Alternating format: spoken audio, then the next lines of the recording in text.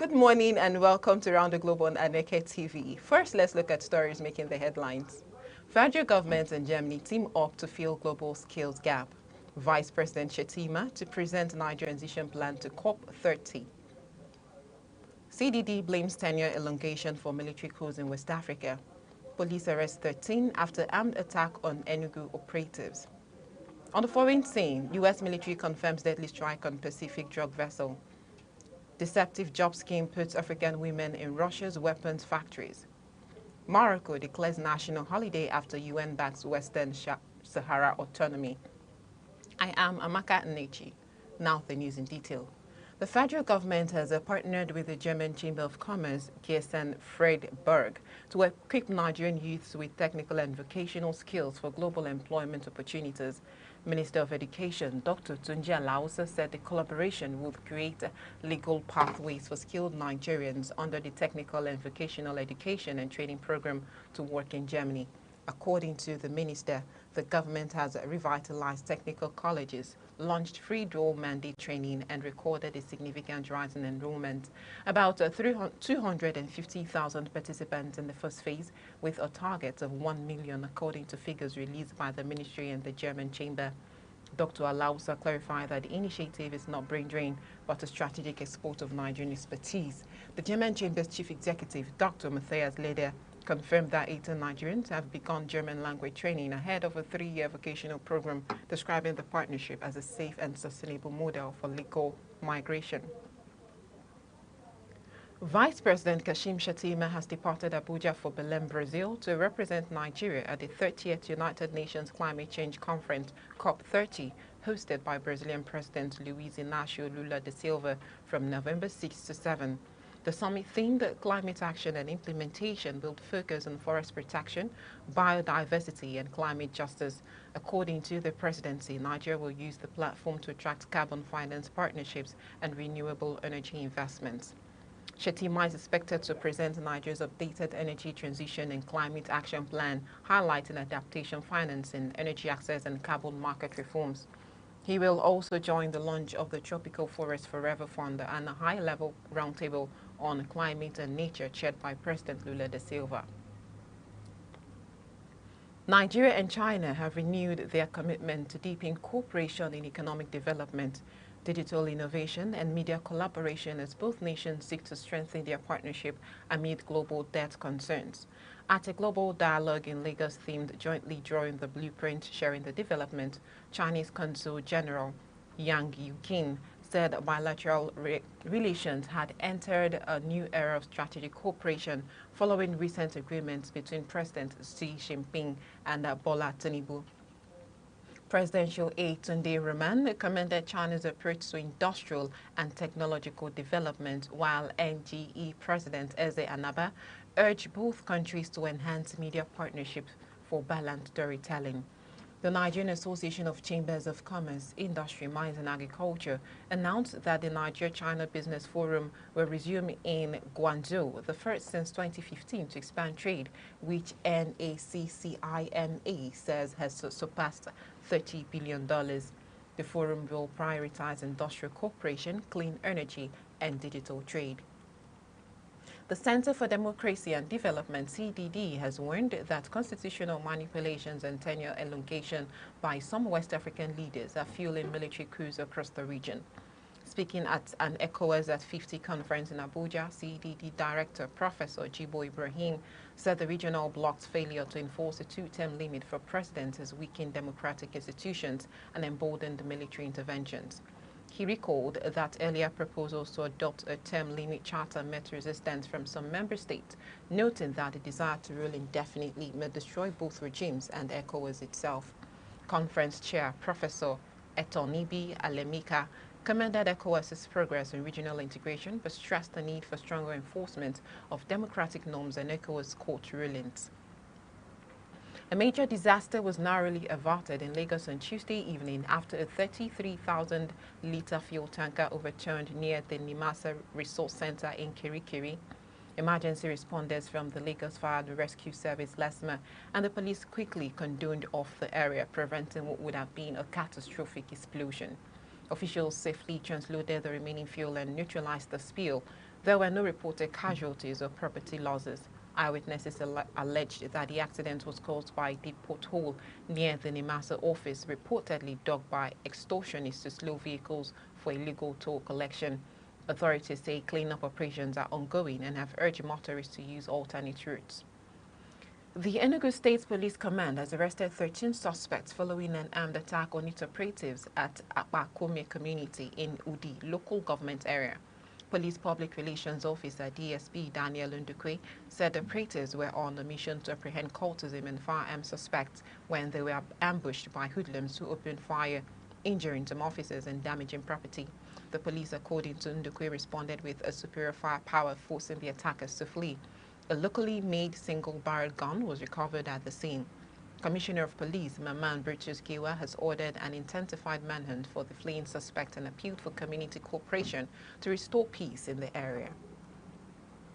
The Enugu State Local Government Service Commission has concluded a 10-day digital proficiency training for staff in Enugu West Zone to boost efficiency and productivity. The training is in line with Governor Peter Mbah's modernization agenda. Correspondent Chidimai Kemede was there for Aneke TV and now reports. The Enugu State Local Government Service Commission has completed a 10-day digital literacy training for staff in Enugu West Zone to boost efficiency and productivity in line with Governor Peter Mbah's modernization agenda. Chairman of the Commission, Honorable Nana Obodo, commended the governor for driving the digital transformation of the service and promised to reward outstanding participants while sustaining continuous training. And then he began to teach the state government workers on how to transit from analog to digital. And then he said, don't leave the local government workers out of it. That is the reason why you people are here. Special Assistant to the Governor on Digital Economy and MSMEs, Honorable Ndubisi Ede, expressed delight over the participants' performance, describing the initiative as a major step towards bridging digital gaps in the system. And we took our time, we held them by their hands, because many of them, when they were born, back windows there was no computer. So there were no Gen Zs. But after 10 days, they are all Gen Zs now. Members of the commission, Peter Nnaji, Amaka Nweke, Bat Ezugu, and Florence Ibozi, praised Governor Mbah's commitment to workers' welfare and the chairman's efforts in repositioning the service. We're trying to bring up them to measure up with today's innovation. That's why we deem it fit to organize this training with the help of the chairman of the commission and the governor's vision in enhancing and adding value to the system.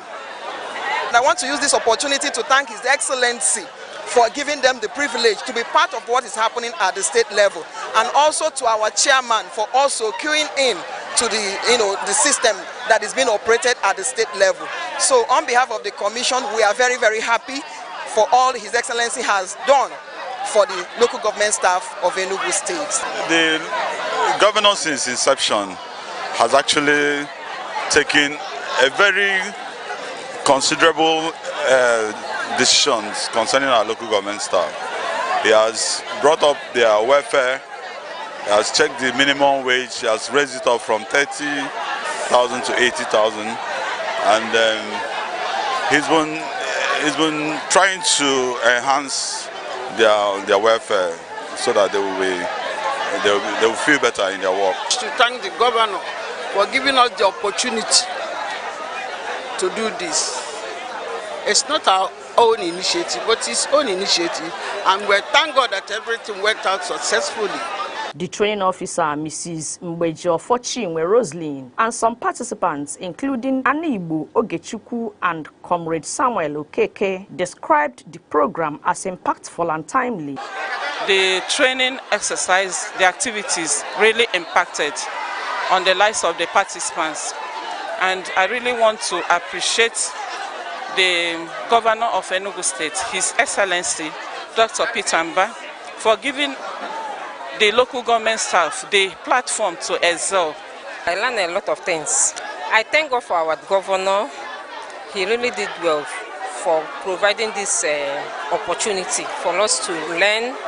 Like somebody like me, I don't know much about computer, but this platform now make me to know some, at least some primary aspects of computer.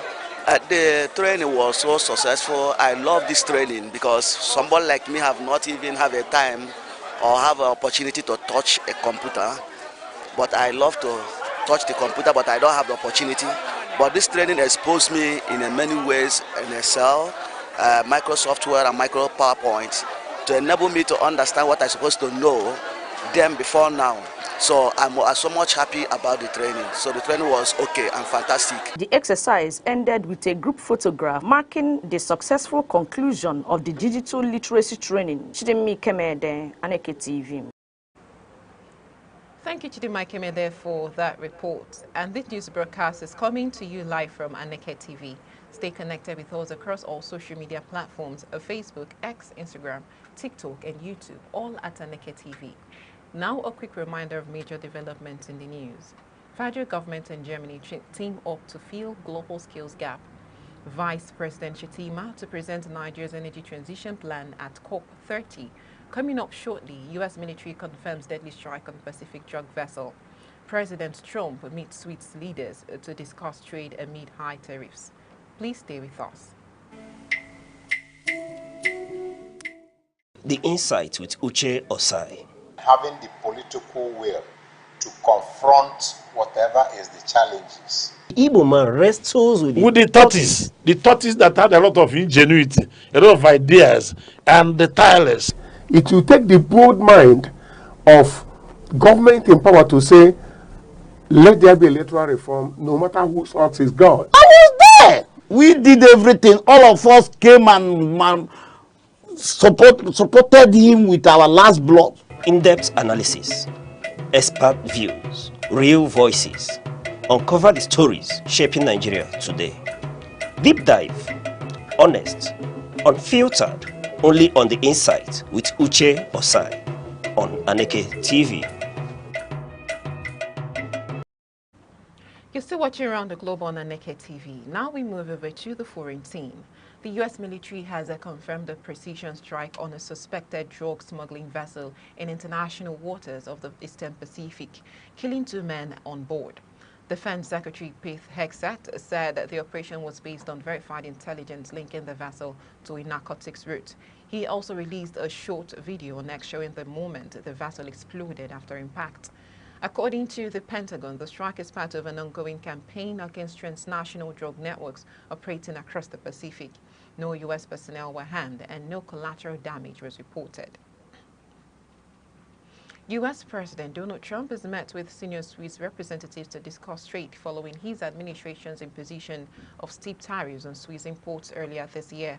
The meeting, according to the White House, was attended by business and diplomatic officials seeking ways to ease the impact of tariffs on machinery and manufacturing exports. Trump praised participants for their effort, while Swiss President Karin Keller-Sutter described the discussions as constructive but inconclusive, noting that a deal may not be finalized this year. The high tariffs reported in some outlets as around 39% have already strained Swiss export sectors and increased trade tensions within Washington. A South Sudanese woman, Adao, says that she was deceived into working at a Russian drone factory after being promised a professional job. She was recruited under the Alabuga Start program, which advertises logistics and catering jobs for young women from Africa and Latin America. But upon arrival, she and others were assigned to build drones under harsh conditions. Adao told journalists she suffered chemical burns and witnessed a Ukrainian drone strike on the facility. She said she later discovered that more than 1,000 African women had been recruited under similar false pretenses. The program denies wrongdoing, saying roles are assigned based on performance. Human rights groups have, however, urged Russia to end what they call deceptive labor practices tied to its war industry. The Kingdom of Morocco has declared October 31 a national holiday starting next year to celebrate a UN Security Council resolution endorsing its autonomy plan for Western Sahara. The resolution recognizes Morocco's proposal for genuine autonomy under its sovereignty as the most realistic framework for ending the decades-long territorial dispute with the Polisario Front. In a statement, Morocco's royal palace described the UN decision as a historic diplomatic victory that cements international recognition of its sovereignty over the region. The announcement marks a new phase in Morocco's 50-year pursuit of territorial integrity over Western Sahara. In business, the Naira traded between 1,430 Naira and 1,445 Naira per dollar at the Nigerian Foreign Exchange Market (NFEM) on Wednesday, while the parallel market quoted between 1,435 Naira and 1,459 Naira. Currency traders attributed the relative stability to recent central bank interventions and the consistent foreign inflows. Analysts say lower inflation pressures and the CBN September rate cut have helped calm volatility, though fiscal strain and global market shocks could still trigger fluctuations. Dealers in Lagos and Abuja sold the dollar at an average of 1,450 Naira. In sport, Rivers United is set to make their maiden CAF Champions League group stage appearance in Group A alongside Pyramids FC Egypt, RS Berkane, Morocco and Power Dynamo Zambia. Head coach Finidi George said the team is prepared for the challenge of facing Africa's top clubs and hopes to make Nigeria proud. He noted that playing against the continent's best will motivate his players and boost their confidence. While Pyramids and Berkane are favorites, Finidi insists Rivers United can defy expectations and leave a strong impression in the tournament. In the world of entertainment, the Federal High Court in Lagos has ordered the interim forfeiture of Pretty Mike's Proxy nightclub after a raid by the NDLEA uncovered 169 cylinders of nitrous oxide and 200 grams of cannabis. Justice Musa Kakaki suspended all nightclub operations to preserve evidence pending investigation. Over 200 people, including club managers, were arrested during the raid. The NDLEA described the venue as an instrumentality of crime under Nigerian law. The case has been adjourned until January 28, 2026 for further hearing. And that's all on Round the Globe on Aneke TV. But before we end the news, here are the major developments in the news. Federal government and Germany team up to fill global skills gap. Disaster averted as fuel tanker overturns near Nimasa office. President Trump meets Swiss leaders to discuss trade amid high tariffs. Deceptive job scheme puts African women in Russia's weapons factories. That's it on Round the Globe on Aneke TV. For more updates, follow us across all social media platforms on Facebook, X, Instagram, TikTok, and YouTube, all at Aneke TV. On behalf of the producer, Chidima Asogwa, I am Amaka Nnichi. Thank you for joining us.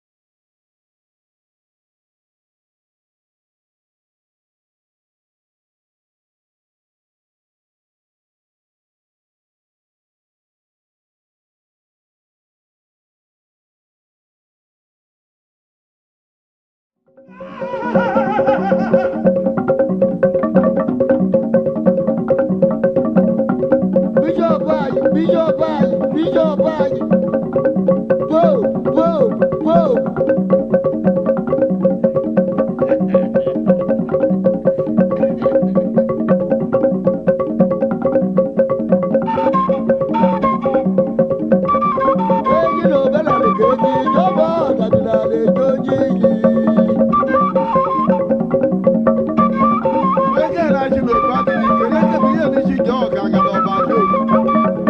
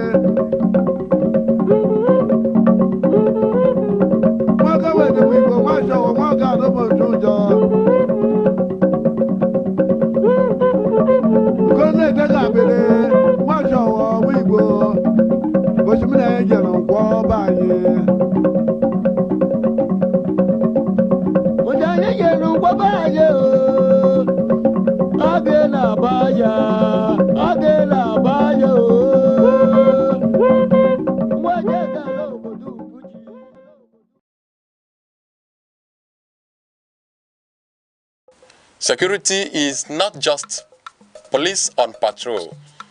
It is safety in homes, schools, markets, and mines. Without it, progress is impossible. Be alert, report danger, support community watch. True security is collective responsibility.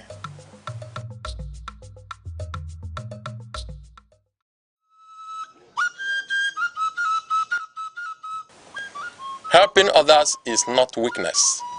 It is humanity.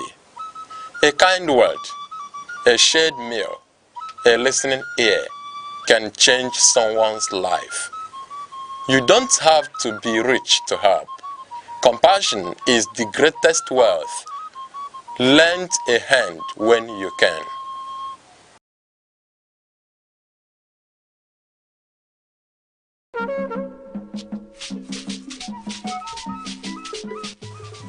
Dedication is doing your best, even when no one is watching. It is the quiet force behind every masterpiece and every breakthrough. With consistency and focus, you don't just chase excellence, you become it. Stay dedicated, the results will speak.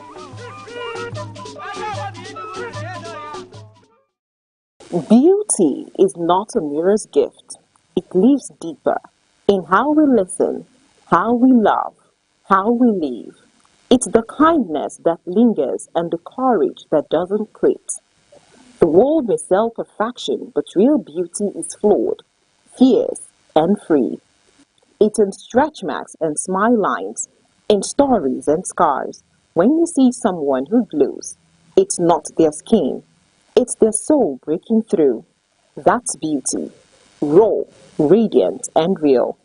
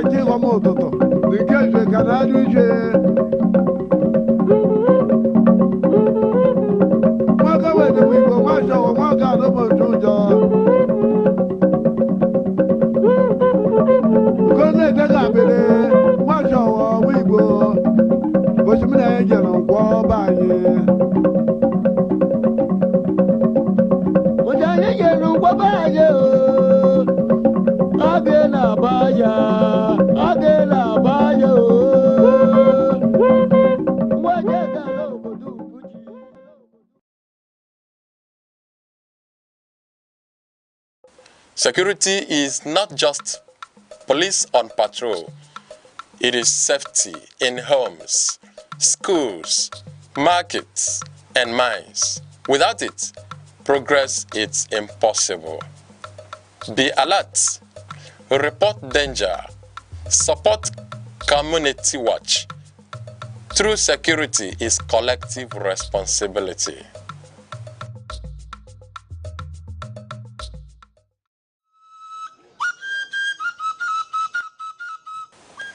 Helping others is not weakness. It is humanity. A kind word, a shared meal, a listening ear can change someone's life. You don't have to be rich to help. Compassion is the greatest wealth. Lend a hand when you can.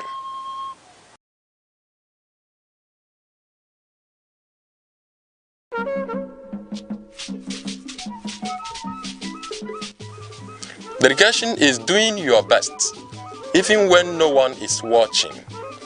It is the quiet force behind every masterpiece and every breakthrough.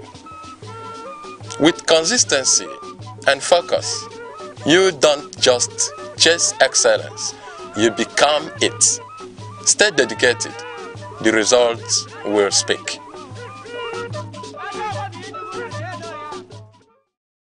Beauty is not a mirror's gift. It lives deeper in how we listen, how we love, how we live. It's the kindness that lingers and the courage that doesn't quit. The world may sell perfection, but real beauty is flawed, fierce, and free. It's in stretch marks and smile lines, in stories and scars. When you see someone who glows, it's not their skin, it's their soul breaking through. That's beauty, raw, radiant, and real.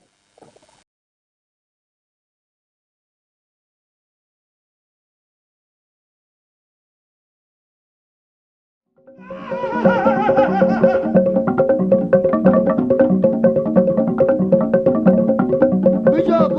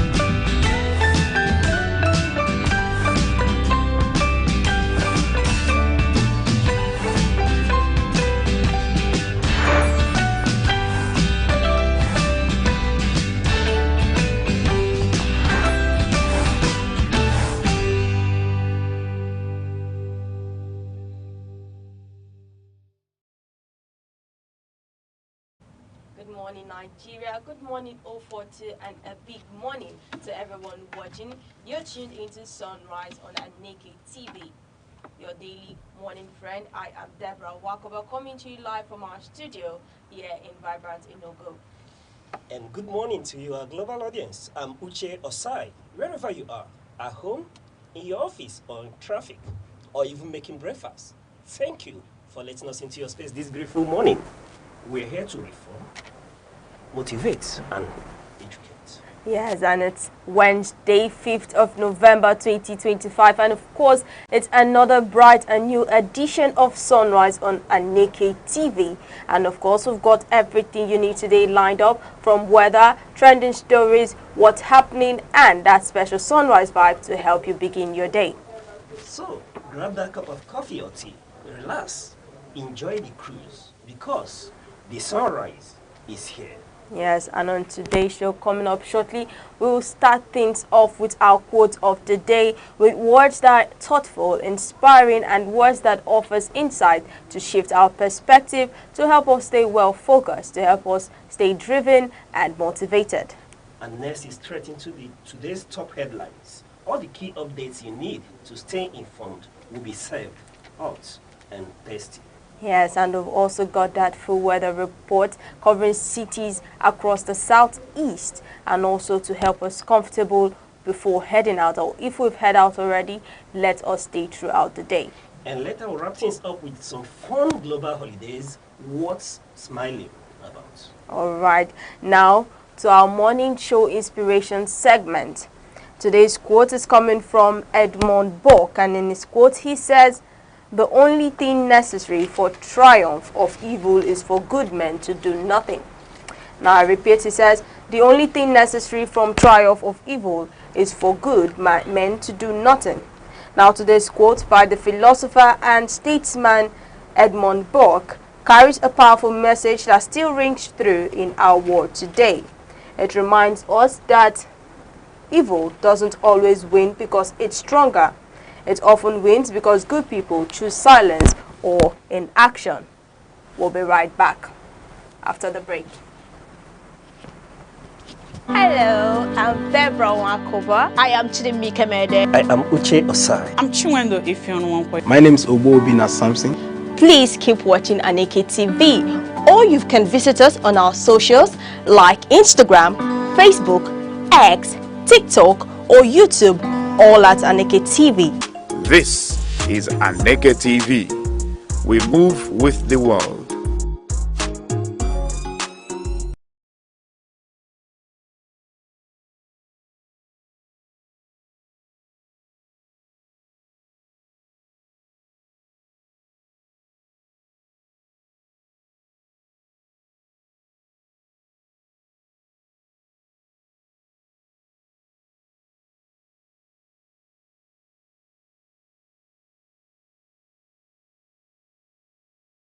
Watching Sunrise on Aneke TV. Now previously we were talking about the quote from Edmund Burke that says, the only thing necessary for the triumph of evil is for good men to do nothing.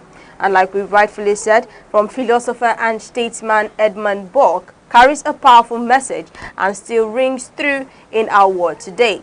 Now it reminds us that evil doesn't always win because it's stronger. It often wins because good people choose silence or inaction.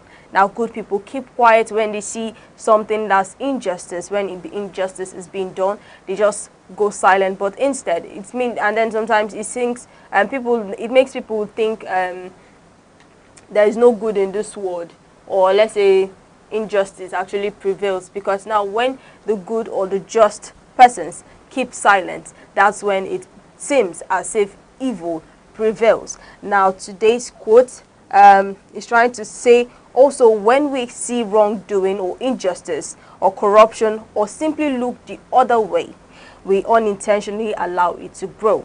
I'm going to take that again. It's also saying, when we see wrongdoing, injustice or corruption and simply look the other way, we unintentionally allow it to grow. And silence becomes approval. Like I said, silence becomes approval. And simply look the other way, we unintentionally allow it to grow. And since silence becomes approval and inaction becomes participation, so what Burke's words is challenging that each of us to take responsibility, to speak out, to stand up, and to act when something isn't right. And in our communities, schools, workplace, and even our homes, small acts of courage like telling the truth, helping someone in need, or refusing to tolerate unfairness can make a big difference. So change doesn't always start with big movements. It begins when good people decide to do something. Ms. Auta, I would like to know your take on this quote. All right, Debbie, this is another good quote in the sense that evil thrives when good men keep silent. And I can say that in this case, keeping silent is complicity. You can't keep quiet in the face of evil. Let me bring it home. Let's take, for instance, you are around and you see somebody throwing stone into a marketplace and you keep quiet. You don't know who that stone will hit. Yeah. It may end up hitting your relatives. So when you see evil, do not keep quiet. Say something. Do something. An injustice to one person should be an injury to all. Yeah. Therefore, when you see injustice, when you see evil, do not keep quiet. Like Buck has really pointed out, that evil thrives. Evil thrives when good men do nothing. The only thing necessary for the triumph of evil is for good men to do nothing. And as you have rightly pointed out, it's not because evil is stronger. No. But because the good people, and who is a good person now? Is you that has the privilege, the opportunity to speak out against evil. Do not mind the consequences that will come from it. Stop that evil force. And if you are able to stop that evil, you see that men will speak up for you. You know, that takes me to the era of the Nazis. When there's this quote, I don't know, this saying, I do not have it put together, but in this place, he was saying that when they came for his neighbor, he didn't say anything. When they came for the other person, they never said anything. They kept quiet. They came for the Jews, nobody said anything. They came for those in opposition, they never said anything. Came for his neighbor, they never said anything. And by the time they came for him, there was nobody who is left to stand in opposition. And he will easily be picked up. You understand? Yeah. And that's the situation. We will keep quiet in the face of evil. That same evil that we kept quiet about, one day will come to stare us in the face. Yeah. And by that time, there may be nobody to speak in your favor. So speaking up, and let me bring it home. You know, in Nigeria, we talk every time, the issue of things that is wrong in Nigeria, we'll leave it for politicians and say nothing concerns me with politics. Yeah. No, something concerns you with politics. We'll criticize the leaders that we have. What about you that is offering that criticism? Have you been able to offer yourself for leadership position? Have you been able to speak out against the ills in your neighborhood? That's where it starts. When you keep quiet about the ills in your neighborhood, when you keep quiet about the ills in your community, this evil will stare you in the face. But if everybody begins to speak out, I can tell you that even the leaders will take notice. Yeah. They will take action. They will heed to the call. But things continue to go wrong because everybody is keeping quiet. And when you continue to keep quiet, that evil that is a baby today will grow into a bigger monster. And I quite agree with Chino Achebe when he said, for example, in the case of Nigeria, that the problem with Nigeria is squarely the issue of leadership. I do not disagree with him at all, but I would want to go a step further to say that, yes, the problem with Nigeria is clearly the issue of leadership, but the bigger problem with Nigeria is because good men keep quiet at the face of this evil that is the problem of Nigeria, which is leadership. There are respected men in Nigeria. When everybody begin to speak up, yeah, I can tell you, they must take notice. The politicians, the leaders want to go back to office because in this climate, what we have, for example, I'm trying to relate it to experience in Nigeria. What we have are career politicians. They want to win the next election. They want to occupy the next office. They want to be appointed into the next position. Yeah. But when they do ill, when they offend and people begin to speak up about the evil that they do, you will see them begin to readjust because they are cautious. They are more conscious than you and I, that they want to be in the right. But when we keep quiet, what happens? That monster continues to grow. And it comes to a time where there will be no opposition. There will be nobody to speak against it. If you've kept quiet when there is an injustice to another person, who will speak up when they come for you? Nobody. You know, in Nigeria, we'll talk about police brutality, we'll talk about injustices in Nigeria, and everybody takes, and it has not affected me. It doesn't concern me. Yeah. But one day, it may concern you. Just like in Nigeria, in this setting that we are, in eastern Nigeria, predominated by the Igbos, I can tell you there's this Igbo saying that when another person's corpse is being carried, it's as if they are carrying a log of wood. because that person may not be related with you. The Igbos, they say, na eburozo onyozo, odike ebu okonkwo. You understand? Because it's not your relative, it's not affecting you. You won't see that that's a corpse that is being carried. But when it's related with you, you now begin to feel, oh, that's another human being. Yes. And that is it in this case. When you keep quiet, evil will thrive. It doesn't matter where you are. It could be at home. Speak up. I beg gently, but speak up. It could be in the workplace. When you see evil and you keep quiet because you're scared, you may be the next target. I That's can true. bet you that when it comes for you, nobody will speak up. Speak up against those little evil. Wherever you find yourself, could be in a religious setting, be able to say something. And that's what Edmund Burke is driving our attention to. That who should speak up? Who should speak up? Speak up against evil. Evil will be scared. And there's no way it's going to triumph. So it is the failure of good men that lets evil continue to triumph. Yeah. All right. Thank you very much. That's actually true. So please, as we go about our day, remember this, that your voice, your thoughts, or your opinion, or even action actually matters and actually can make a difference between good and evil. And also it can raise or spoil the triumph of evil. And don't stay silent. Always speak out. Always say the truth. Because if you have this feeling that it's none of your business, one day it will actually be your business. All right. So please, try doing something when you see injustice. Try saying something. If, like the word they normally say during an advert, if you see something, say something, because definitely it's going to come to your turn. And please let us know what this quote means to you. Don't forget to follow us or tag us across social media on Facebook, TikTok, Instagram, or YouTube, or call our phone number 07030437110. And please remember that each new sunrise is a platform for us to grow, for us to be different or try something new. We'll go on a short break and we'll be right back.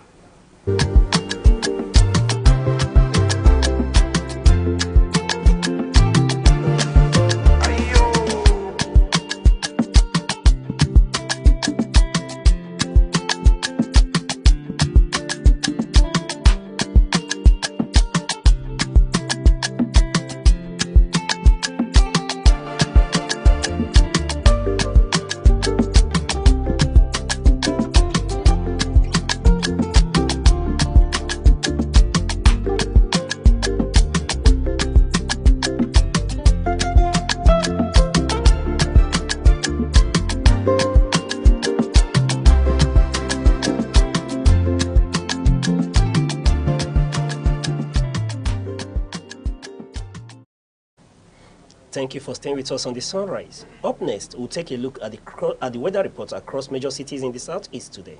Yes, we'll be starting off with Oka. We'll begin the day under cloudy skies at about 22 degrees Celsius. Expect temperatures to climb into the high 20 degrees Celsius up to 28 degrees Celsius by afternoon.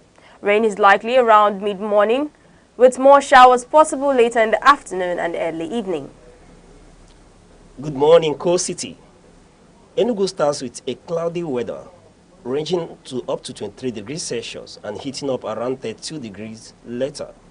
Thunderstorms and rain is expected late this morning, up to around 11 a.m., giving way to mostly cloudy skies for much of the afternoon. Yes, and in Abakaliki, a milder start at 24 degrees Celsius and gradually warming into the low 30 degrees Celsius, 9 to 5, looks dry with clouds and partial sunshine, making for a warmer but manageable day. And over to Owerri. The skies are cloudy with early temperatures around 23 degrees Celsius, rising to about 30 degrees Celsius. Rain is expected around late morning and again in the afternoon, so it's a good idea to keep an umbrella handy. And in Umahia, starting at 23 degrees Celsius, with shower likely around 10 to 11 a.m. It will warm up to about 30 degrees Celsius during the day and then gradually cool into the evening with sustained cloudy skies. So, wherever you are in the southeast today, stay safe, stay cool, dress light, keep an umbrella handy. But do remember that rain or shine, we've got you covered. And this is your weather report on Sunrise on Aneke TV. We'll take a short break. I'll be right back. The Insight with Uche Osai. Having the political will to confront whatever is the challenges. Igbo man wrestles with the tortoise that had a lot of ingenuity, a lot of ideas, and the tireless. It will take the broad mind of government in power to say, let there be electoral reform, no matter whose heart is God. I was there. We did everything. All of us came and supported him with our last blood. In-depth analysis, expert views, real voices. Uncover the stories shaping Nigeria today. Deep dive, honest, unfiltered, only on The Insight with Uche Osai on Aneke TV.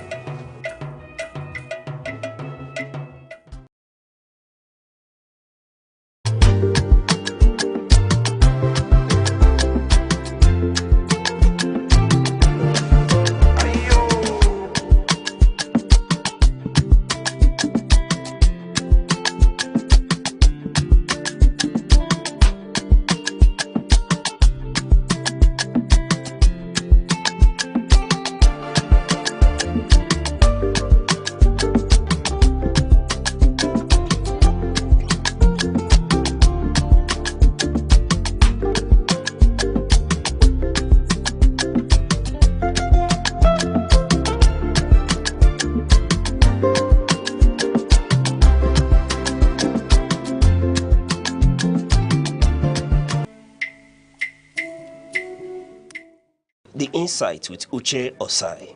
Having the political will to confront whatever is the challenges. Igbo man wrestles with the tortoise that had a lot of ingenuity, a lot of ideas, and the tireless.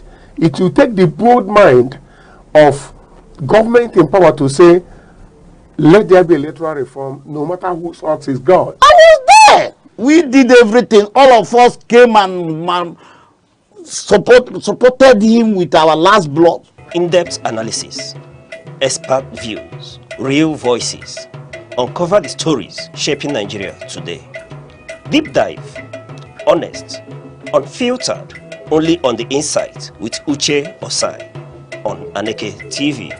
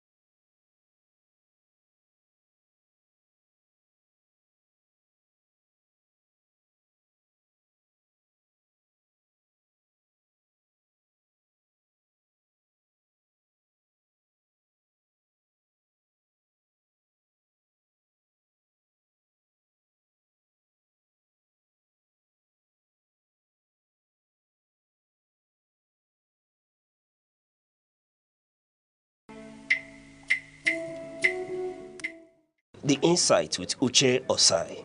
Having the political will to confront whatever is the challenges. Igbo man wrestles with the tortoise that had a lot of ingenuity, a lot of ideas, and the tireless. It will take the broad mind of government in power to say, let there be electoral reform, no matter whose heart is God. I was there. We did everything. All of us came and supported him with our last blood. In-depth analysis, expert views, real voices. Uncover the stories shaping Nigeria today. Deep dive, honest, unfiltered, only on the Insight with Uche Osai on Aneke TV.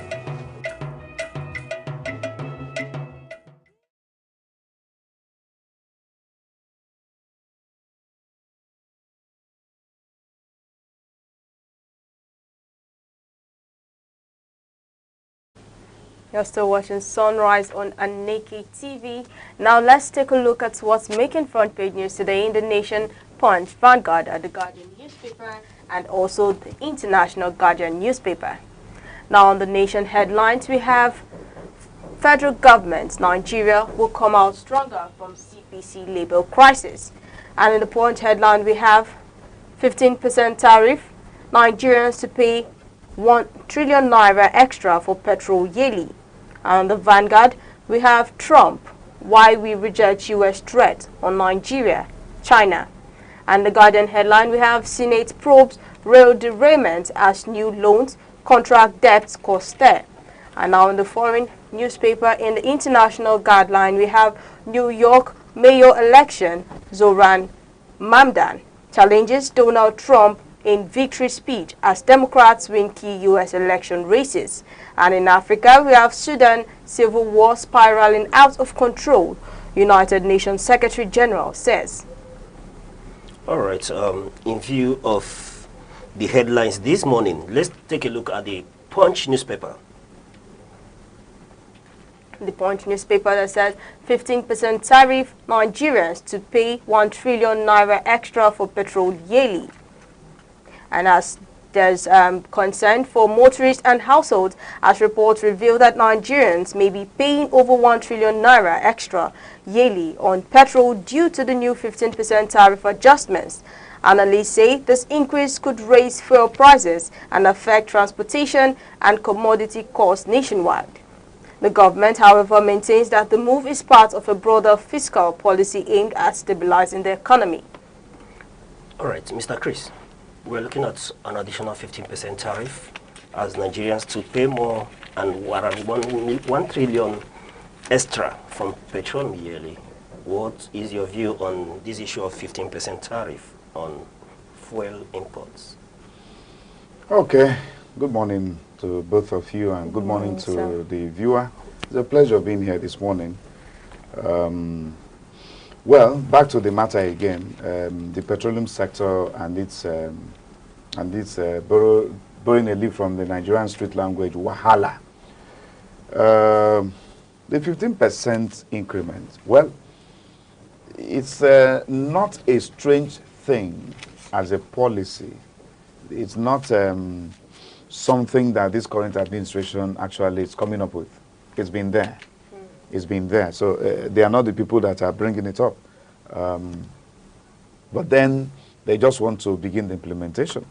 I understand what the present administration under Bola Ahmed Tinubu is trying to achieve.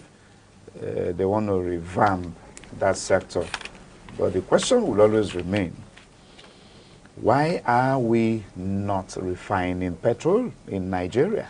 Why are we still exporting crude outside the shores of the country only to import the refined products at the end of the day? And in the value chain, we end up losing a whole lot of other products, byproducts that are supposed to be, beneficial to the country's economy. Because by the time we give out crude, we end up losing other byproducts that goes with it, only to get just one out of the rest, which is the refined petroleum. So the question will always be, yes, the administration, the government may have good intentions.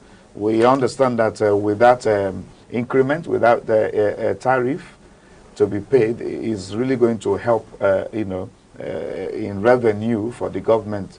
But if only the government had insisted in converting the financial resources that accrued from the removal of the oil subsidy for the past 2 years and said, okay, we are channeling the resources now to revamping our moribund refineries. If not one, maybe two of them.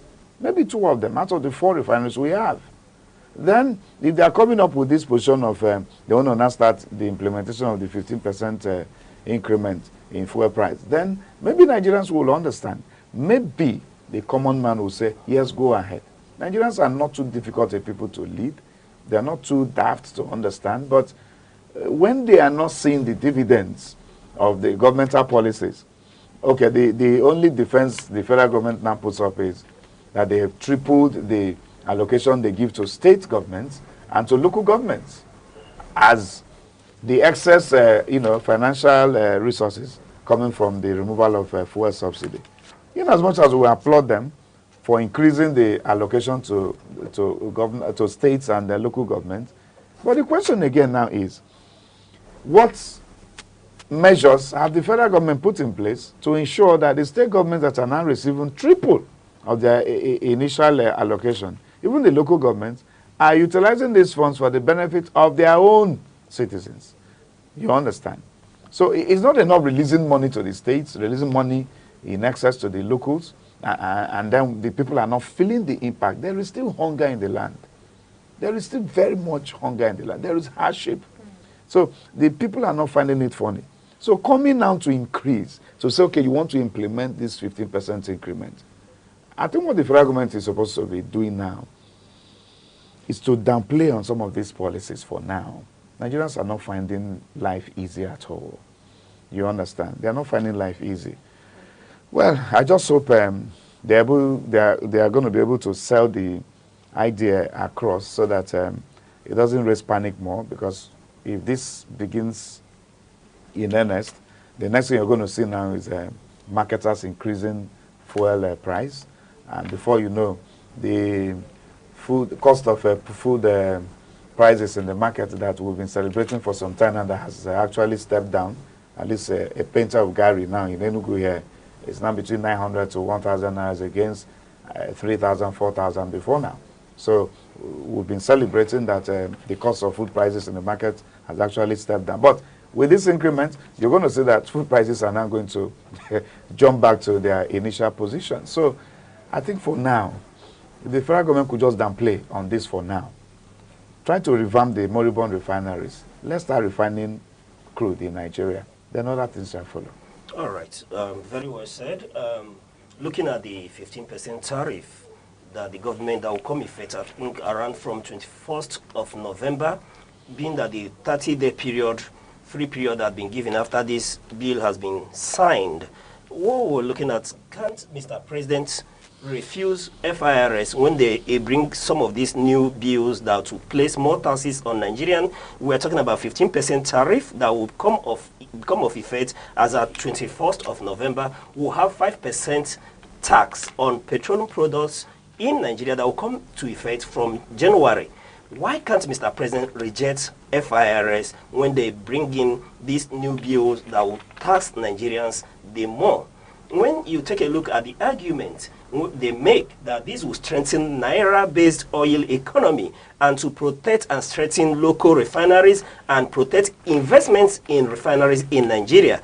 In as much as these are very, very good arguments, we call on the president, as our guest has rightly pointed out, that this will increase the sufferings of the general Nigerians, being that at the end of the day, you will see the impact on increase in pork prices, and this will have concomitant effect on transportation, on businesses, talk about SMEs, talk about the food commodities in the market. And at the end of the day, Mr. President should know that the managers, the chairmen, and those in FIRS are not elected officials. He is the person that has been elected, and he is the person that should consider the plight of ordinary Nigerians as he is going to seek re-election. He is going to ask for the people to equally re-elect him very soon. He should consider the sufferings of Nigerians. And we'll move to the next newspaper review. All right, now to the next paper, coming from the Vanguard headline that says, Trump, why we reject U.S. threat on Nigeria, China. Now, China has reacted strongly to statements made by U.S. President Donald Trump rejecting what it calls unfounded threats against Nigeria and other African nations. In its official statement, China emphasized its commitment to maintaining a respectful diplomatic relationship with Nigeria and warned against external interference in the country's internal affairs. All right, Mr. Chris. Yes. I'll bring you again on China taking the position of Nigeria in this regard. Talk about China-Sino-Nigerian relationship. Well, it has become politics. It's turning into politics. Well, what the Chinese government is just simply trying to do is to balance, balance the system so as not to give the impression that the United States president, just like I did mention yesterday, that we understand that the U.S. is enjoying the unipolar, system in the world order, being the lone superpower at the moment, since the defunct USSR was actually destabilized. But then for China, trying to, I would rather see it as words of caution. Words of caution, so that Donald Trump will not just outrightly position himself now as maybe another Adolf Hitler, so that whatever he wants will be done in any part of the world. So I think I appreciate what China has just done, trying to draw caution. But again, where has China been for the past 10 years or more that Nigeria has been, ravaged by insecurity crisis? What has China done to, to assist the federal government of Nigeria? These two countries are actually great allies, economic allies to Nigeria. They have their nationals, in Nigeria, doing businesses here, and taking resources back home to their home countries.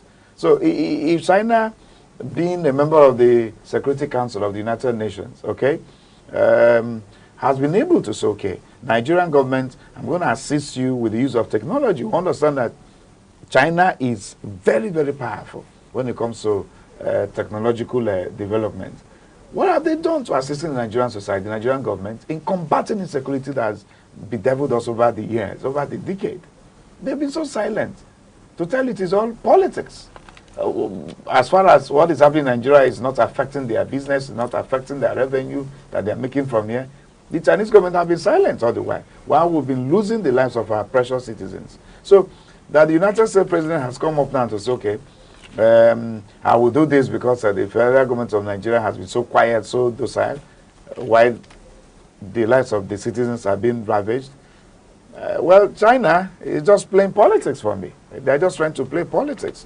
But in as much as we welcome the idea as well, because nations have a sovereignty, okay? There's what is called the principle of equality of nations. No matter your size, no matter how powerful you may be, you just need to accord some level of respect to other nations because of that principle of sovereignty. So Donald Trump should understand that some other countries have interest in Nigeria. Whatever he's going to do in Nigeria may affect their own interest, business-wise and economically as well, because you don't expect investors to remain in a climate, in an environment that is not suitable for them. So Chinese government is just trying to protect our own business interest that is domiciled in Nigeria so that it doesn't affect them. That's just what I see in all of these things. It's all a game of politics now. But at the end of the day, the whole thing falls back to the table of the Nigerian government to understand that they need to do more to securing the lives and property of our citizens. All right, so very well said. Looking at the Sino-Nigeria relationship and China coming out to side Nigeria, in as much as, yes, we'll commend them to the extent that Nigeria is a sovereign nation, and if we can quote verbatim, China said, we oppose any country's interference in other countries' internal affairs under the pretext of religion and human rights. We oppose the wanton threat of sanctions and the use of force. And to this is the extent to which we commend China for their position on this issue. And like our guest has rightly pointed out, where has China been all this while? And I can say that it is all about self-interest, like he has posited. It's all about self-interest. And we may want to ask the question, does the insecurity in Nigeria benefit China? Why have they been silent all this while? And we'll call both on the international community, China, the US, and other international organizations and nations interested in this issue, that Nigeria should not be turned as a site of or a stage for another proxy war. No, we do not welcome that. In as much as we want a situation where the security situations in Nigeria is dealt with, but we call on our leaders to know that Nigeria can only be built by Nigerians. All right, thank you very much for that. Now we'll be moving over to the foreign scene, coming from the International Guardian newspaper, and the headline reads, Sudan civil war spiraling out of control, United Nations Secretary General says. And the United Secretary General has raised alarm over the escalating civil war in Sudan, describing the situation as spiraling out of control. The United Nations warns of worsening humanitarian crisis as clashes continue between rival military factions, with thousands displaced and in urgent need of aid. Now, just as China is backing Nigeria, which is good and which shows that Nigeria is not alone. Okay, now why hasn't the United States or the international community in their humanitarian approach, why haven't they joined hands together now, since China is backing Nigeria, which is a good thing, and now the United Nations or the United States and an international community, why haven't they joined hand in solving this case that has been happening in Sudan for a while? And instead of just, they branded Nigeria as a country of particular concern. Now, why haven't they joined these hands, since they have love for humanitarian rights and all that? Why haven't they joined hands to see that this war, because as you can see in the report that Sudan is calling for aid, they need urgent aid. And then that, as the United Nations Secretary General has stated, that it's spiraling out of control. Why haven't they joined hands to bring a stop to this crisis? Yes, that's a very deep question. And then, Mr. Chris, you've seen the question. On humanitarian grounds, yes, China's love for Nigeria, United States' love for Nigeria, they want to see stability in Nigeria. But here is Darfur.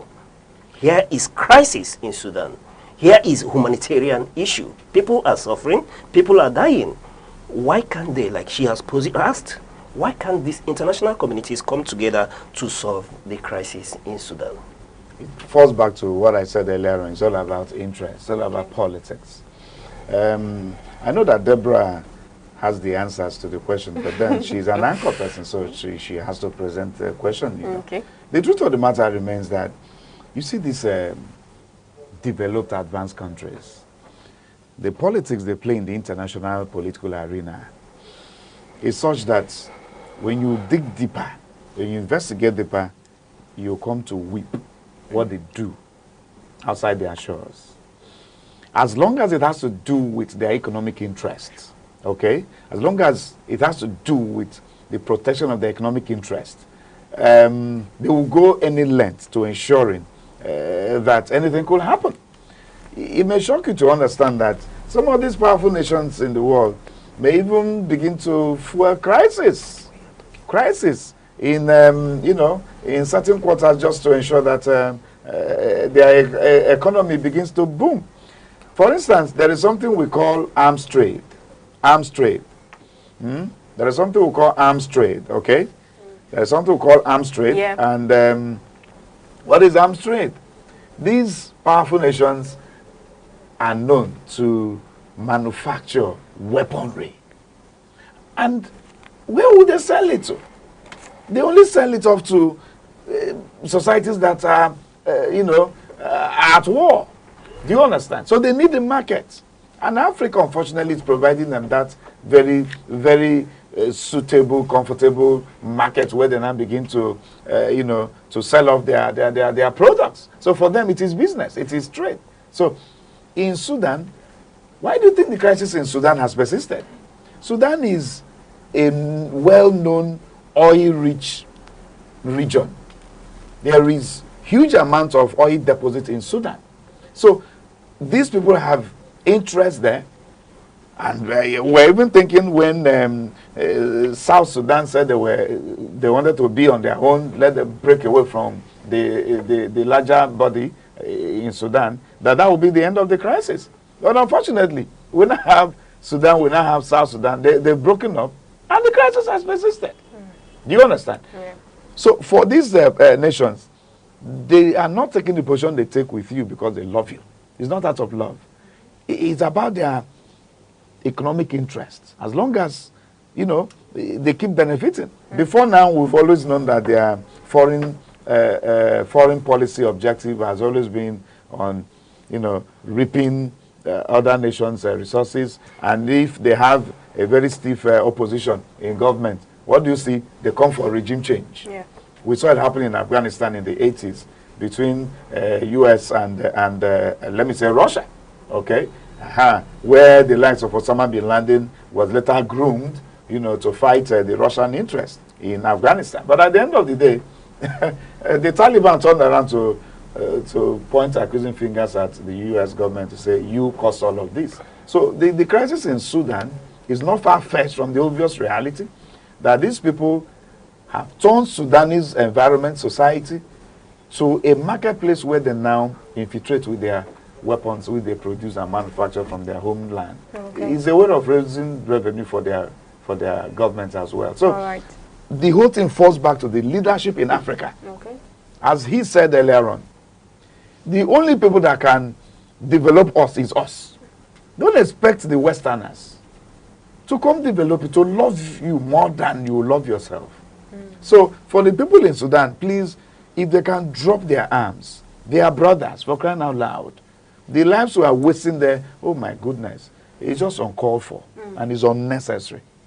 It's unnecessary. All right. Very apt. And in line with what our guest has said this morning, African leaders should step up their game. But we have to vehemently, in the words of Anthony Guterres, in the position as Secretary of the United Nations, calling the attention of the world to the human catastrophe that is going on in northern Darfur. All right. Who cannot be overemphasized on these issues. There is hunger, there is death, there is suffering. Talk about the children, the women in this region. The place has turned to the epicenter or the theater of the absurd. Everything goes.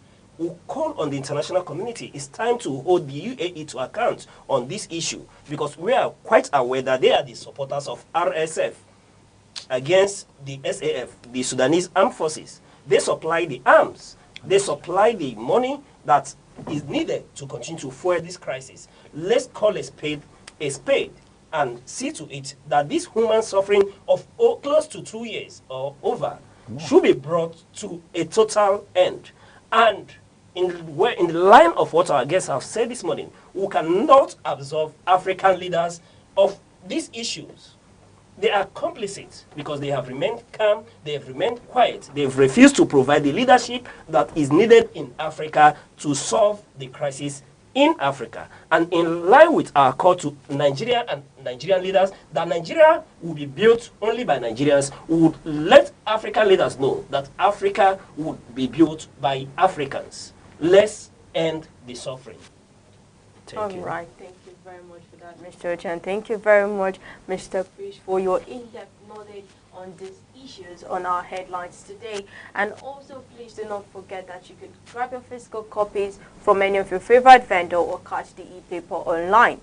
And that's all for today's newspaper review on Sunrise on Aneke TV. We'll be right back.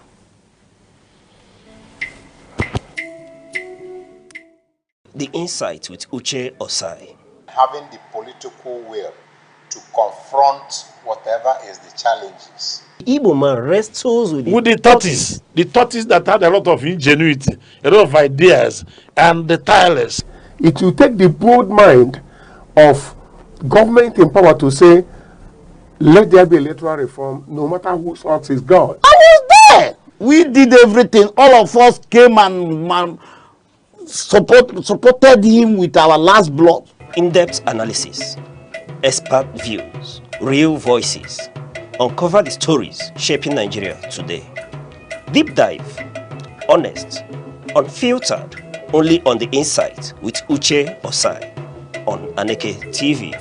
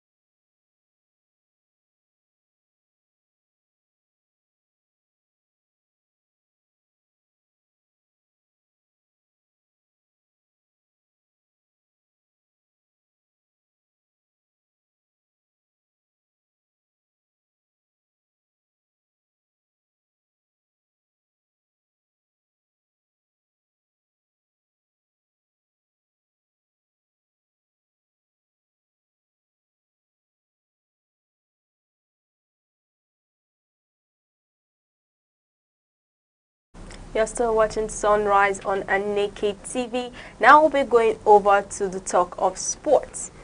All right. Let's bring an analysis of what happened yesterday as the Champions League matches were played yesterday. Starting from the matches yesterday, we saw that Liverpool were able to defeat Real Madrid at Anfield yesterday, trashing Real Madrid 1-0. Real Madrid came with the almighty Mbappe and other of their players. People expected Real Madrid, given the form of Liverpool, that Madrid would trash Liverpool. But at the end of the day, the opposite was the case. And Liverpool, after several attempts from both teams, was able to defeat Real Madrid 1-0. And moving over to Italy, where Napoli and Eintracht Frankfurt played a 0-0 in the match. And then moving over to Slavia Prague, where Arsenal were on a rampage and defeated Slavia Prague 3-0. And at Atletico Madrid versus Union St. Galilios, we saw Atletico Madrid trashing Union St. Galilios 3-1. And moving over to Bod and AS Monaco, AS Monaco was able to come on top 1-0. And then the Old Lady and Sporting CP of Portugal played 1-1 apiece. And then we look at Olympiacos versus PSV. The match, though very eventful, at the end of the day ended 1-1 apiece. And then another match of the day was the defending champions PSG and Bayern Munich. Though very entertaining, many expected PSG to come out tops in this very match. But Bayern Munich, the German giants, never allowed PSG to have their way in that match. Though played at the grounds of PSG in France, Bayern Munich was able to come up top 2-1. And then moving over to the next match that took place in England, talking about Tottenham Hotspur thrashing FC Copenhagen 4-0. Now we'll take a look at the matches that will be played today in the Champions League. Okay. We'll have Pafos FC versus Villarreal, which will be another interesting match today. And then we'll have Carabao versus the former England champions. Talk about the Blues, the Chelsea, going to Carabao to meet Carabao at their home ground as at 6:45 today. And then we'll talk about another match that has raised a lot of attention, talking about Ajax hosting Galatasaray. And in this match, the coach of Ajax is doing everything to stop the new Messi. Who is the new Messi in town? We are talking about Osimhen. He's plotting the graph and everything, telling his players during his press conference that Osimhen, who is now dubbed the new Messi, that they have to do everything to stop Osimhen from scoring in that match. And so far, it's been that Osimhen is as if he scores whenever he chooses. He scores goals for fun. And today, we will look at the impact that he will bring into this match, being that Ajax is doing everything to see that Osimhen is top. The match is looking like Ajax versus Osimhen, but we'll look forward to see how this match will pan out today by 9 o'clock. And then over to another very interesting match around the same time is the match that will be played in Germany between Benfica and Bayer Leverkusen. And then, away from the match in Germany, we will look at another entertaining game, being that Barcelona FC will be hosted by Club Brugge. A lot of persons are expecting Barcelona to run rampage on Club Brugge, but we'll expect them to see how this match would pan out. And then, another interesting match is the match between Inter Milan today hosting Kairat.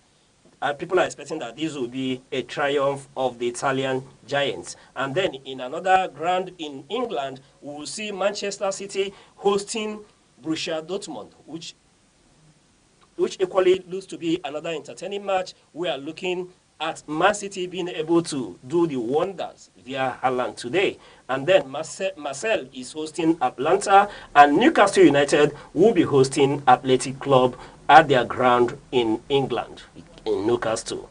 And that's it for the matches today. And then let's just take a quick rundown at the first to 10 position on the Champions League table, the new format. We will see Bayern Munich with 12 points, followed by Arsenal, who are equally at par on 12 points, coming second. And then PSG, who were defeated yesterday, are still on the third position with 9 points. Inter Milan, having played a match less, is equally on 9 points at par with Paris Saint-Germain. And Madrid, who were defeated yesterday by the Liverpool squad, is equally on 9 points at the 5th position. And Liverpool, with the thrashing of Madrid yesterday, was able to come up the table with 9 points, occupying the 6th position. And Tottenham is on 8th position, despite thrashing their opponents yesterday. And then Borussia Dortmund, that will be visiting Manchester City, I beg your pardon, who is on 7th position at par with Manchester City. And then Sporting CP occupying the 10th position on 7 points. And that's it for us updates on the UEFA Champions League matches that happened yesterday and the table today. Thank you, Debbie. All right, thank you very much for that. Now let's take a look at today's celebration. And today's celebration is the World Tsunami Awareness Day.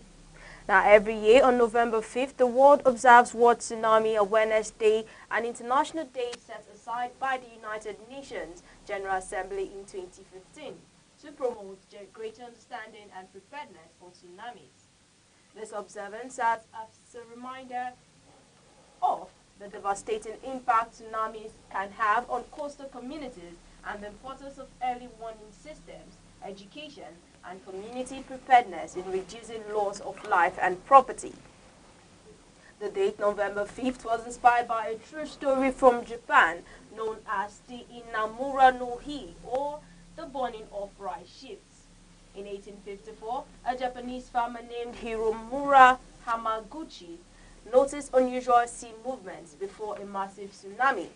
To warn his village, he set fire to his rice stacks, prompting people to flee to higher ground, an act of wisdom and quick thinking that saved many lives. Now, this story symbolizes the importance of awareness, education, and quick response in the face of natural disasters. The aim of World Tsunami Awareness Day is to raise global awareness about the risk of tsunamis and encourage countries to build resilience, particularly in coastal regions. The United Nations works closely with organizations such as UNESCO's Intergovernmental Oceanographic Commission and the International Tsunami Information Center to promote community-based preparedness, early warning systems, and effective evacuation plans. The day also aligns with the Sendai Framework for Disaster Risk Reduction from 2015 to 2030. Which emphasizes the need to reduce disaster risk and strengthen disaster management worldwide. Celebration and activities are done around the world. This day is marked through educational campaigns, school drills, awareness walks, seminars, and exhibitions. Governments and organizers conduct simulation exercise and evacuation drills to teach communities how to respond if a tsunami warning is issued. Now, the main aim or soul of this day is not just about remembering past tragedies, it is about learning from them. And it calls for a united effort to educate people, prepare and protect people from future risks by raising awareness, sharing knowledge, and promoting readiness. The world moves closer to ensuring that no community is caught unprepared when nature's waves strike again. So preparedness today can save lives tomorrow. And please let us know what you're celebrating wherever you are. You can follow or tag us across Instagram, TikTok, YouTube, Facebook, or call our phone number 070-3043-7110. And it's a wrap on today's edition of Sunrise on Aneke TV. It's always a pleasure having you here with us in our show every morning. I am Deborah Wakaba. And I'm Uche Osai. Remember, you're not here to be average. Be unique. Keep watching Aneke TV. It will come your way same time tomorrow. Bye-bye. Bye. The Insight with Uche Osai. Having the political will to confront whatever is the challenges. Igbo man wrestles with the tortoise that had a lot of ingenuity, a lot of ideas, and the tireless.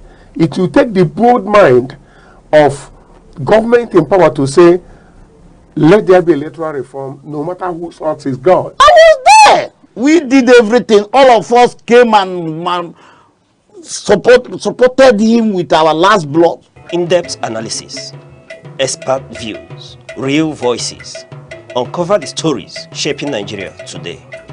Deep dive, honest, unfiltered, only on The Insight with Uche Osai on Aneke TV.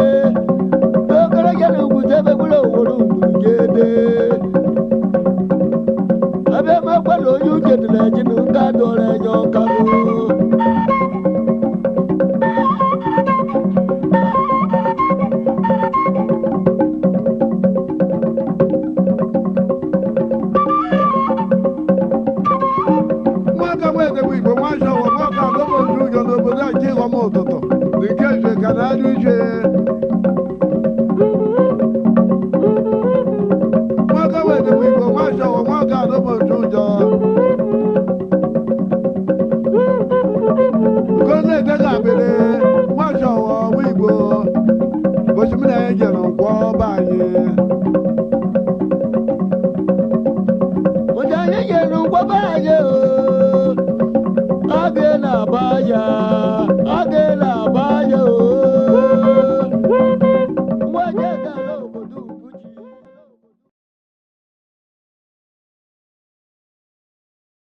Security is not just police on patrol.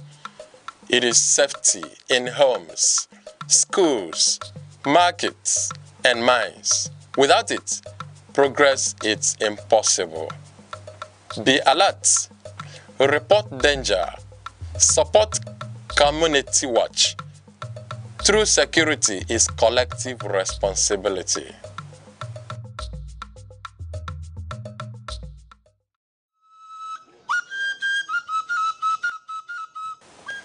Helping others is not weakness. It is humanity. A kind word, a shared meal, a listening ear can change someone's life. You don't have to be rich to help. Compassion is the greatest wealth. Lend a hand when you can.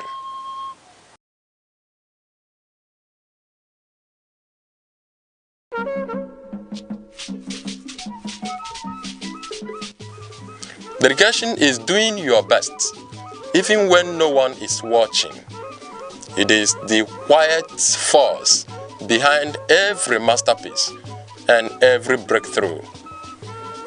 With consistency and focus, you don't just chase excellence, you become it.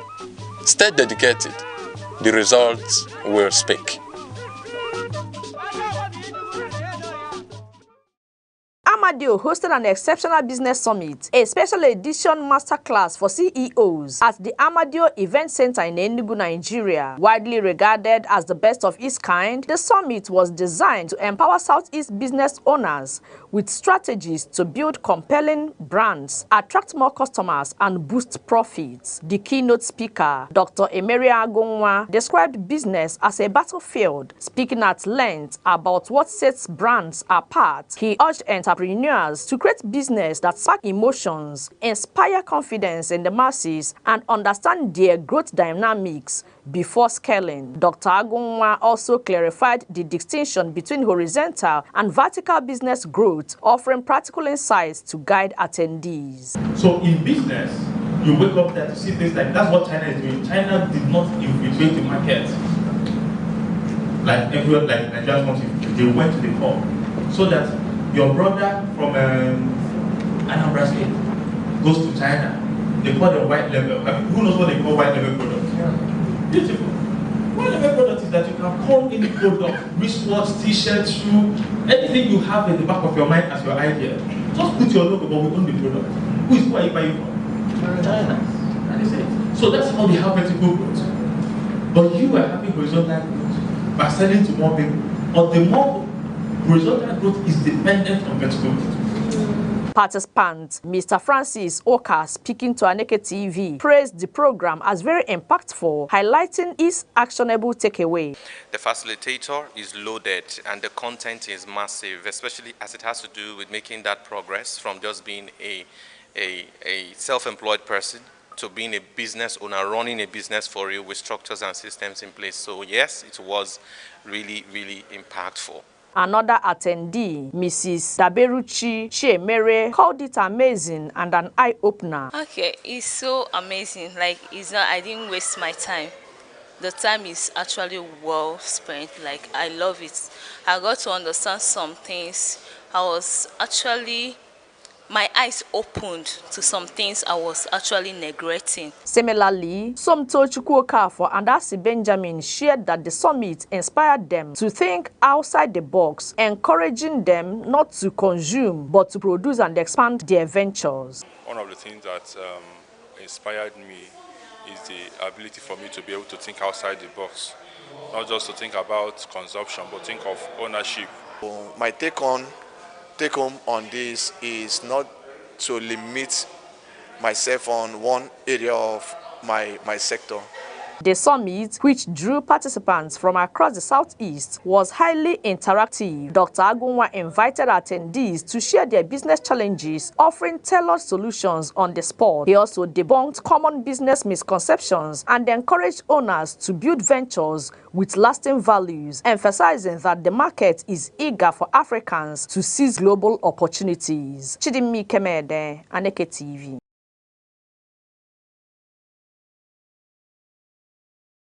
Over the years, parents and guardians have battled with the rising cost of school materials, and at the center of this challenge are non-transferable textbooks, popularly known as workbooks. These books are designed in such a way that once a child has written in them, they cannot be passed on to siblings or other students. At first, the idea seemed innovative, but over time, some school management began making these books compulsory. Pupils and students without them often found themselves unable to complete certain assignments, creating a sharp departure from the long-standing practice of simply using notebooks. While convenient for teachers, this academic style came at a cost literally. Families were forced to purchase new copies every academic year, thereby increasing the economic hardship for the family. Recently, the governments of Imo, Benue, Anambra, and Ondo states moved to address this burden by banning the use of non-transferable textbooks in their schools. The decision has sparked conversations across communities. When Aneke TV spoke with parents and guardians, reactions were mixed. Many expressed relief, welcoming the chance to save money and return to a culture of reusing books. Others, particularly in states yet to adopt the policy, are watching closely, hoping similar changes will soon reach their children's classrooms. I believe the government meant well for schools by making that policy of non-transferable textbooks to schools. Though it has not gotten down to Enugu State, but I believe in due time our government will review its own as well. It's not bad for me to say that. It's not bad because the curriculum review, I know it comes, I think, 3 years, every 3 or 4 years. If a textbook, if a child or children in a particular family uses the textbook, at the time there will be another curriculum review. If it prompts to change that textbook, we will follow suit. It's a welcome development, and I believe the government meant well. It's quite discouraging and it's quite disturbing that somebody, your sibling, the book, for instance, the book somebody used, then that the person's sibling, the child's sibling, that is coming to the class the next academic session will not use that book. It's not healthy, it's not the ideal thing. It's exploitative. And wherever such thing is tenable, they should think twice and change it because it's not good. It's a beautiful and welcome development. In this situation, I think the government meant well for both parents, learners, and schools. So with this, I think that the parents will no longer complain of paying for textbooks, each term pay for textbook and all that. And also the teachers will have a separate book or a separate exercise book for homework and other things. So the writing in the textbook, most times when you give the learners textbook to do their homework, before the term will run out, in fact, it will not even last for a whole section. As schools reopen, the ban is already making a difference. Parents in the affected states breathe easier, while those elsewhere continue to push for reform. For many, the bigger hope is not just to cut costs, but to restore an educational tradition where books are handed down, knowledge is shared, and no child is left behind because of financial barriers. Chidimmi Kemede, Aneke TV. Sex is sacred, not shameful. In its truest form, it is more than the body. It is soul speaking to soul, fire woven with trust, vulnerability clothed in consent. But when misused, it breaks more than bodies, it fractures spirits. That is why it must be approached with reverence, not recklessness. Let us teach to love before lust, Connection before conquest. For when sex is honored, it becomes not just pleasure, but poetry. Peace is not passive. It is built. It grows through tolerance, justice, and mutual respect. Without peace, development is a dream. We all play a role, from homes to nations. Choosing peace in our actions and words can transform the world. Be a peacemaker.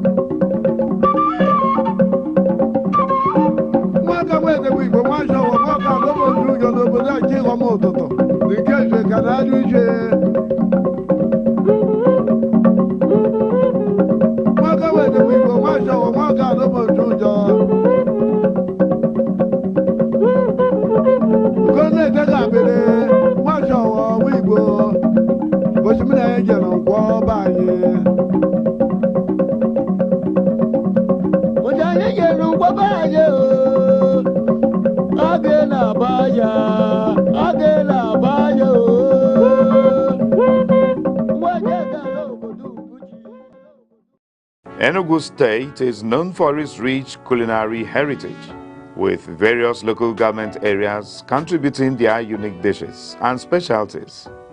Some popular dishes across Enugu State include Okpa, a traditional Igbo dish made from Bambara groundnuts.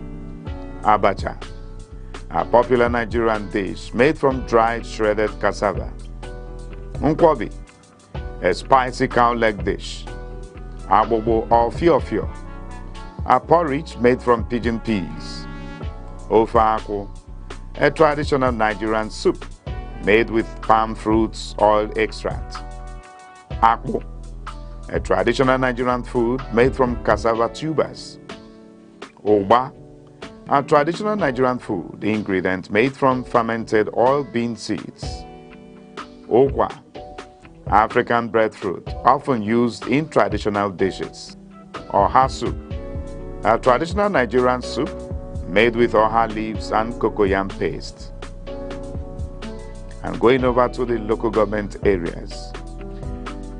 We begin in an Inri local government area, which is known for the following cassava-based dishes: gari, fufu, and processed flakes. Market-made snacks like the okpa, which is the Bambara nut cake, akara-style bean fritters, and palm oil-based salads. Ogo local government is known for its hearty soups and stews, pepper soup variants and goats and Milton preparations, staples, yam and cassava. Enugu's local government area is known for their special delicacy nkwobi, isiewu, spicy cow leg, and street foods like pepper soup and grilled fish, and packaged traditional foods like dried abacha flakes and pre-packed okpa. And Enugu North is known for markets and ceremonial foods like abacha, smoked fish, ogba, which is fermented oil bean, and roasted proteins. Enugu South is known for hospitality foods, which are abacha, okpa, nkwobi, okwa, and other southern Igbo staples. Ezeago is known for markets and ceremonial foods like abacha, smoked fish, ogba, which is fermented oil bean, and roasted proteins. Enugu South is known for hospitality foods, which are abacha, okpa, nkwobi, okwa, and other southern Igbo staples. Ezeago also has the abacha and cassava-derived dishes, distinctive abacha preparations using dried and shredded cassava. Igbo Etiti local government is known for mixed staples like yam, cassava, and legumes with pigeon pea. They also have bean dishes like abobo, fiofio, and bean-based preparations. Igbo Eze North has rural produce like bambara nuts and cassava, as well as street breakfast items like okpa and akara. While Igbo Eze South has festive soups and cassava accompaniments like hearty soups and cassava derives like gari and fufu. In Isuzo local government area, the local government is known for highland crops like yam, tuber crops, and dried tuber dishes like variants, which is similar to achicha and abobo. Nkanu East also has the abacha styles and variants with different preparations using fresh native beans, fried ingredients, and local sauces of smoked fish. Nkanu West has yam and vegetable combos like festival dishes, combining tuber staples with special meat and seafood dressings. Nseka is known for their okpa, achicha, and abacha. They are widely reported as common local specialties, and they have the delicacy made with corn known as ayarayoka. Oji River is known for cassava-derived snacks, abacha ingredients. Okwa, smoked fish, and okpaka is known for trade hubs and market supply. Udenu is known for garden vegetables and accompaniments and dried tuber preparations like leafy green soups and dried tuber snacks. Udi local government is also known for cassava products and abacha, popular abacha preparations, and cassava-based products with various soups. Uzuwani local government area is known for riverine and food networks which are the okwa, tubers such as yam and cassava, and vegetable soups with their various ways of preparation, and also their festival cooking, which is a locally caught fish and smoked proteins. Security is not just police on patrol. It is safety in homes, schools, markets, and mines. Without it, progress is impossible. Be alert, report danger, support community watch. True security is collective responsibility. Amadio hosted an exceptional business summit, a special edition masterclass for CEOs at the Amadio Event Center in Enugu, Nigeria. Widely regarded as the best of its kind, the summit was designed to empower Southeast business owners with strategies to build compelling brands, attract more customers, and boost profits. The keynote speaker, Dr. Emeria Agonwa, described business as a battlefield, speaking at length about what sets brands apart. He urged entrepreneurs to create business that spark emotions, inspire confidence in the masses, and understand their growth dynamics before scaling. Dr. Agonwa also clarified the distinction between horizontal and vertical business growth, offering practical insights to guide attendees. So in business, you wake up there to see things like that's what China is doing. China did not infiltrate the market like everyone, like Nigerians want to. They went to the core so that your brother from Anambra State goes to China. They call them white label. I mean, who knows what they call white label products? Yeah. Beautiful. White label product is that you can call any product, wristwatch, t-shirt, shoe, anything you have in the back of your mind as your idea. Just put your logo, but we own the product. Who are you buying from? China. That is it. So that's how we have vertical growth. But you are having horizontal growth by selling to more people. But the more horizontal growth is dependent on vertical growth. Participant Mr. Francis Oka, speaking to Aneke TV, praised the program as very impactful, highlighting its actionable takeaway. The facilitator is loaded and the content is massive, especially as it has to do with making that progress from just being a self-employed person to being a business owner, running a business for you with structures and systems in place. So yes, it was really, really impactful. Another attendee, Mrs. Daberuchi Chiemere, called it amazing and an eye-opener. Okay, it's so amazing. Like, it's not, I didn't waste my time. The time is actually well spent. Like, I love it. I got to understand some things. I was actually, my eyes opened to some things I was actually neglecting. Similarly, Somto Chukwuokafor and Asi Benjamin shared that the summit inspired them to think outside the box, encouraging them not to consume but to produce and expand their ventures. One of the things that inspired me is the ability for me to be able to think outside the box, not just to think about consumption, but think of ownership. My take home on this is not to limit myself on one area of my sector. The summit, which drew participants from across the Southeast, was highly interactive. Dr. Agonwa invited attendees to share their business challenges, offering tailored solutions on the spot. He also debunked common business misconceptions and encouraged owners to build ventures with lasting values, emphasizing that the market is eager for Africans to seize global opportunities. Chidimmi Kemede, Aneke TV.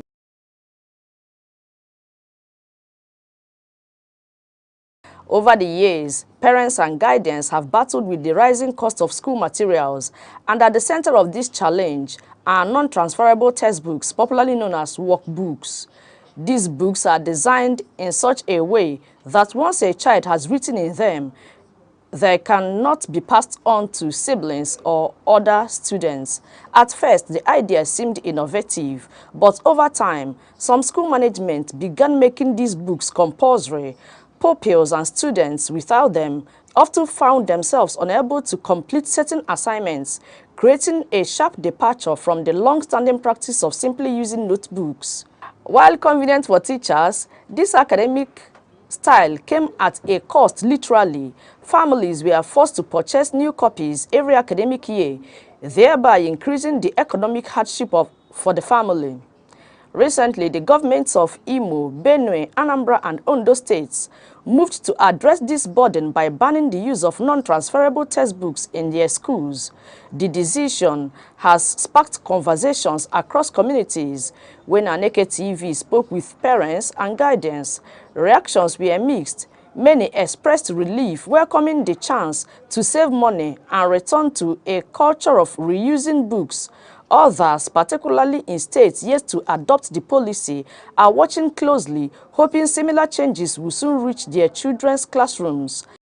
I believe the government meant well for schools by making that policy of non-transferable textbooks to schools. Though it has not gotten down to Enugu State, but I believe in due time our government will review its own as well. It's not bad for me to say that. It's not bad because the curriculum review, I know it comes, I think, 3 years, every 3 or 4 years. If a textbook, if a child or children in a particular family uses the textbook, at the time there will be another curriculum review. If it prompts to change that textbook, we will follow suit. It's a welcome development, and I believe the government meant well. It's quite discouraging.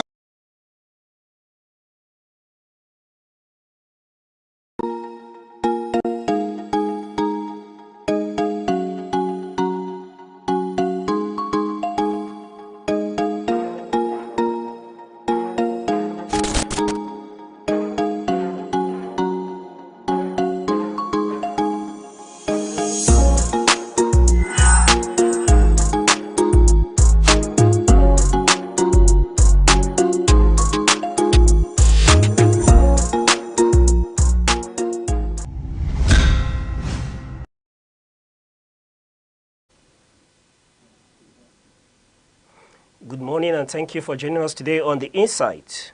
Remember, The Insight is that program where we x-ray heartbeat of issues shaping our nation by bringing you expert analysts, policymakers, men, women who have lived and experienced these issues. And today, we will examine the wave of defections, the PDP's new direction, Nigeria's ties with the US under the CPC designation. We also assess the new service chiefs, the wait for ambassadorial appointments, the renewed calls for state creation, and helping us to x-ray these issues is Dr. Gosson Eze, a public affairs analyst, a researcher, and a psychologist. Doctor, you're welcome to the program. Thank you for having me. All right. This is the conversation starts. Doc, I want us to start with the issue of defections in Nigeria. And I want to ask, what's your position on defections from one political party to the other? Recently, we saw the governor of Bayelsa State decamping from PDP and moving to the APC. If you come to Enugu State, the same fate. When you go across the country from region to region, it's all about defection. What's your take on that, Doctor? As a matter of fact, defection is not a new thing. But when it comes as a tsunami, it looks extraordinary. Okay. Reasons for defection are so many. Okay. Some of them are tangent, some of them are cogent, some of them are not cogent. But the fact remains that politicians always they look in projection. Okay. They like to look beyond what they are. If you carry out an analysis of those who are defecting now, if you take the governors, for instance, the governor of Delta State will be going for a second term. The governor of Akwa Ibom State will be going for a second term. Will be hoping for a second term. The governor of Enugu State will be hoping for a second term. The governor of Bayelsa State is completing his second term. I may be looking beyond, because most times, most governors, when they complete their second term, they look forward to going to the Senate. and they want to consolidate and ensure that move by taking proactive measures in terms of. But looking at defection generally, I believe that if I take you back a little bit, when PDP was on the saddle, I remember the then national chairman, Ebulafon, said that PDP will rule Nigeria for 60 years. Because that time, I remember Sullivan, when he was the governor of Enugu State, at Opera Square, he once said that anybody who is not in PDP is not going to, doesn't need to contest election in Enugu State. Okay. By that time, the perception was that PDP has become a big umbrella, as it were, where everybody will be accommodated. And if you are not there, it means you are not sure of the next election results, even when you win. Now, I don't like the idea of people saying that defections could lead to one-party state, one-party system. I was going to ask you that, but now that you're talking about it. Yes, it's not, it doesn't necessarily follow. Okay. Because there are still other 18 political parties. Okay. Where if you know you are credible, if you know you can win election, you can go to any party and still win election. Okay. So defection does not mean that you've guaranteed you are. And whenever you hear defection, it's not 100%. There are people, that's like in Enugu State, there are people who in PDP who didn't defect. Okay. And they will still like to. If everybody goes to one political party, there will be no opposition then. But some people will remain in the party and they still go and contest election in that party against the party that you think that everybody, if you don't go there, you won't win election. So the politicians most times don't think that way. They are afraid that if you are not in the ruling party, you won't win election. It doesn't follow. Okay. And of course, many of those political parties are what I call portfolio political parties. You may not, as a matter of fact, I don't know the number of political party symbols I know. Apart from APC, PDP, Labour, I don't know of another. But there are so many of them. So what I'm trying to say is that defection does not guarantee winning election. Okay. People can still stay where they are and they win election. But normally, people should have in mind that as it is now, it seems as APC is everything. But we should be guided by the fact that as a student of history, that empires rise and fall. Okay. There will be someday when APC will crack, definitely. Okay. Because people who are going there never had the initial ideology for which the party was formed. I know how APC was formed. It was a party that emerged from CPC, ACN, and part of Labour. But it succeeded because that time Buhari was from the north, Tinubu was from the west. And if you combine the number of registered voters in northwest and north-south, so northwest and southwest, anybody that wins majority of the elections there will win the presidential election. So Buhari was controlling the north, that he had a massive support for. That was why it succeeded. And then Tinubu was having massive support from the southwest. So that combination was enough to dislodge an incumbent, Jonathan then. Okay. So I'm only trying to say defection is normal. But sometimes, at a point, that house that is accommodating, I still believe that most politicians are members of this strange bedfellows. Okay. They're only being driven by their ambition and how they can win election. Okay. All right. You know, Doc, you've talked about the tangent and the non-congruent reasons for defections. But I want to ask, given from where we drew our own politics, the shaping of our country, party politics, talk about the UK, the United States, for example, where you talk about ideological differences and political parties. I want to ask, don't you think that these defections is as a result of or a sign of ideological bankruptcy on the part of our politicians, I agree on with the you. grounds of our political parties. I agree with you. Okay. So, now let me give you an idea of what. You see, politicians think of the next election, while statesmen think of the next generation. I want to get that again. You said? Politicians think of the next election. While statesmen think of the next generation. Okay. Now, if you look at, if you look at these politicians that are defective, there is that perception that if you are not in the ruling party, even when you win an election, that the ruling party will deny you that success for somebody who didn't win but belongs to their political party. Some politicians believe that if you are with the party and the center, you can guarantee success in an election. Even when they believe that the election will be rigged in their favor, okay, whether they like it or not, whether the opponent likes it or not. But the fact remains that the trajectory is changing. People's perception about politicians is changing. And even people are now thinking that, look for a good candidate. No matter which political party he belongs to, they'll vote for him. But the question is, if you vote for that candidate of your choice, will that result be upheld? Would it be overturned for somebody who didn't even win an election? So that is the fear of some of these politicians who are defective.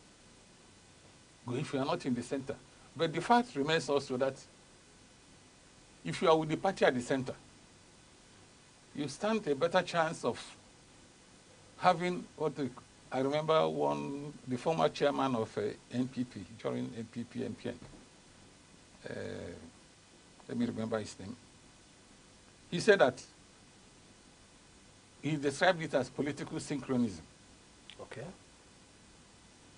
If you are with the party at the center, Abuja, if you are with the same party with the president, you can always have easy access to him. Okay. And whatever he gives to you, you throw it to the state.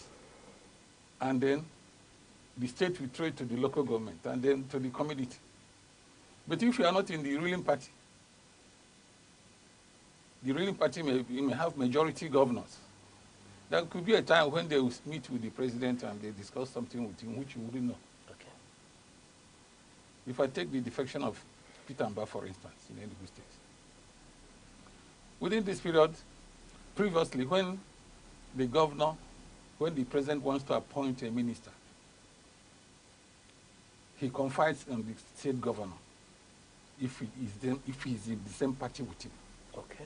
Most times, the governor recommends, and the president finds it difficult to reject such a recommendation. But if you are not with the ruling party at the center, the president will choose anybody he likes. He wouldn't tell the governor who is not in the same political party with him to give it to suggest a candidate, somebody for the post. So it's something that helps if the person has the people at heart.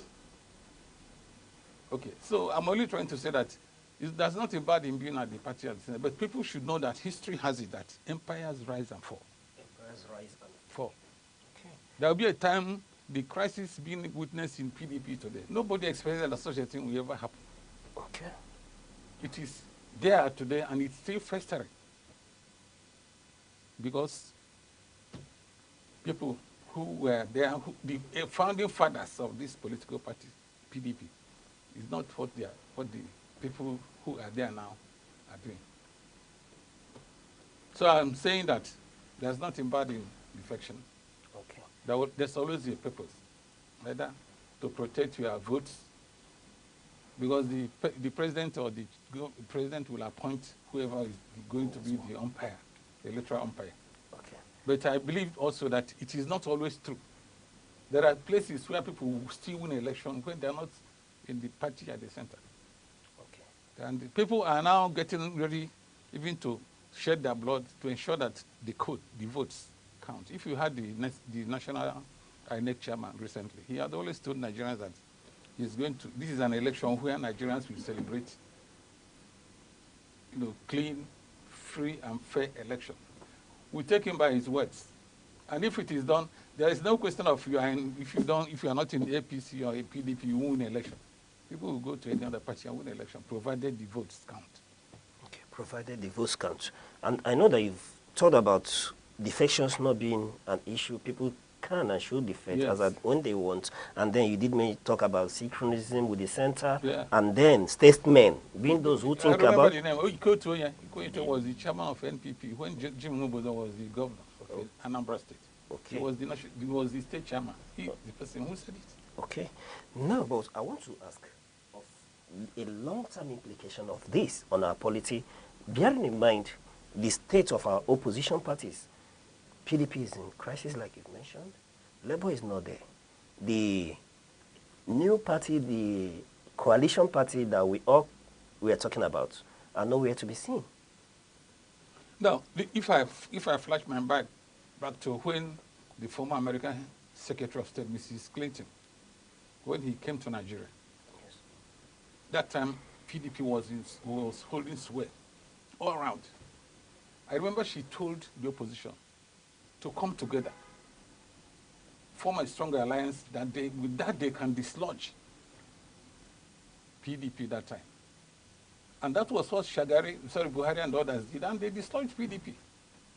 If the opposition feels that if they march together with good conscience, and they're ready to concede even their ambition for a better person and a better purpose, they can still give APC a very strong, run for their money. Okay. If all the other political parties can meet together and say, I have the ambition to be a governor, I will suppress it. Check the other person who is more popular. Doc. If they can do that. Doc. But I know they will find it difficult to do I want to ask you because they can't. The way you've defined politicians is all about interest. I don't think it's possible for them to suppress their interest. This is the only way you can, even if you don't dislodge APC, you give them a run for their money. Okay. But they can't. Okay. Take for instance, if you look at the ADC now, it is almost taking that Atiku should be the presidential candidate, even though they have never been primaries. Peter Obi looked at it and felt he had no chance. Nobody can say where he is now. They are still nosing about. I thought was what happened when Peter Obi defected to a Labour Party. He saw he couldn't get the ticket from PDP, and he went to tell everybody and gave everybody a run for their money. Okay. So it doesn't mean if you are popular, you can give. The important thing is that you show that you are popular. Even if you lose, your opponents will know that it was not easy. Okay. But the fact remains that the opposition now cannot come together. Even in PDP, all the crises here, what stops them from coming together and say, let us stop all this rubbish. Let us look forward to making our party a strong one once again. Okay. But they are not. Okay. They have two factions now. Yes, and I was going to ask you your opinion on those factions. We've seen differing court judgments. The court in Abuja has said the party should not hold a convention until they revert to the constitution of the party and of the Federal Republic. And now we're seeing another high court in Oyo giving a counter judgment on the same issue.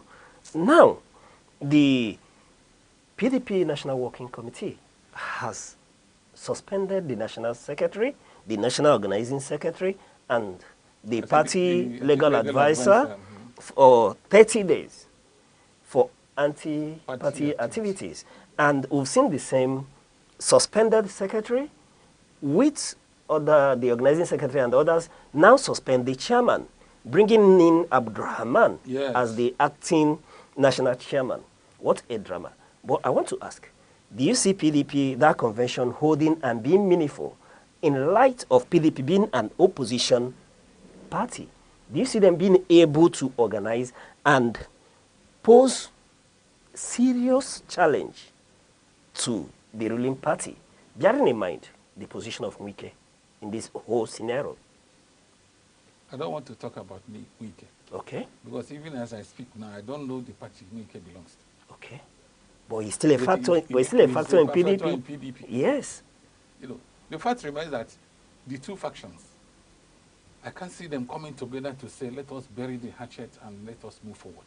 Okay. I can't see it. So, Doc, what is the position now? The position is that if any of the factions fields candidate for any election, to be nullified. Okay. That's my thinking. What happened in Zamfara State, where almost all the positions were won by APC. Yes. But the court disqualified all of them because the process of the primary was not valid, and they all go. So what I'm saying that PDP needs some time to get themselves together. Okay. And they just a little thing. Concede your pride. Where I think PDP made a mistake was that the issue of Anyanwu. Even though Anyanwu contested the election as the governor in Imo State and failed, during that time he's no longer entitled to remain the national secretary. But he came back. And because they didn't want to absorb him back, the problem started. And this is what they later did. If they had done it early enough, it would have wouldn't have degenerated to this level where it is today. But Doc, I'm not speaking for PDP, but their constitution says may leave his position. So he's still at liberty, being that he wasn't free to come back to the same position. But the fact remains that if you are contesting an election, you have to resign your position. But the party constitution, which is supreme, has an opening. May or may not. Yes. May. So in this case, Anyanwu did not. And then the party didn't take action and he came back to the same position. No, the fact that the party even reabsorbed him to that position. And that was when there was a little calm. Okay. You know. But I think he still has grudges. Let us be, that's my own thinking. I think he still bears some grudges for PTP to have treated him that way. And he's a good ally to Aneke. Yes. Who you don't want to speak about? No, everybody, I don't know whether Aneke belongs to PDP or APC. If you ask him, he'll say that he's in PDP, but he's working for APC. Okay. It is his right. Okay. If the president sees a good material that can work for him and he accepts to work for him, what is bad about it? All right. Let's stay away from the controversies in the PDP. But the fact remains that they still, the time may not be in their favor. This crisis as it is today may fester till the time the election process will begin. Okay. I wanted to stay away from these whole issues, but I want to ask, now that you've talked about it, take PDP away from the equation. Do you see a viable opposition against President Bola Ahmed Tinubu come 2027? I don't see any. No? I don't. All right. Now, I want us to look at the current issue Nigeria is facing, which is country of particular concern, designation by the United States of America. But away from that, we've seen the position of China coming to side with Nigeria. Even European Union too. Okay, all coming to side, this morning, coming to side Nigeria, yes, against the position of Donald Trump. What's your position on this whole alliance? You see, I don't want to be vulgar. Okay. But I think that America, when you say America, Donald Trump, the problem in America today is more than the problem we have in this country. Okay. And the idea, or rather the fact that, if I'm using the word genocide, if we look at what genocide actually means, even the dictionary meaning, or encyclopedia, genocide is a station where the state sponsored deliberate killing of people, maybe a tribe or a religious sect, and the government is aware of it. I remember there was a genocide in Rwanda where more than 800,000 people were killed. The Tutsis and the Hutus were and killing the Tutsis, yes. It was genocide, deliberate killing, and the government was aware. When we talk about genocide against Christians in Nigeria, I describe it even in psychology, we call it vulgar excesses. Okay. It doesn't hold water. Because even the Northerners, the Muslims, the emirs are saying that more Muslims have been killed in the north than Christians. Okay, if America decides to invade Nigeria with military might, how are they going to know who is a Muslim and who is a Christian as they drop their bombs? Will their bomb distinguish between Muslim and Christian? The Muslims in Nigeria have not cried out to say that they are, sorry, the Christians have not cried in Nigeria saying that they are being killed. The bomb does not know who is there or who to, the bomb does not choose whom to kill or whom not to kill. So I think, I look at this, that threat is, to me, is not called for.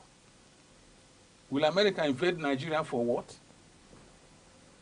The fact is that the media also has blown this issue out of proportion. I can't, before there's this United Nations Charter of Sovereignty of Nations. You can't, even if he wants to invade Nigeria, the United Nations must approve it. Okay. With a reason that is convincing to them.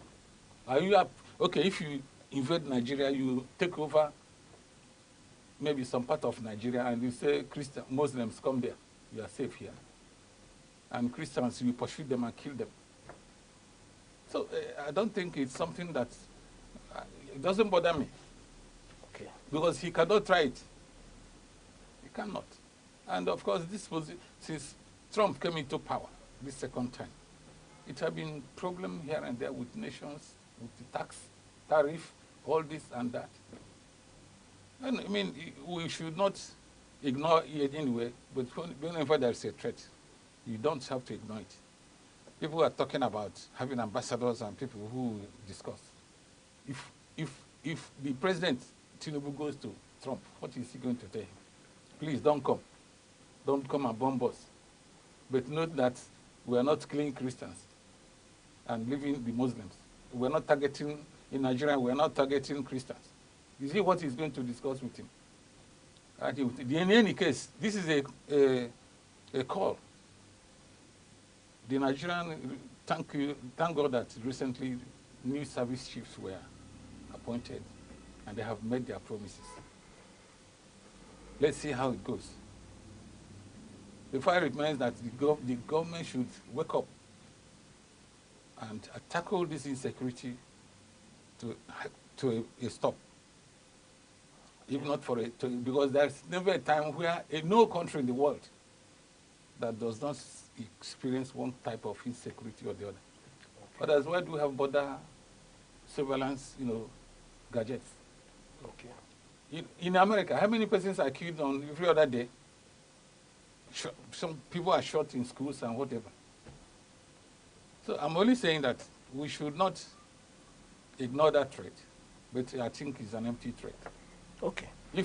I'll mark you that most of these foreign Europeans, Europe countries and America, and wherever they are going for any action, there must be, first and foremost, economic interest.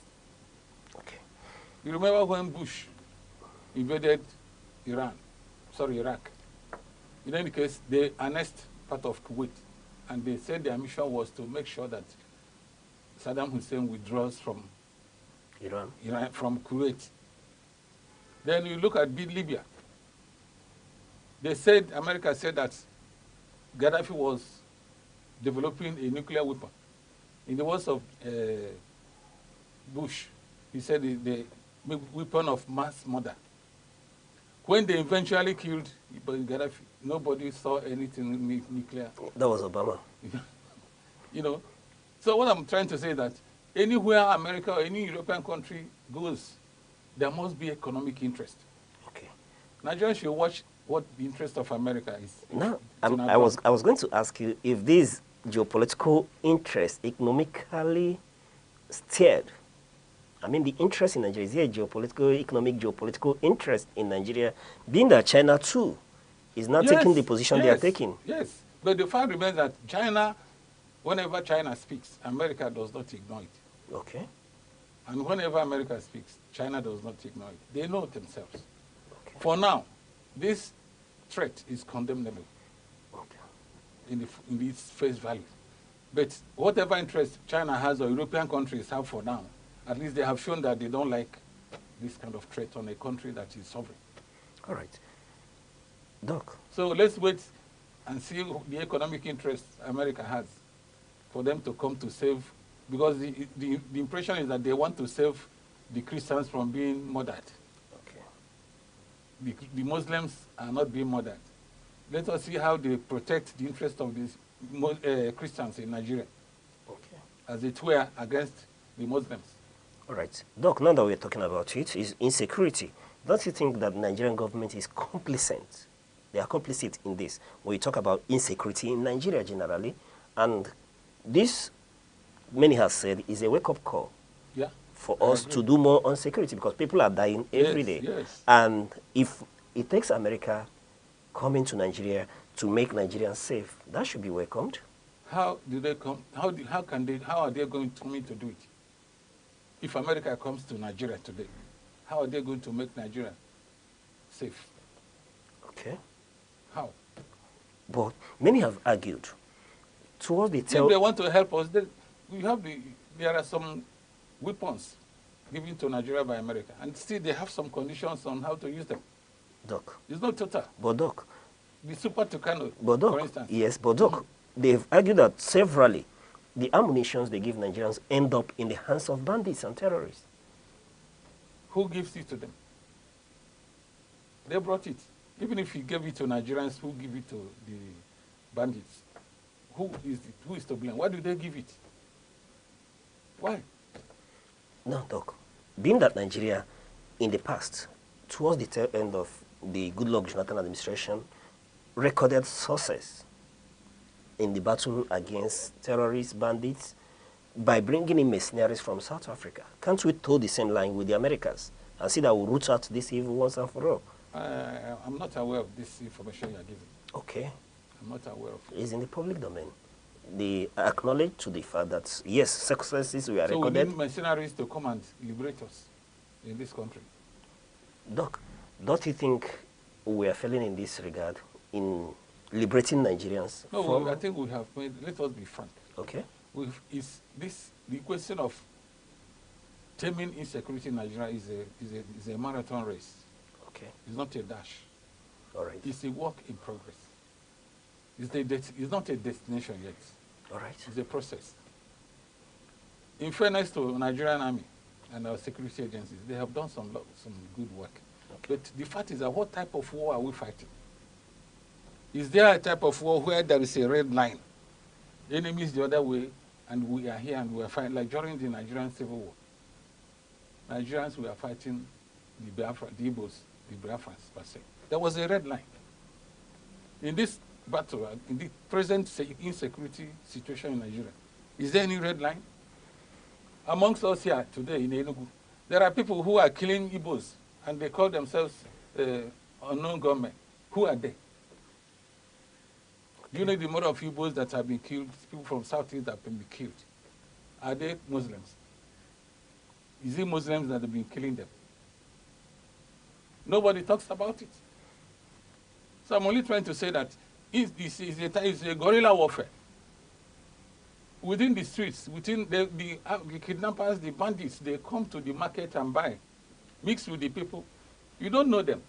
Okay. So it's not a type of war where there is a red line. So you don't expect that it will end one day. Look at what happened in Colombia, the FARC, the Tamil Tiger in Sri Lanka, the Tuaregs in Mali. Where were they? It's a battle that lasted for so long. There was no red line. If there's a red line, Nigerians will mobilize their forces and flush them out. They say some of them live in the bush, and they migrate from one bush to another. You don't know them.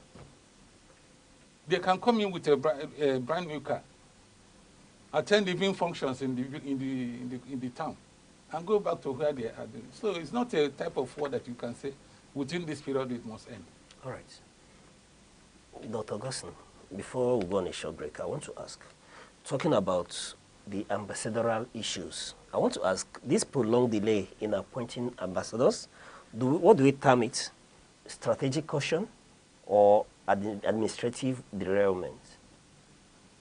As a matter of fact, the ambassadors were supposed to have been appointed long ago to me.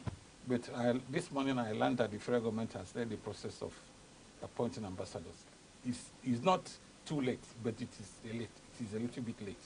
If we had ambassadors, whenever there is this kind of crisis, or rather misunderstanding, the ambassadors will always intervene first at the ambassadorial level with that country, of their host country. But, so I think that it's important that we appoint these ambassadors now to, and it's still the host countries that were there. It's not just the foreign affairs officers and whatever. Is different from an ambassador. So I think it is time now for the president to appoint ambassadors. Okay, but I want to ask, what do you, from your own opinion, what do you think that could have accounted for this delay so far? Because this is the first time in Nigerian history, in known history, that we'll have this lengthy delay in such appointments. Well, I don't know his reason. I can't hold it for him, but I know he's supposed to have done it earlier than now. All right, on that note, we'll go on a short break. And when we return, we'll continue to look at these issues and the issue of state creation in Nigeria. The Insight with Uche Osai. Having the political will to confront whatever is the challenges. Igbo man wrestles with the tortoise that had a lot of ingenuity, a lot of ideas, and the tireless. It will take the broad mind of government in power to say, let there be electoral reform, no matter whose heart is God. I was there. We did everything. All of us came and supported him with our last blood. In-depth analysis, expert views, real voices. Uncover the stories shaping Nigeria today. Deep dive, honest, unfiltered, only on The Insight with Uche Osai on Aneke TV.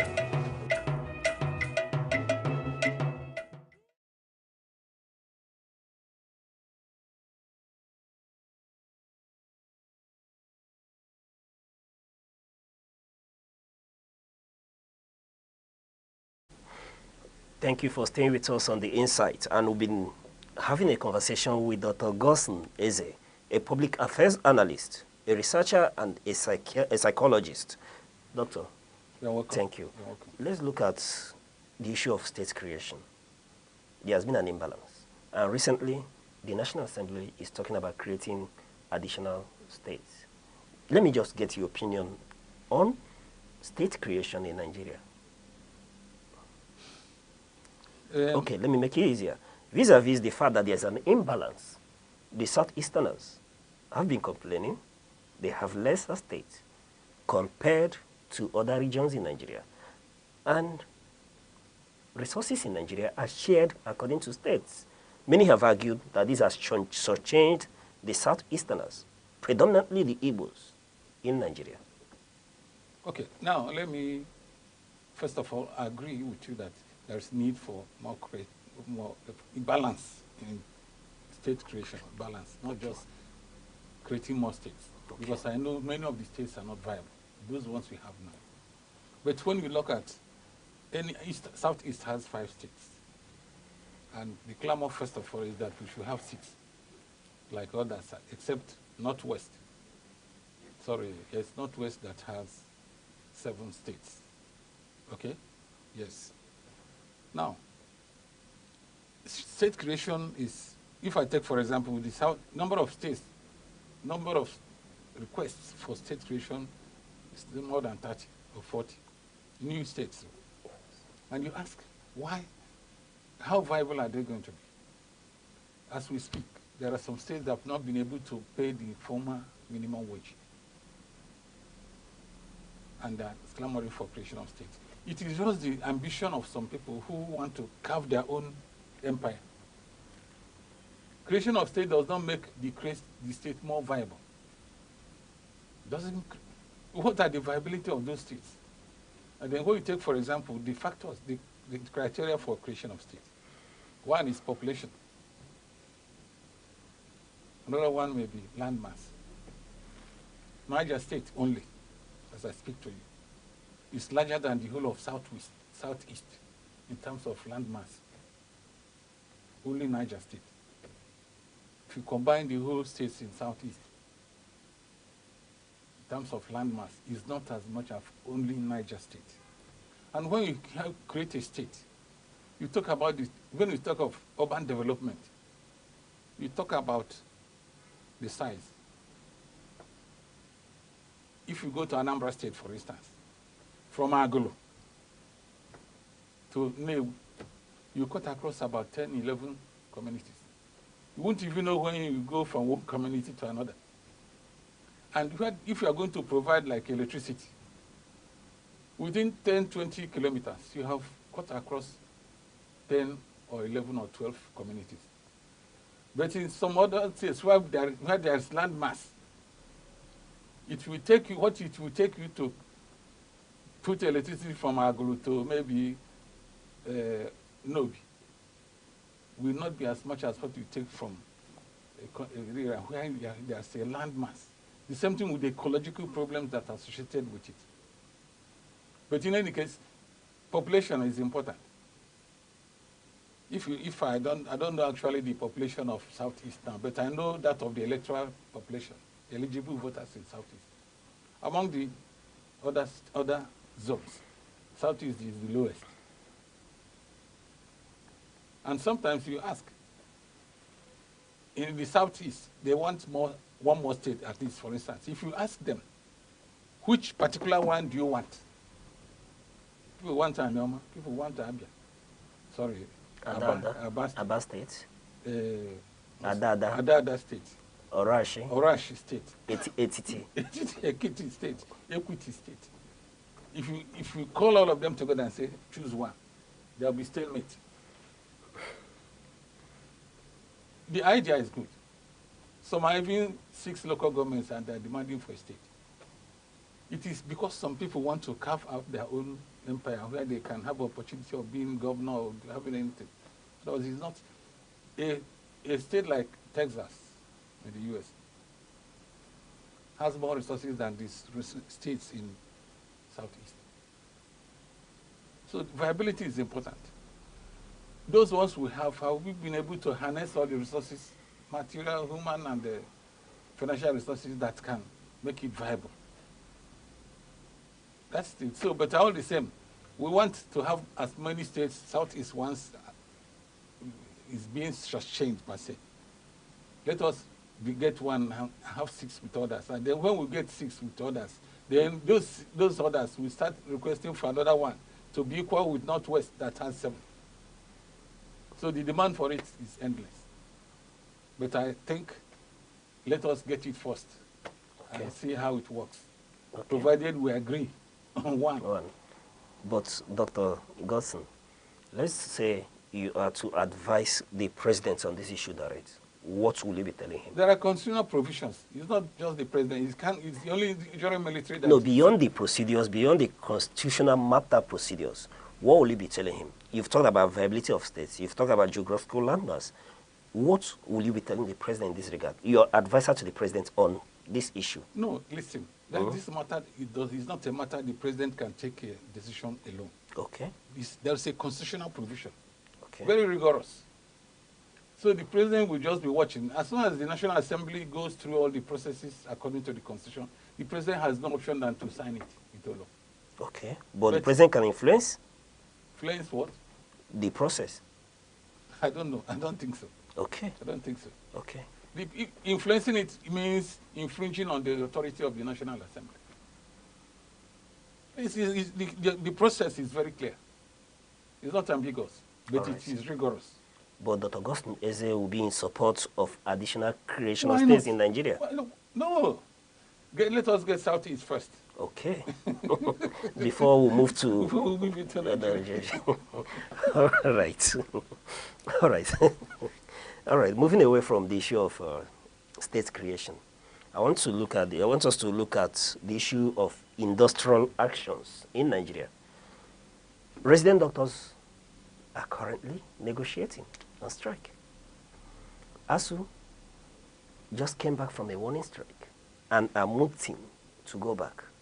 Not talk about Pengason and other trade unions. It's been an issue in Nigeria, Dr. Gosson. Now, let me tell you, I want to be blunt. All right, this is the insight, and we If can. if I'm the one, when you talk of industrial action, there is always an employer and employee. Okay. Civil servants in this country are employees of government. The Nigerian Union, whatever, Nigerian Labour Congress, yes, and TUC, all of them fall under. They are the people who are speaking on behalf of the rest of civil servants in this country. What percentage of civil servants in this country can you guess, compared with population of Nigeria that is about 220 million? Getting to me, having a civil service job is not a right, it's a privilege. You are here in Aneke TV. Yes. Can you ever think of going on strike? It is the private sector that is sustaining the economy of this country. The entire number of civil servants in this country does not constitute up to 2% of the population. Yet, they take more than 50% of annual budget. Yet, they are not grateful. Now, let me tell you. There was the time when ASU was on strike for almost 8 months to 9. I went to industrial court here in Enugu and filed a case against ASU and federal government. The case was transferred to Abuja. What was my demand? What was my request? I said, government must invoke no work, no pay. It's a labor law policy. It's not imaginary, it's in labor law. You don't go, as soon as you go on strike, you have no pay, no work, no pay. And that is the only way that can stop or minimize all this incessant strike. As was on strike for 12 months, almost 8 months. Children, our students were at home looking about. Students who had to stay 4 years in university, some of them stay 5, 6. Because think of number of strikes, more than 15 in the past 10 years in Nigeria. The resident doctors are on strike. By the time they come back, how many patients have died? To me, there's nothing bad in requesting. When our little knowledge of economics says that demand, using demand as ability to pay. Whenever these unions want to talk to government, they say we are demanding. You are right. It's entrenched in your appointment paper. That is what can be regarded as your right as long as you are working. Your salary, the allowances, all those things make up your allowances. Civil servants no longer tell Nigerians that there's what we call annual increment. It's automatic. The only thing you can do, you have to negotiate with your employer, and when you are negotiating with your employer, you don't go on strike. Negotiating with the government is, your employer is, this is my right. Maybe you have not paid the salary for 2 or 3 or 4 months. It's your right to have the salary. Then your employer says, I'm going to pay it in installments and get it done. And while you are saying that, you decide to go on strike. What is the manpower loss? I'm only trying to say 2 things. I want to be quoted anywhere. The only way that can stop this incessant strike is to invoke no work, no pay. The private sector, which is controlling more than 95% of the economy. Have you ever heard of any private sector going on strike? If you go on strike today, don't come to work even at the actual time. Dr. Gosson, yeah. Without wanting to hold forth for any of these factions, talk about the government and the, let's say, the trade unions, but often it's been cited that the reason for these incessant strikes have been government's failure to implement agreements. Yes. What is the agreement? Now, you have, if I'm your employer and I have not provided you with adequate materials to work with, what is your option? What is option is left to you? If I don't here, for instance, this Aneke TV, if you are not provided by your employer materials to work with and to give efficient service, what do? You resign. You don't have to tell him what to do for you. As we say that infrastructure is decaying, is it your business? They will say that their salary must be increased. The last minimum wage increase was 133%. But doctor, doctor, I don't want to. I'm not trying to cut in, but I want to call your attention to labor acts, labor laws that empowers these unions to demand for welfare of their members, for improvements on conditions of service. Take, for instance, the case of resident doctors who have cited the condition of service, non-availability of what they need to be effective in the discharge of their duties. I agree with you, but the fact remains that it is not your right. If I didn't give you what to work with, you go. But if I've agreed to increase your salary, that is during negotiation. Yes, the important thing is that you negotiate with your employer. You don't give him order. If he doesn't do it, you go on strike. You can't do it in private sector. Okay. It's only in government sector that people can get up and say that they are going on strike. And no matter how long it takes, they come back and still take their salary for doing no work. Okay. All right. It doesn't help our economy. Doc, let's move away from this now. Let's look at, before I wanted to talk about state policy, but before I go into state policing, let's talk about apathy in southeastern Nigeria. Of all the regions in Nigeria, you have low voter turnout in the southeastern region, spearheaded by Anambra State, that will be going into the gubernatorial election on Saturday. When you talk about voter registration, the southeasterners, the turnout is low. Can you speak to this challenge? Now, let me tell you.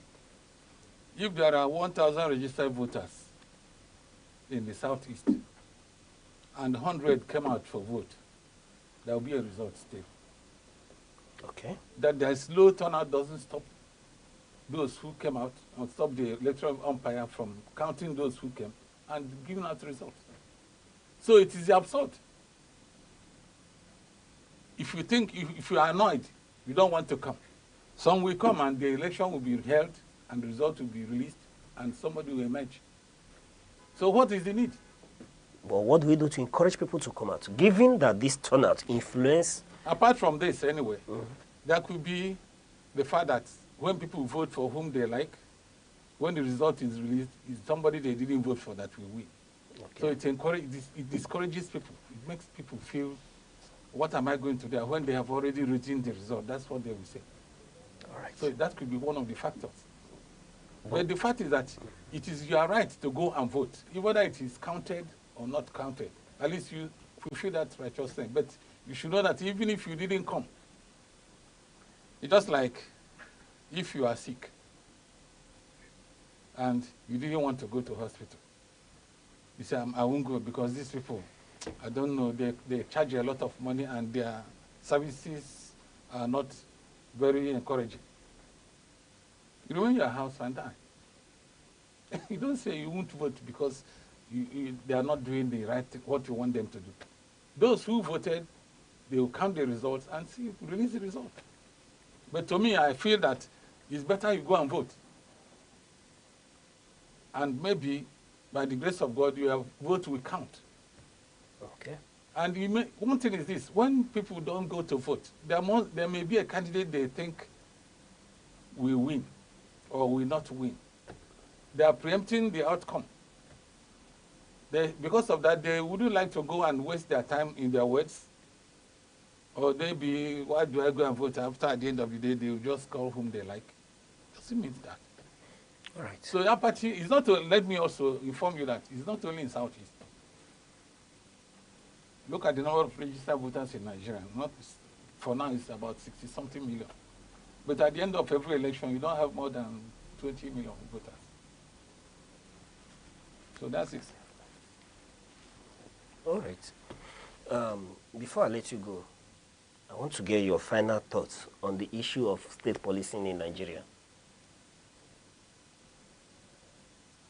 There was a time I wrote a letter to the Inspector General of Police,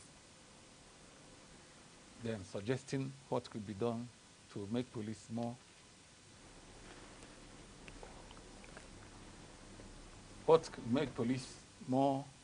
viable and their services much committing.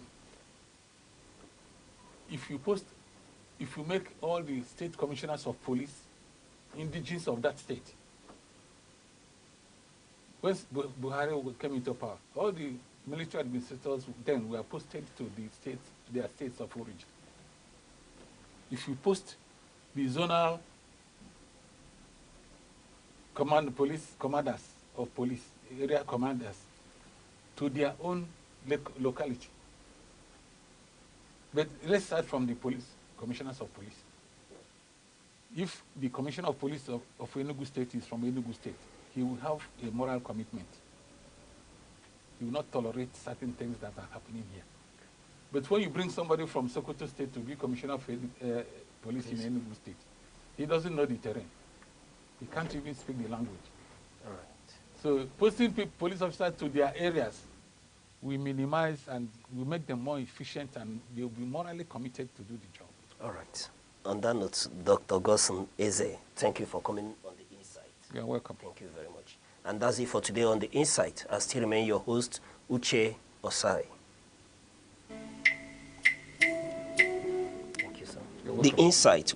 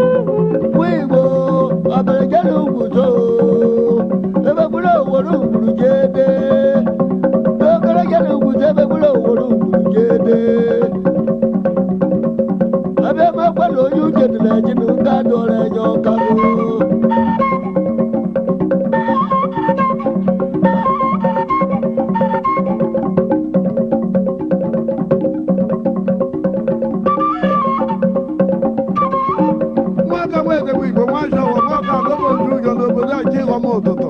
Dikeshe kanadu ishe. Mwaka mweze mwigbo mwasha wa mwaka lobo njujo. Kone tega bele mwasha wa mwigbo. Boshimina ejelo nkwo banye. Mujanye jelo nkwo banye o. Agena baya, agena baya o.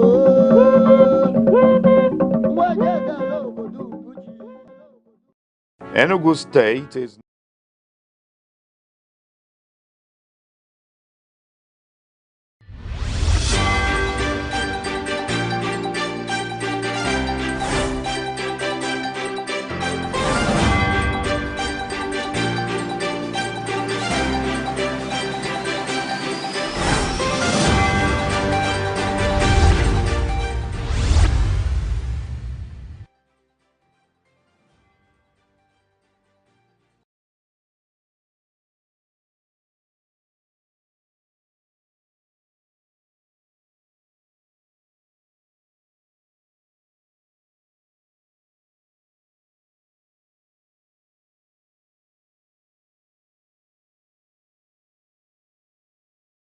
Good afternoon and welcome to the news across the country on Aneke TV. I'm Deborah Wakaba.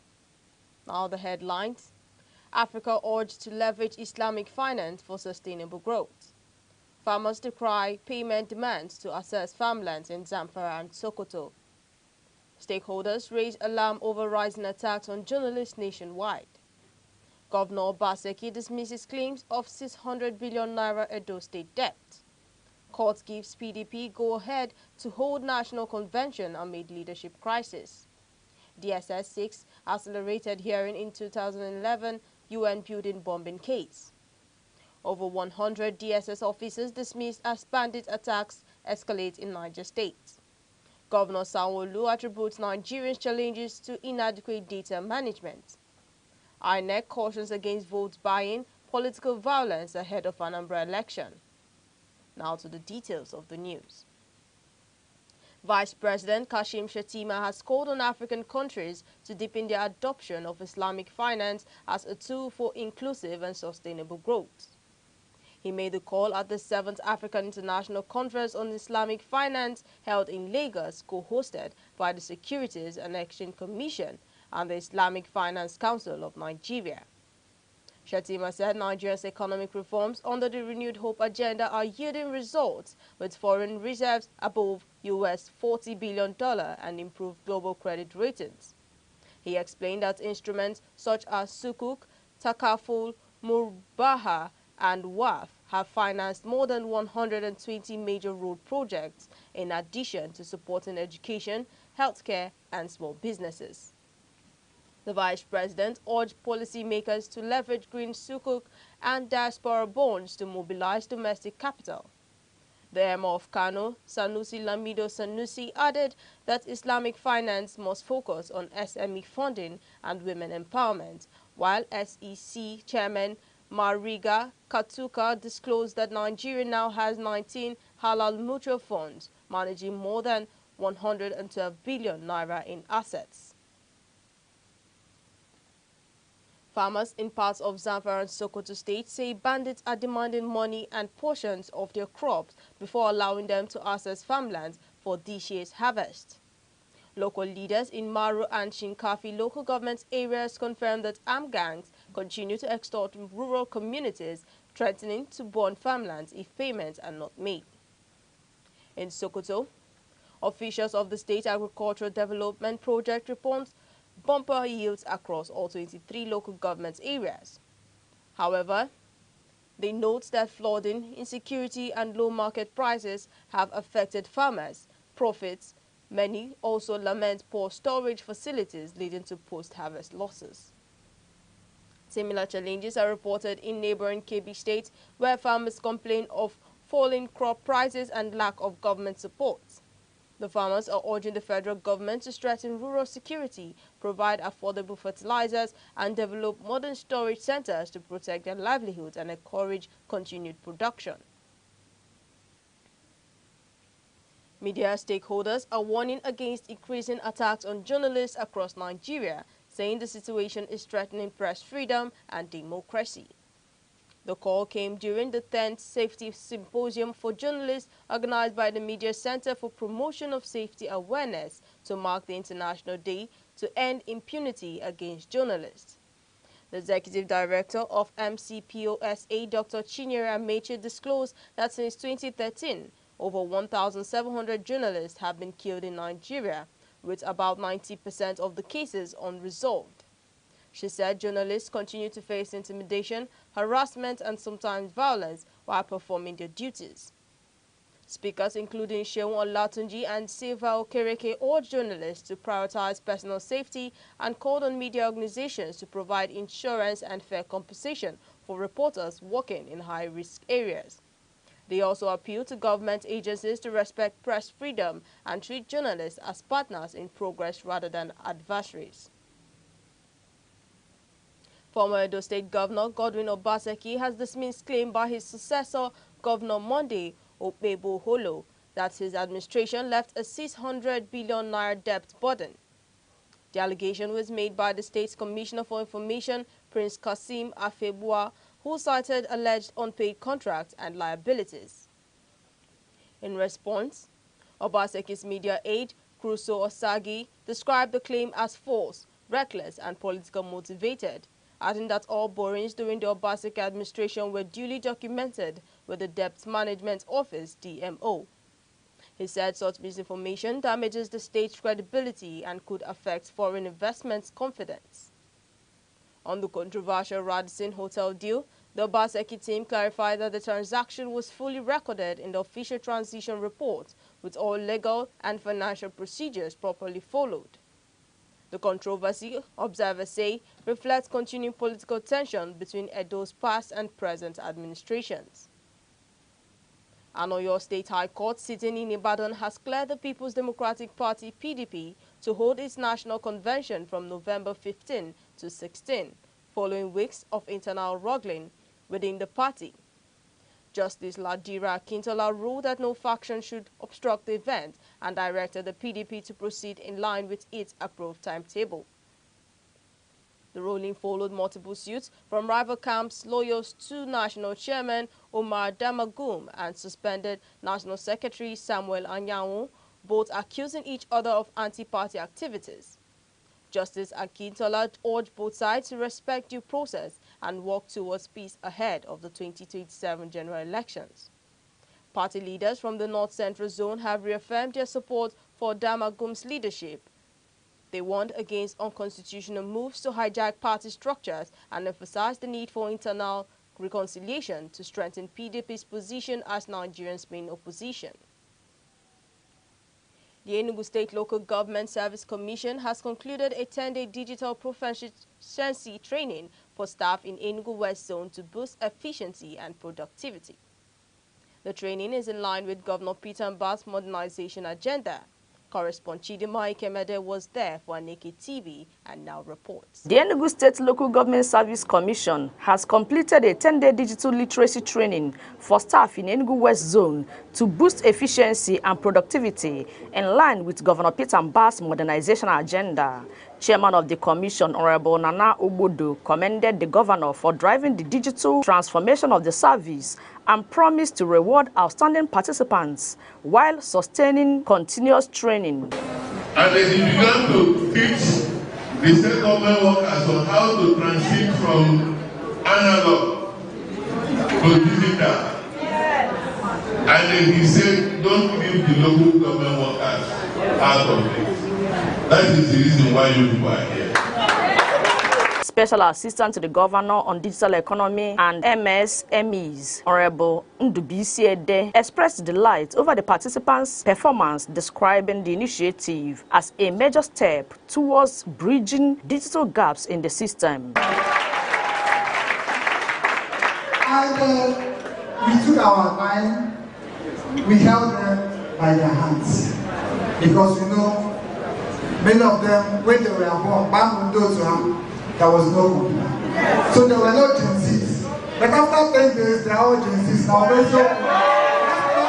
Members of the commission, Peter Nnaji, Amaka Nweke, Bat Ezugu, and Florence Ibozi, praised Governor Mba's commitment to workers' welfare and the chairman's efforts in repositioning the service. So in trying to bring up them, to measure up with today's innovation, that's why we deem it fit to organize this training with the help of the chairman of the commission and the governor's vision in enhancing and adding value to the system. And I want to use this opportunity to thank His Excellency for giving them the privilege to be part of what is happening at the state level, and also to our chairman for also queuing in to the system that is being operated at the state level. So on behalf of the commission, we are very, very happy for all His Excellency has done for the local government staff of Enugu State. The governor since inception has actually taken a very considerable decisions concerning our local government staff. He has brought up their welfare, he has checked the minimum wage, he has raised it up from 30,000 to 80,000, and he's been trying to enhance their welfare so that they will feel better in their work. To thank the governor for giving us the opportunity to do this. It's not our own initiative, but his own initiative, and we thank God that everything worked out successfully. The training officer, Mrs. Mbejo Forchinwe Roslyn, and some participants, including Anibu Ogechukwu and Comrade Samuel Okeke, described the program as impactful and timely. The training exercise, the activities really impacted on the lives of the participants. And I really want to appreciate the governor of Enugu State, His Excellency, Dr. Peter Mba, for giving the local government staff the platform to excel. I learned a lot of things. I thank God for our governor. He really did well for providing this opportunity for us to learn. Like somebody like me, I don't know much about computer, but this platform now made me to know at least some primary aspects of computer. The training was so successful. I love this training because somebody like me have not even have a time or have an opportunity to touch a computer. But I love to touch the computer, but I don't have the opportunity. But this training exposed me in many ways in Excel, Microsoft Word and Micro PowerPoint to enable me to understand what I'm supposed to know them before now. So I'm so much happy about the training. So the training was okay and fantastic. The exercise ended with a group photograph marking the successful conclusion of the digital literacy training. Chidemi Kemede, Aneke TV.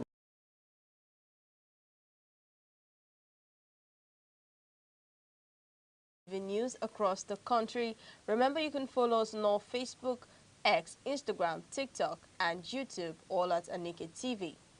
Now, a quick reminder of major developments in the news. Africa urged to leverage Islamic finance for sustainable growth. Farmers decry payment demands to access farmlands in Zamfara and Sokoto. Stakeholders raise alarm over rising attacks on journalists nationwide. Governor Baseki dismisses claims of 600 billion naira Edo state debt. Court gives PDP go-ahead to hold national convention amid leadership crisis. And coming up shortly, DSS 6 accelerated hearing in 2011 UN building bombing case. Over 100 DSS officers dismissed as bandit attacks escalate in Niger State. Governor Sanwo-Olu attributes Nigeria's challenges to inadequate data management. Aneke cautions against vote buying political violence ahead of Anambra election. We'll be right back. The Arena with Chris Anibogo is the platform where we meet to take critical analysis of burning and topical issues and matters in the society. as to proper solutions on making the society better. You came into office, you locked the door to everybody. Nobody can even access you. You don't even play the politics. Month in, month out, year in, year out. So where is the money going to? Where's the resources? Whenever the economy is in a shambles, you find the government embracing pro-people policy to assuage the harsh economic reality. It was used to settle political interest, and Nigerians were paying dearly for it. Tune in to the arena with Chris Aneke every Monday through Thursday by 1 p.m. only on Aneke TV. Join us.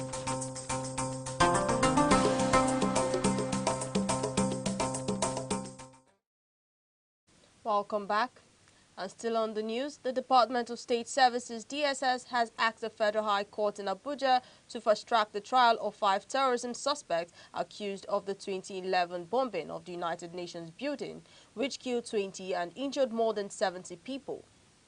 Deputy Director Favor Desir said procedural delays and absent defense lawyers have stalled the case for years. Justice Emeka Wite, presiding over the matter, has granted the DSS request and ordered accelerated hearings. The court recently conducted a trial within a trial where confessional videos of the accused were played as evidence. 2 principal suspects, identified as leaders of the ANSARU terrorist group, faced 32 counts of terrorism, including allegations of financing attacks through kidnappings and illegal mining. The trial is expected to continue on November 19. The Department of State Service has dismissed 115 personnel as part of its ongoing internal reforms aimed at upholding professionalism and integrity within the service. A statement from DSS headquarters says the names of the dismissed officers have been published online to prevent impersonation. The service warned the public against engaging with anyone posing as a serving operative, saying such individuals would face persecution. The action comes amid a broader security review following last weekend's bandit ambush on Niger State lawmaker Jafaru Ali in Kubli village, which left several aides injured. Meanwhile, the new Director of Defense Information, Brigadier General Sumaila Uba, has called for stronger collaboration between the military and the media to counter false narratives and promote public trust in security operations. Lagos State Governor Babajide Sanwo-Olu says Nigeria's persistent development challenges stem largely from poor data management and inaccurate population tracking. Speaking at the launch of the Southwest APC Trainers Registration Exercise in Lagos, the governor noted that whatever is not measured cannot be managed. Represented by his deputy Obafemi Hamzat, Sanwo-Olu emphasized the importance of data-driven planning for efficient governance, service delivery, and economic growth. He said accurate records are essential for job creation, infrastructure expansion, and political mobilization ahead of future elections. At the event, attendees also honored the late Yakubu Mohammed, co-founder of Newswatch magazine, whose contributions to Nigerian journalism were described as beyond expectations. Veteran journalists urged younger professionals to emulate his integrity and excellence. The Independent National Electoral Commission, INEC, has warned political parties, candidates and supporters against vote buying, thuggery and other electoral offences ahead of Saturday's Anambra governorship election.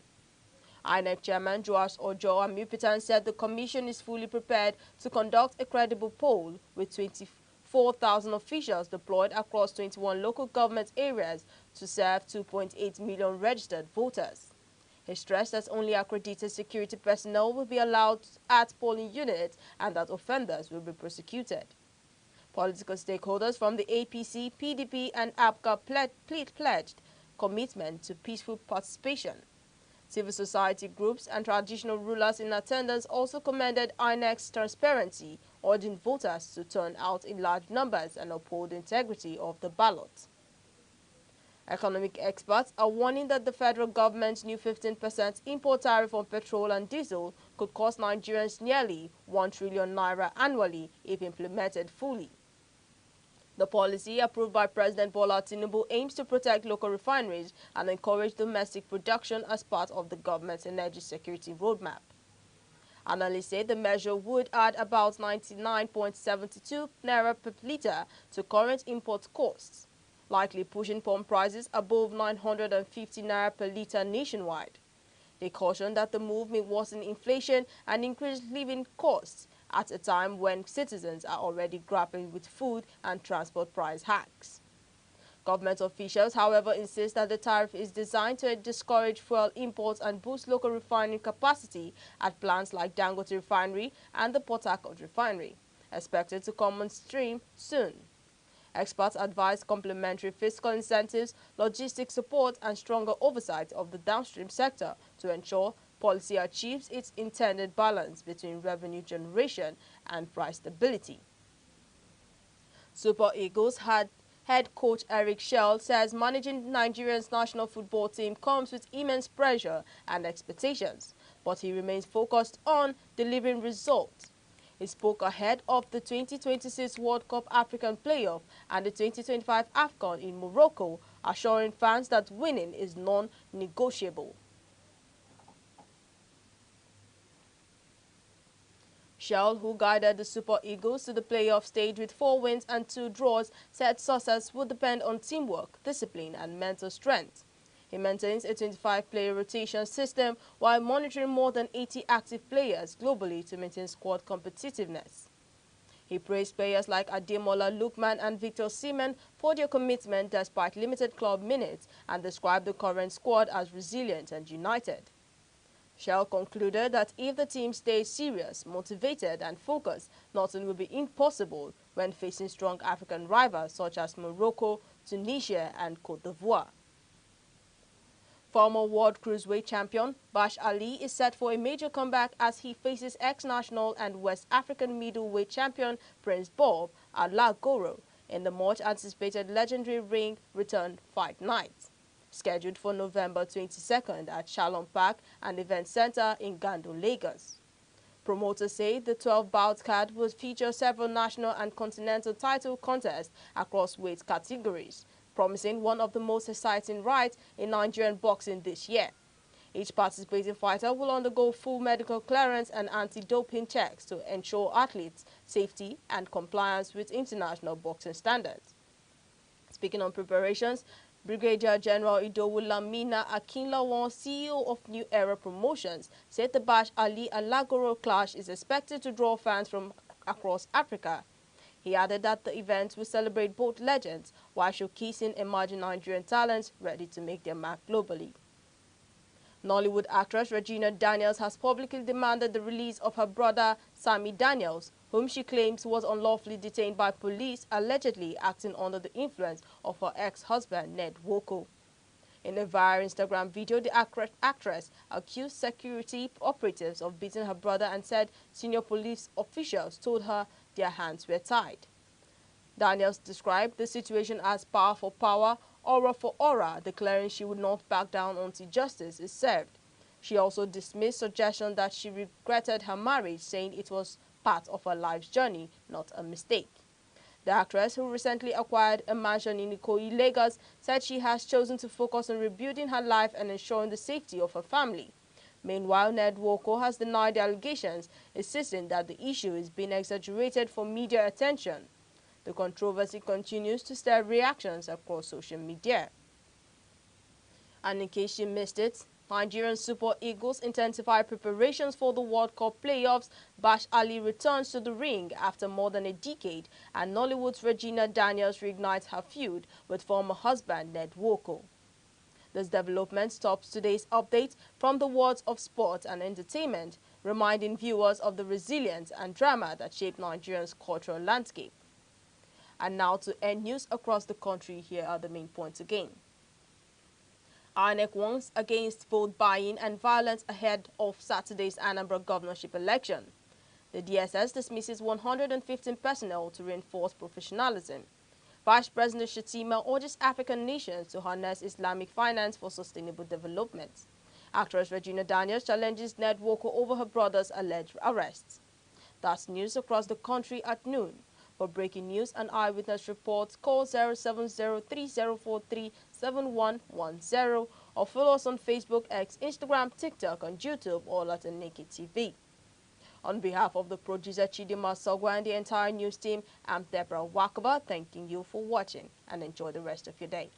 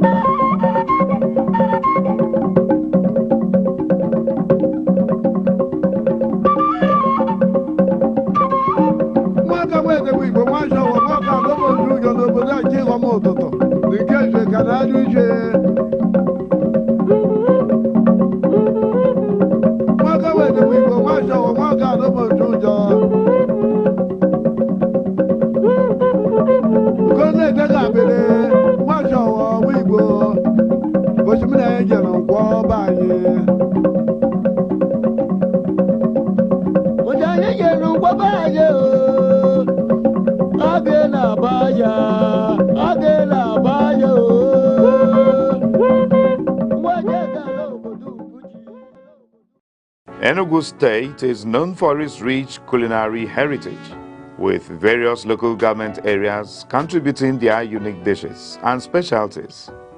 Some popular dishes across Enugu State include Okpa, a traditional Igbo dish made from Bambara groundnuts; Abacha, a popular Nigerian dish made from dried shredded cassava; Nkwobi, a spicy cow leg dish; Abobo or Fiofio, a porridge made from pigeon peas; Ofe Akwu, a traditional Nigerian soup made with palm fruits oil extract; Akpu, a traditional Nigerian food made from cassava tubers; Ogba, a traditional Nigerian food ingredient made from fermented oil bean seeds; Okwa, African breadfruit often used in traditional dishes; Oha soup, a traditional Nigerian soup made with oha leaves and cocoyam paste.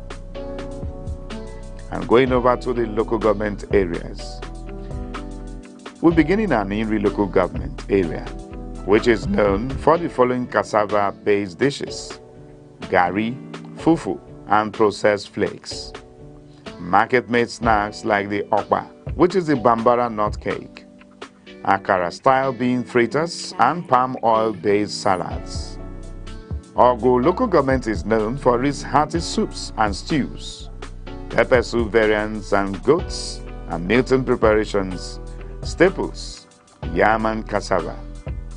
Enugu's local government area is known for their special delicacy nkwobi, isiewu, spicy cow leg, and street foods like pepper soup and grilled fish, and packaged traditional foods like dried abacha flakes and pre-packed okpa. And Enugu North is known for markets and ceremonial foods like abacha, smoked fish, ogba, which is fermented oil bean, and roasted proteins. Enugu South is known for hospitality foods, which are abacha, okpa, nkwobi, okwa, and other southern Igbo staples. Ezeago is known for markets and ceremonial foods like abacha, smoked fish, ogba, which is fermented oil bean, and roasted proteins. Enugu South is known for hospitality foods, which are abacha, okpa, nkwobi, okwa, and other southern Igbo staples. Ezeago also has the abacha and cassava-derived dishes, distinctive abacha preparations using dried and shredded cassava. Igbo Etiti local government is known for mixed staples like yam, cassava, and legumes with pigeon pea. They also have bean dishes like abobo, fiofio, and bean-based preparations. Igbo Eze North has rural produce like bambara nuts and cassava, as well as street breakfast items like okpa and akara. While Igbo Eze South has festive soups and cassava accompaniments like hearty soups and cassava derives like gari and fufu. In Isuzo local government area, the local government is known for highland crops like yam, tuber crops, and dried tuber dishes like variants, which is similar to achicha and abobo. Nkanu East also has the abacha styles and variants with different preparations using fresh native beans, fried ingredients, and local sauces of smoked fish. Nkanu West has yam and vegetable combos like festival dishes, combining tuber staples with special meat and seafood dressings. Nseka is known for their okpa, achicha, and abacha. They are widely reported as common local specialties, and they have the delicacy made with corn known as ayarayoka. Oji River is known for cassava-derived snacks, abacha ingredients, okwa, smoked fish, and okpaka is known for trade hubs and market supply. Udenu is known for garden vegetables and accompaniments and dried tuber preparations like leafy green soups and dried tuber snacks. Udi local government is also known for cassava products and abacha, popular abacha preparations, and cassava-based products with various soups. Uzuwani local government area is known for riverine and food networks, which are the okwa, tubers such as yam and cassava, and vegetable soups with their various ways of preparation, and also their festival cooking, which is a locally caught fish and smoked proteins.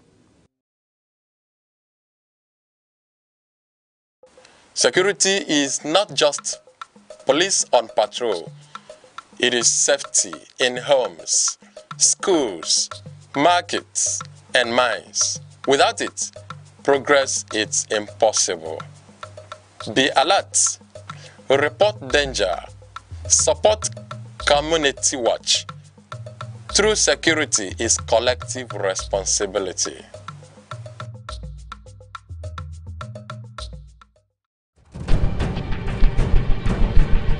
Close your eyes. Let the years roll back. Echoes of the past, taking you back in time, where every story shines like a sweet old rhyme. From classic hits to faces we've missed, from golden days to timeless bliss. It's not just memories, it is a journey through the moment that made us. Echoes of the past, the stories that last, on your Throwback Thursday, bringing back the past. Only here on Aneke TV, where yesterday lives again. Imagine Nigeria in the 1940s, a country ruled by colonial masters, where women's voices were hushed, where politics was a man's game. Now imagine one woman, elegant, fearless, sharp as blade, standing in the marketplace, rallying women with songs and laughter, then walking straight into parliament, daring men to take her seriously. That woman was Margaret Ebo. But behind her striking Ankara rappers and her fairy speeches lay stories history books rarely tell, of resilience, loss, fashion, strategy, and even imprisonment. This is not just a biography. This is a story of the lioness who roared in silence so Nigerian women could one day speak freely. Hello and welcome. This is Echoes of the Past right here on Aneke TV with Aneke. Born July 27, 1914 in Creektown, Cross River, Margaret Ebo's childhood was marked by loss. She lost her father, a churchman, early on, yet her widowed mother insisted she continue school. Margaret's mother sold fish to keep her daughter in school. It was from those market trips that Margaret first learned the power of women's solidarity. Margaret trained as a teacher and in 1938 married Dr. John Ebo. But history often disguises destiny. While her husband worked in hospitals, Margaret sat on medical meetings. She noticed something disturbing. Nigerian doctors, brilliant and skilled, were excluded by colonial officials. Margaret would later confess to her daughter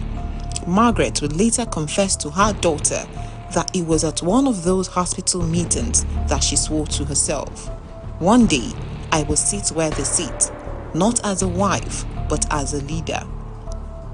Margaret's entry into politics didn't begin in a parliament. It began in the market.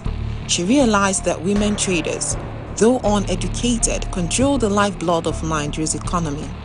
So she built alliances with them, teaching them about politics through stories, songs, and market gossip. What history often forgets is that her political meetings were deliberately disguised as cultural dances. She would invite women under the pretense of music and fashion, only to rally them about taxes, rights, and elections. That was Margaret Ebo, turning everyday life into political strategy. By the late 1940s, Margaret Ebo's influence spread beyond Aba and Calabar. She collaborated with Fumilayo Ransom Kuti in Abeokuta, and together they shook the colonial establishment.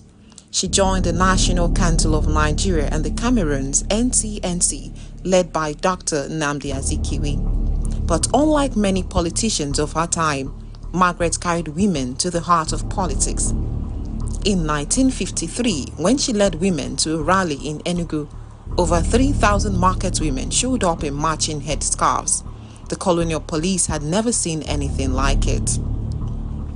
That was the day British colonial officials began calling her the woman who mobilizes armies without guns. Margaret Ekpo weaponized fashion. She believed that a woman's wrapper was her armor. She believed that a woman's wrapper was her armor, and she wore hers with deliberate flamboyance. To her, every bold color was resistance, every head tie a crown. She once arrived at the Eastern House of Assembly in a wrapper so dazzling that a male politician muttered, "She dresses like a queen." Margaret replied, "And I legislate like one too." By 1961, Margaret Ekpo was elected to the Eastern Regional House of Assembly. She became one of Nigeria's first female legislators, but history can be cruel. The turbulence of the 1966 coup and the civil war that followed silenced her voice. During the war, she was detained by the military government. Few know this, but her daughter later revealed that Margaret used her time in prison to teach young women prisoners how to read and write. Even in chains, she empowered. After the war, Margaret Ekpo withdrew from frontline politics, but she never stopped inspiring. In 2001, Calabar Airport was renamed Margaret Ekpo International Airport, a permanent reminder that she took Nigerian women from the marketplace to the legislature. Each of these women walks on the path Margaret cleared. Margaret Ekpo lived until the age of 92, passing away on September 21, 2006. But her spirit still lingers. In every ballot cast by a Nigerian woman, in every political meeting where women sit at the table, and in every marketplace where women raise their voices without fear. She was not just a politician. She was a wife, a mother, a fashionista, a strategist, a prisoner, and above all, a pioneer. Margaret Ekpo proved that politics was not a man's business. It was everybody's business. And that's all we have for you today on Echoes of the Past right here on Aneke TV with Amaka Nneji. Join us again next week, same time, same station.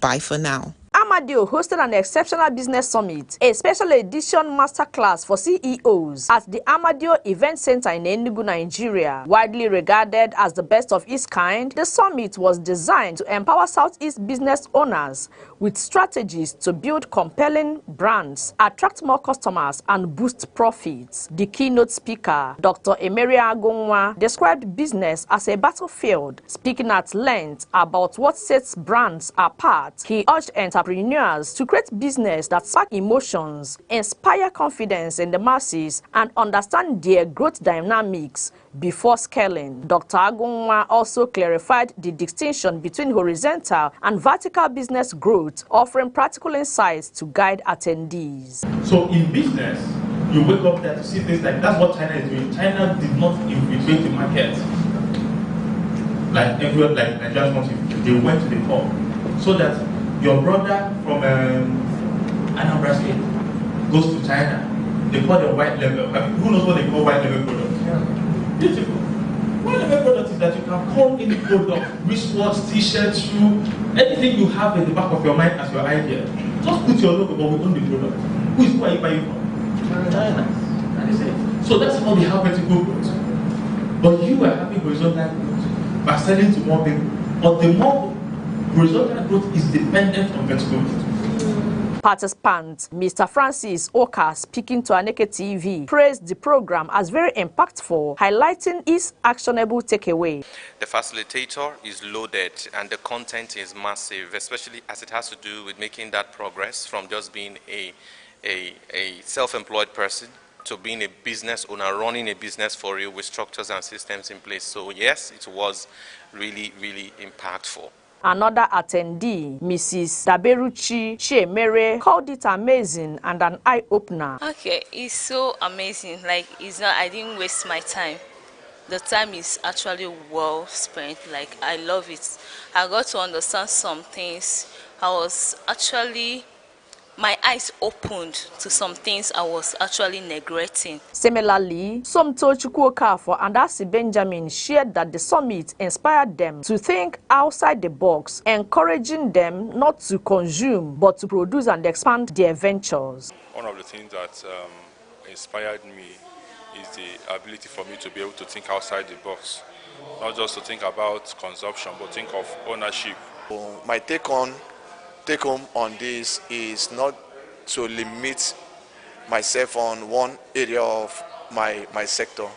The summit, which drew participants from across the southeast, was highly interactive. Dr. Agunwa invited attendees to share their business challenges, offering tailored solutions on the spot. He also debunked common business misconceptions and encouraged owners to build ventures with lasting values, emphasizing that the market is eager for Africans to seize global opportunities. Chidimmi Kemede, Aneke TV.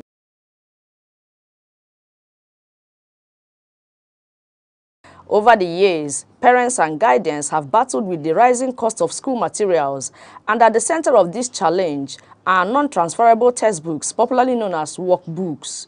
These books are designed in such a way that once a child has written in them, they cannot be passed on to siblings or other students. At first, the idea seemed innovative, but over time, some school management began making these books compulsory. Pupils and students without them often found themselves unable to complete certain assignments, creating a sharp departure from the long-standing practice of simply using notebooks. While convenient for teachers, this academic style came at a cost literally. Families were forced to purchase new copies every academic year, thereby increasing the economic hardship for the family. Recently, the governments of Imo, Benue, Anambra, and Ondo states moved to address this burden by banning the use of non-transferable textbooks in their schools. The decision has sparked conversations across communities. When Aneke TV spoke with parents and guardians, reactions were mixed. Many expressed relief, welcoming the chance to save money and return to a culture of reusing books. Others, particularly in states yet to adopt the policy, are watching closely, hoping similar changes will soon reach their children's classrooms. I believe the government meant well for schools by making that policy of non-transferable textbooks to schools. Though it has not gotten down to Enugu State, but I believe in due time our government will review its own as well. It's not bad for me to say that. It's not bad because the curriculum review, I know it comes, I think, 3 years, every 3 or 4 years. If a textbook, if a child or children in a particular family uses the textbook, at the time there will be another curriculum review. If it prompts to change that textbook, we will follow suit. It's a welcome development, and I believe the government meant well. It's quite discouraging and it's quite disturbing that somebody, your sibling, the book, for instance, the book somebody used, then that the person's sibling, the child's sibling, that is coming to the class, the next academic session, will not use that book. It's not healthy, it's not the ideal thing. It's exploitative. And wherever such thing is tenable, they should think twice and change it, because it's not good. It's a beautiful and welcome development. In this situation, I think the government meant well for both parents, learners, and schools. So with this, I think that the parents will no longer complain of paying for textbooks, each term pay for textbook and all that. And also the teachers will have a separate book or a separate exercise book for homework and other things. So the writing in the textbook, most times when you give the learners textbook to do their homework, before the term will run out, in fact, it will not even last for a whole section. As schools reopen, the ban is already making a difference. Parents in the affected states breathe easier, while those elsewhere continue to push for reform. For many, the bigger hope is not just to cut costs, but to restore an educational tradition where books are handed down, knowledge is shared, and no child is left behind because of financial barriers. Chidimmi Kemede, Aneke TV. Sex is sacred, not shameful. In its truest form, it is more than the body. It is soul speaking to soul, fire woven with trust, vulnerability clothed in consent. But when misused, it breaks more than bodies, it fractures spirits. That is why it must be approached with reverence, not recklessness. Let us teach to love before lust, connection before conquest. For when sex is honored, it becomes not just pleasure, but poetry. Peace is not passive. It is built. It grows through tolerance, justice, and mutual respect. Without peace, development is a dream. We all play a role, from homes to nations. Choosing peace in our actions and words can transform the world.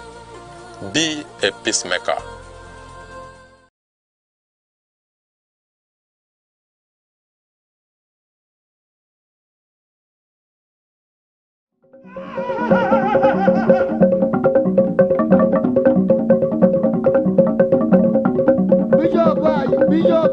Bishop, whoa, whoa, whoa.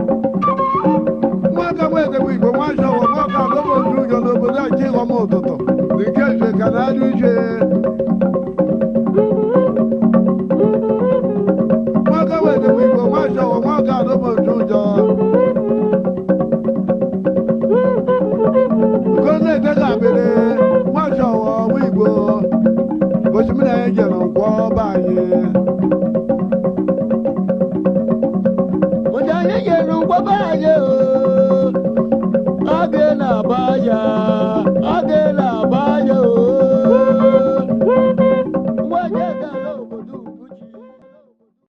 Enugu State is known for its rich culinary heritage, with various local government areas contributing their unique dishes and specialties.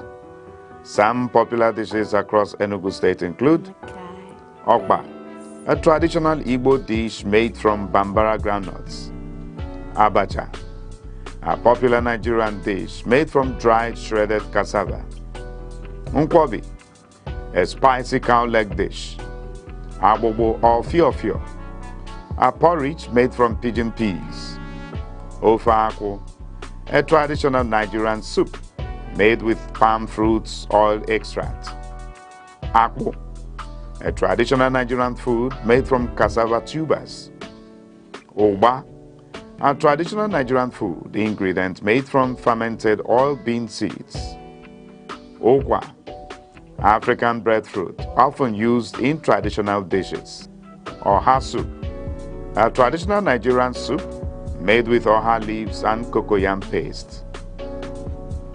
And going over to the local government areas. We begin in an Inri local government area, which is known for the following cassava-based dishes: gari, fufu, and processed flakes; market-made snacks like the okpa, which is the Bambara nut cake; akara-style bean fritters, and palm oil-based salads. Ogo local government is known for its hearty soups and stews, pepper soup variants and goats and Milton preparations, staples, yam and cassava. Enugu's local government area is known for their special delicacy nkwobi, isiewu, spicy cow leg, and street foods like pepper soup and grilled fish, and packaged traditional foods like dried abacha flakes and pre-packed okpa. And Enugu North is known for markets and ceremonial foods like abacha, smoked fish, ogba, which is fermented oil bean, and roasted proteins. Enugu South is known for hospitality foods, which are abacha, okpa, nkwobi, okwa, and other southern Igbo staples. Ezeago is known for markets and ceremonial foods like abacha, smoked fish, ogba, which is fermented oil bean, and roasted proteins. Enugu South is known for hospitality foods, which are abacha, okpa, nkwobi, okwa, and other southern Igbo staples. Ezeago also has the abacha and cassava-derived dishes, distinctive abacha preparations using dried and shredded cassava. Igbo Etiti local government is known for mixed staples like yam, cassava, and legumes with pigeon pea. They also have bean dishes like abobo, fiofio, and bean-based preparations. Igbo Eze North has rural produce like bambara nuts and cassava, as well as street breakfast items like okpa and akara. While Igbo Eze South has festive soups and cassava accompaniments like hearty soups and cassava derives like gari and fufu. In Isuzo local government area, the local government is known for highland crops like yam, tuber crops, and dried tuber dishes like variants, which is similar to achicha and abobo. Nkanu East also has the abacha styles and variants with different preparations using fresh native beans, fried ingredients, and local sauces of smoked fish. Nkanu West has yam and vegetable combos like festival dishes, combining tuber staples with special meat and seafood dressings. Nseka is known for their okpa, achicha, and abacha. They are widely reported as common local specialties, and they have the delicacy made with corn known as ayarayoka. Oji River is known for cassava-derived snacks, abacha ingredients, okwa, smoked fish, and okpaka is known for trade hubs and market supply. Udenu is known for garden vegetables and accompaniments and dry tuber preparations like leafy green soups and dry tuber snacks. Udi local government is also known for cassava products and abacha.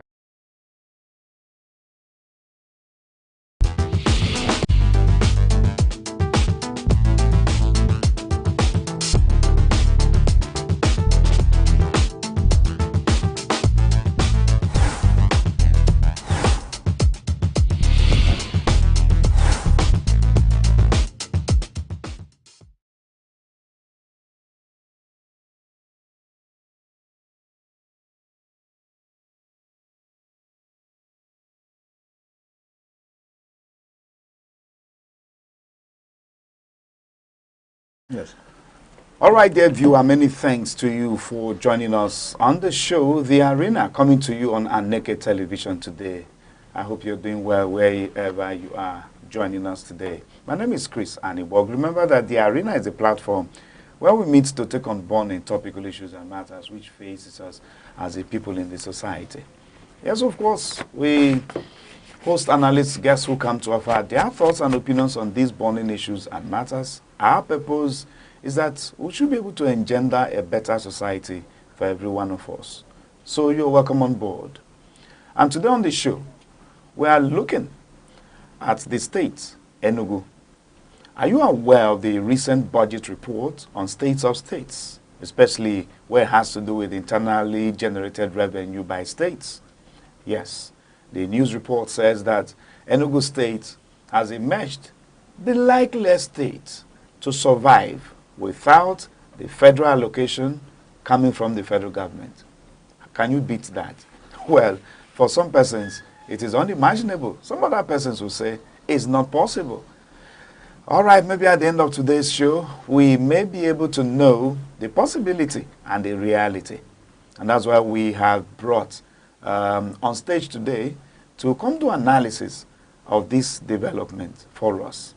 The Senior Special Assistant to the Governor of Enugu State on New Media, in the person of Dr. Ruben Oyishi. Doc, it's a pleasure to have you on Aneke TV today.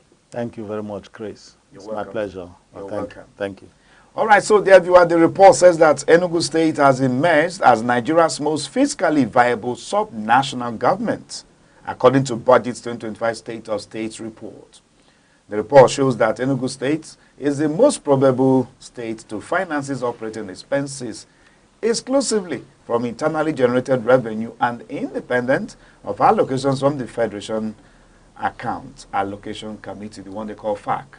Now, whereas Enugu, Lagos, Abia, Anambra, and Kwara are the 5 top states on the ranking, likely to survive independent of FAC receipts, we have the rest, as Yobe, Benue, Jigawa, Kogi, and Imo ranked the least on the ranking.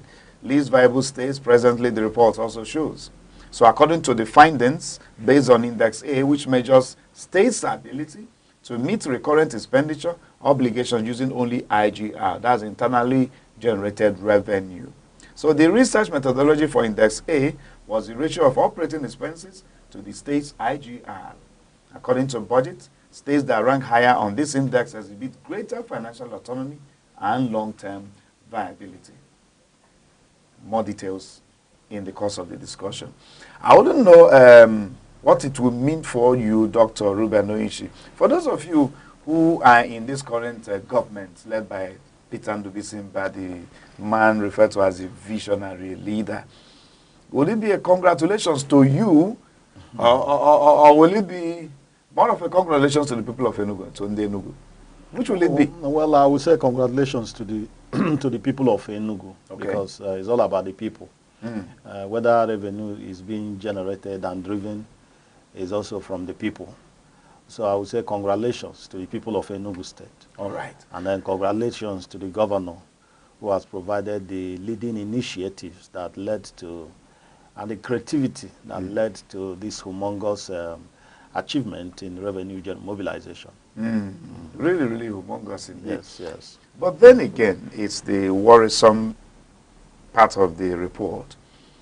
Is it true Is it true? Issue, What or are we just playing politics? Excuse me. The figures, the facts and the figures are there. So yeah, we have the facts and the figures. The figures are there. So it's not about whether it's true. It sounds, yeah, it's quite unimaginable, but that's the reality that back came on board. In 2021, the IGR of the state was around 24 billion. Okay, and 2022 it was about 28.7 billion. Okay, you understand, which has a marginal increase before he came on board. Before he came on board. So he came on board in the middle of 2023, and then drove the IGR to 33 point something billion. You understand? Then Enugu was coming, I think, 12th in the rank 12th among the nations. So, but in 2024, the IGR was driven to 180.5 billion, which is 433% increase. So it's a reality, and one begins to marvel at the creativity of His Excellency.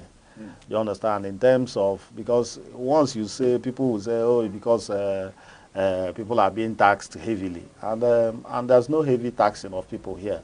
But what the governor did was to widen the tax base or the tax net, so that it became impossible for people to evade tax, because before now tax evasion was all the rage. People could pay, people could not pay, people can avoid tax and all that. But with the introducing of e-ticketing and e-payment, the digitalization of the taxing process actually made it impossible for tax evasion to obtain. So you find out that that was what the governor did. He widened the tax base so that everybody will now pay tax. Those who are supposed to pay tax. Yes, will pay tax. And then institutional reforms are like the revitalization of moribund assets is something that is also quite creative on the part of His Excellency.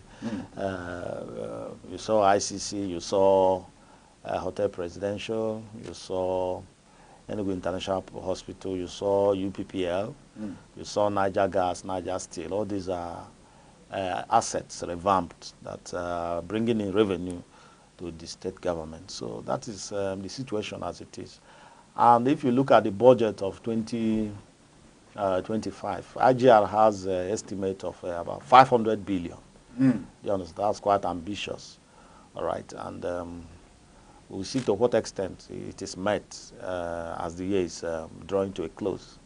So that is it. But it's really not going to fall short of 2024 result.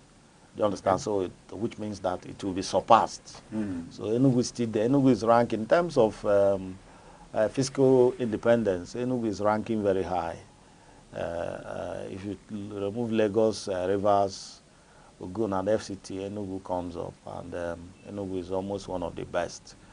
Which means that the governor himself has said that FAC is something that we have to save for our children.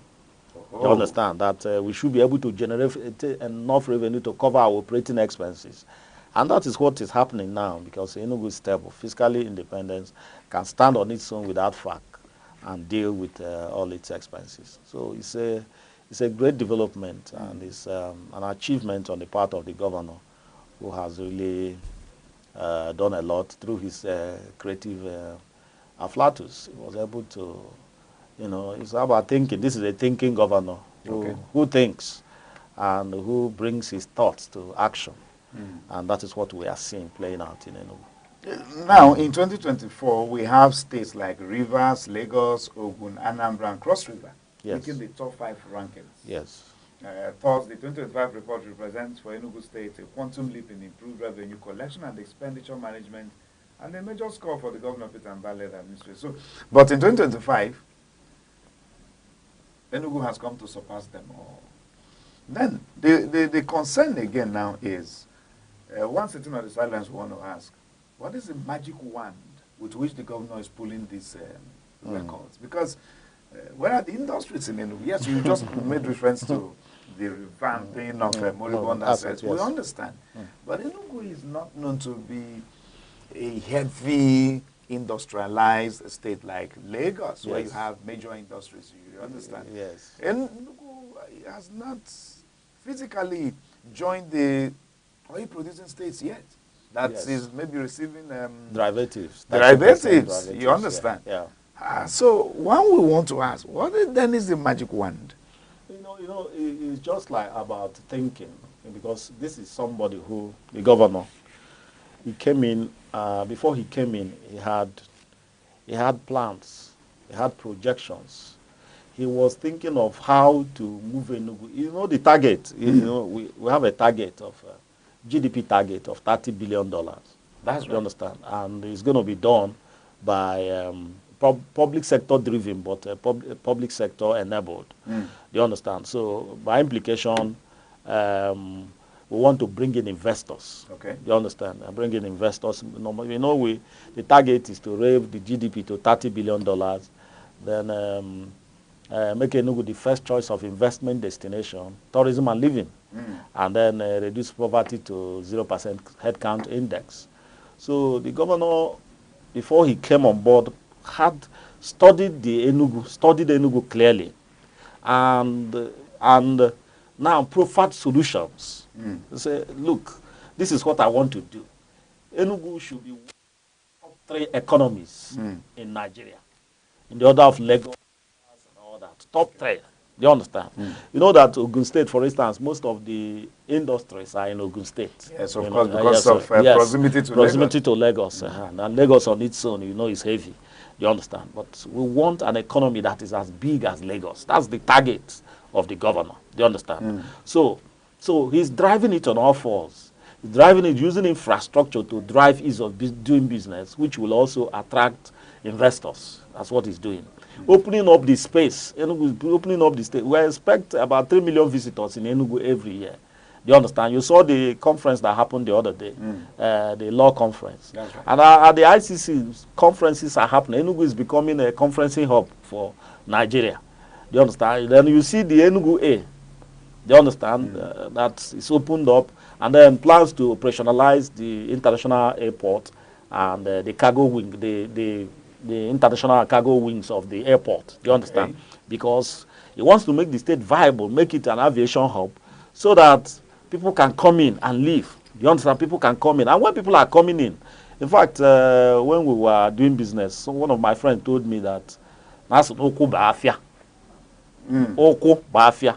If people are coming into your shop, they are coming in. Now you are selling. Walk in, walk out. walk out. So Oku Baafia. So by implication, when people are coming into the Enugu State, those people are coming, they will eat, they will do shopping, they will lodge. All these things are more or less contributing to the economic development of the state. So these are what he's doing. And then in terms of revenue, you see, a lot of things were being frittered away. A lot of revenue were being frittered away. Do you understand? Some of them were even going into private pockets. Look, take for instance mining. When governor came in, all those people mining at our home and all these places, they weren't remitting anything. Some of them were remitting, but they were going into private pockets. Individuals were pocketing them. Sorry to cut in, Dr. Yes. Well, personally, some of us were surprised. Yes.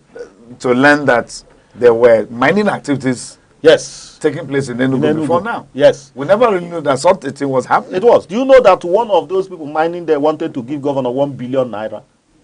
To stay away. 1 billion naira to give governor. To governor say pay it. So that governor will... he said pay it into the state coffers. Pay it into the state coffers. So a lot of things they are being frittered away. A lot of revenues that should come to government will be frittered away. So all these integrated productive sector, you find out that they have targets. They don't have targets. And you have to turn the governor, you will sit and say, what have you done? What have you achieved? It's just like private sector where you do MPR and say, look, what have you done? What have you achieved? I gave you a target of this. To what extent have you met the target? That's what is going on in the state. And it's paying off. And governor doesn't even feel complacent. For now, governor doesn't even feel that he has. This is morning on a creation day. So he doesn't even feel that we have done anything. And you know that when a man thinks that way, we have achieved this much and he doesn't even think that we have done anything. That tells you where he's headed for. So, and it is 500, look at the budget, 500 billion, that is the target. For IGR? For IGR. Because I know that the total budget sum for the state for 2025 is 971 point something. Something billion. very close to 1 trillion. Something very close to 1 trillion. That's what it is. But the IGR target is 500 billion. So when we're able to generate this thing, we just keep fact and say, look, fact, keep it, save it for our posterity. Then we can cover our operating expenses with IGR and even have a surplus value to do other things. You understand? So and you are assuring the viewer that this achievement, it has nothing to do with overtaxation of the people. No, where are the people who is even being overtaxed in the first place? Because if you mention, people will say it's because of overtaxation. Nobody's being overtaxed. Okay, for instance, you are paying 34,000 naira per annum. As a businessman. As a businessman. Is that too much? It is not too much if you want to tell yourself the truth. This is a business where you make, what is the profit you make? Some of them make hundreds of thousands on a daily basis. Do you understand? And you are just giving a divide the 34 by 365. It'll give you how much? Just very little a day. Do you understand? Maybe 100 and something a day. Is that too much? It's not too much. If you want to tell ourselves the truth, too much for you to contribute to the development of your state. And this is where you are doing business, you are enjoying the infrastructure, you are enjoying the amenities, but you will not want to contribute this later to the development of the state. No, it is people who weren't paying taxes before that are fuming. They were not paying before. Go to America, go to Europe, you can all these things. You pay. Some people even pay television tax. Television tax. You have television in your house, you pay for it. You know what? You pay tax on it. You know what our people will tell you? Yes, when we go there, we'll pay because it's a planned society, it's a planned system. Things are moving well there. The planning begins here. So the planning begins now and here, and you can see that it is paying off. Do you understand? It's paying off. And mind you, we have not introduced any new tax. Okay. This present government has not introduced any new tax. Okay. All these taxes are statutory, backed up by law. Ab initio. So before the governor even came on board, all these things were already there in place. So it depends on you how it is activated and how serious the government is. Do you understand? Because this tax should be paid. They are statutory. The taxes and fees are statutory. So that you are paying 34,000 is so little. And the 34,000 for business owners is for a year. Per annum is for 1 whole year. So if you pay that, nobody will bother you till next year. Is it too much? It's not too much. Especially for a government that is actually rendering. And then again, you can see that this thing is being plowed. It's not as, even those of us who are in government, it's not, look at me now. Am I living a flamboyant life like a government? Well, until no, but that's the truth. Until I have to go with you. Chris, that's the fact. That is exactly the fact. The government is focused and is about the people. It's all about the people, the development of the state, and about the governor is passionate about it, passionate about development, passionate about social services. Look at what he's doing in the area of education, smart schools. Look at what he's doing in the area of healthcare. Apart from the 260 smart school, type 2 hospitals, he's also building now to completion the Enugu International Hospital. Which will be... We'll appreciate. We are going to take these things one at a time. Yes. So that I think we have all of the time to talk about this thing. Yes. Because sometimes the people are quick to forgetting. Yes. They are quick to forget. So and when we mention 260, we are not talking about 7 smart schools. We are not talking even about 17 smart schools. We are talking about a whooping 260. Talk to us more about the smart schools, because these are the things we know that the government has actually put in place to position the state for the future. Yes. So let's learn more about the smart school. The current state of it. Has it started? Yes, it has started. The smart schools have all started, and there are pockets of some of them that are doing finishing touches like painting, which will also start within this academic session. Do you understand? And then you know that the smart school is also free. It's not as if anybody is paying anything. The students, they don't pay anything. And they are fed once in a day, their lunch. Free feeding? Yeah, free. Free school uniform. Books. Every child is entitled to a tablet. You have a tablet, you understand, and it is free. And then you're exposed to main currents in modern education, like mechatronics, robotics, artificial intelligence, virtual reality, augmented reality. These things are being taught at a smart school. Picking the Enugu child young and then placing them in such a way that by the time the child leaves from crèche to GS3, the child shall have been imbued with skills and qualities that they can offer services to anywhere in all the world, anywhere. From the comfort of your home, you can offer services to companies abroad and all that. Can stand on their own, even if they don't want to further. And you know that we're also targeting smart secondary school. Yeah, because I know a part of the society is raising issues about why are we just dealing with from crèche to GS3? What happens to SS1 to SS3 now, students? in all the 17 local governments, there are going to be one secondary school, smart secondary school, so that you can move from when you finish from there, you can easily move to the smart secondary school. Okay. And then we're also asking universities to adopt experiential learning. Do you understand? That's like somewhere like ASUT. I've adopted experiential learning. Experiential learning is something that you do it practically. You see it and do it practically. Because most times we are given to theories. That's right. Theories, some of us will cram and cram. Just to pass and during the examination, you pour it, and that is the end. Immediately you pour it there, you forget it. Okay? You pour it there. I beg your pardon. Somebody was saying that he saw his teacher. Okay. I think secondary school teacher. And he said, "Sir, I'm still looking for X." Hey. He said, "What is X?"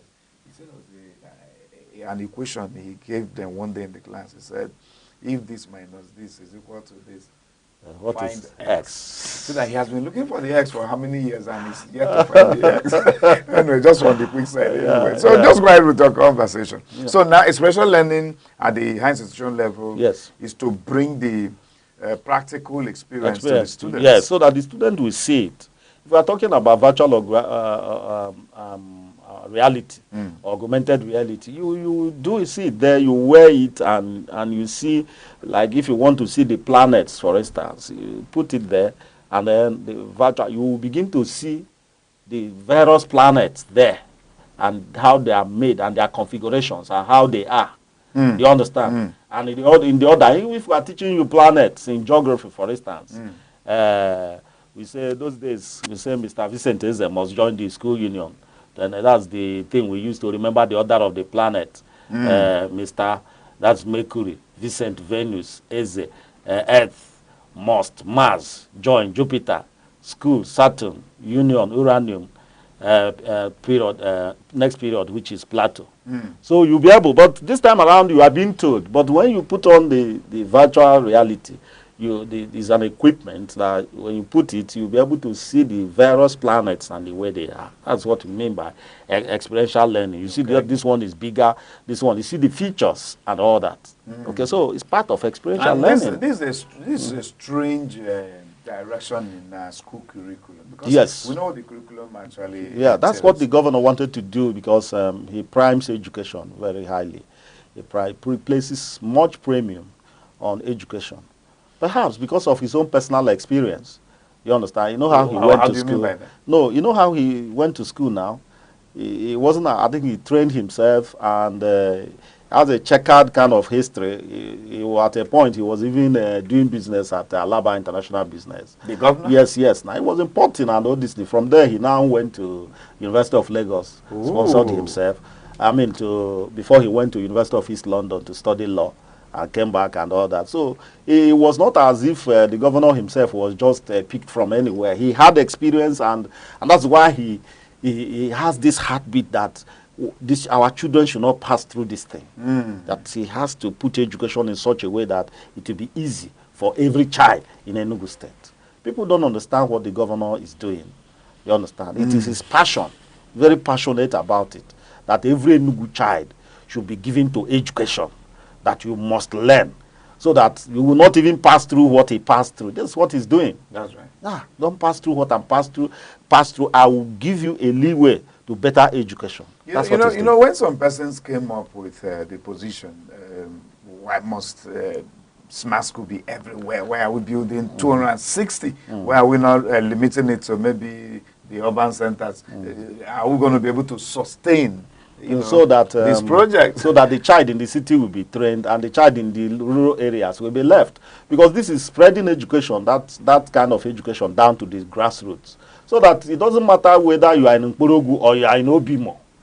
The fact that you are in the rural area should not debar you from having this kind of education. Beautiful. So it is for everybody.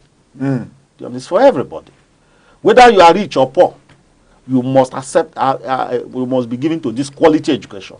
That's what the governor has done. After all, it is going to be the same examination. That is it. When it's time to take the WAEC exams, Same thing. the students coming from the rural areas, they don't ask you, we are going to set exempted. exam different from what to obtain. The same JAMB examination. The same thing. The same institution you all go to. Yes, you all go to. That is the fact. So that is why he has made it a grassroots thing. Okay. Every child must have access to it. Since you've told us that the smart school is actually started in earnest, well, kudos to the people of Enugu on this development. And you said it's free of charge. Free of charge. No, you are not paying a dime. You are not paying for books. You are not paying for your school bag. All you need, just make yourself available. Okay. Just make yourself available. They give you school uniform, give you school bag. Then if there is even a bus that will be there to take you to school. So that going to school is no longer because my father has a car and he's taking me to school. You are there and a car will come and pick you to school. Do you understand? The governor has done it all for our people. And this comes from crèche to JS3. To JS3, from crèche. I don't know, GTC, that one or two persons have actually come up with the position that they were asked to pay. And this is at the secondary level. Yeah, and they're saying the payment is exorbitant, so we don't really... No, GTC is Can you give clarification about it? GTC is a different thing altogether. That one is vocational education. Okay. You understand? Where you learn these skills. There are skills that you learn from the GTC. Do you understand? And the people also live in the school. Okay. You live there, there's accommodation, there is feeding. For the students? For the students. So you have to pay for it. That one, you have to pay for it. Okay. I think that one, I don't know exactly the price, but it's not even too much. But you have to pay. Because that one is vocational. So it's a different thing altogether. It's not part of the smart school. Okay. The smart school is different. The smart school is from crèche to JS3. Through primary to junior secondary. Yeah, but this one is completely vocational. Do you understand? It's for you to acquire skills. And then maybe when you graduate carpentry, masonry, upholstery, or whatever that is the skill, you acquire it and go and deliver. That one is different. All right. Well, signals are coming for us to go on a very quick break. Otherwise, I know that talking about the education sector in Enugu State so far, we have it within the media space that the budgetary allocation by this current administration for education is beating the United Nations standard. It's up to 33% of the budget. Yes. Well, we'll return from this break. Don't go anywhere, dear viewer. We are still here. The Arena with Chris Anibogo is the platform where we meet to take critical analysis of burning and topical issues and matters in the society as to proper solutions on making the society better. You came into office, you locked the door to everybody. Nobody can even access you. You don't even play the politics. Month in, month out, year in, year out. So where is the money going to? Where's the resources? Whenever the economy is in a shambles, you find the government embracing pro-people policy to assuage the harsh economic reality. It was used to settle political interest, and Nigerians were paying dearly for it. Tune in to the Arena with Chris Anibogo every Monday through Thursday by 1 p.m. only on Aneke TV. Join us.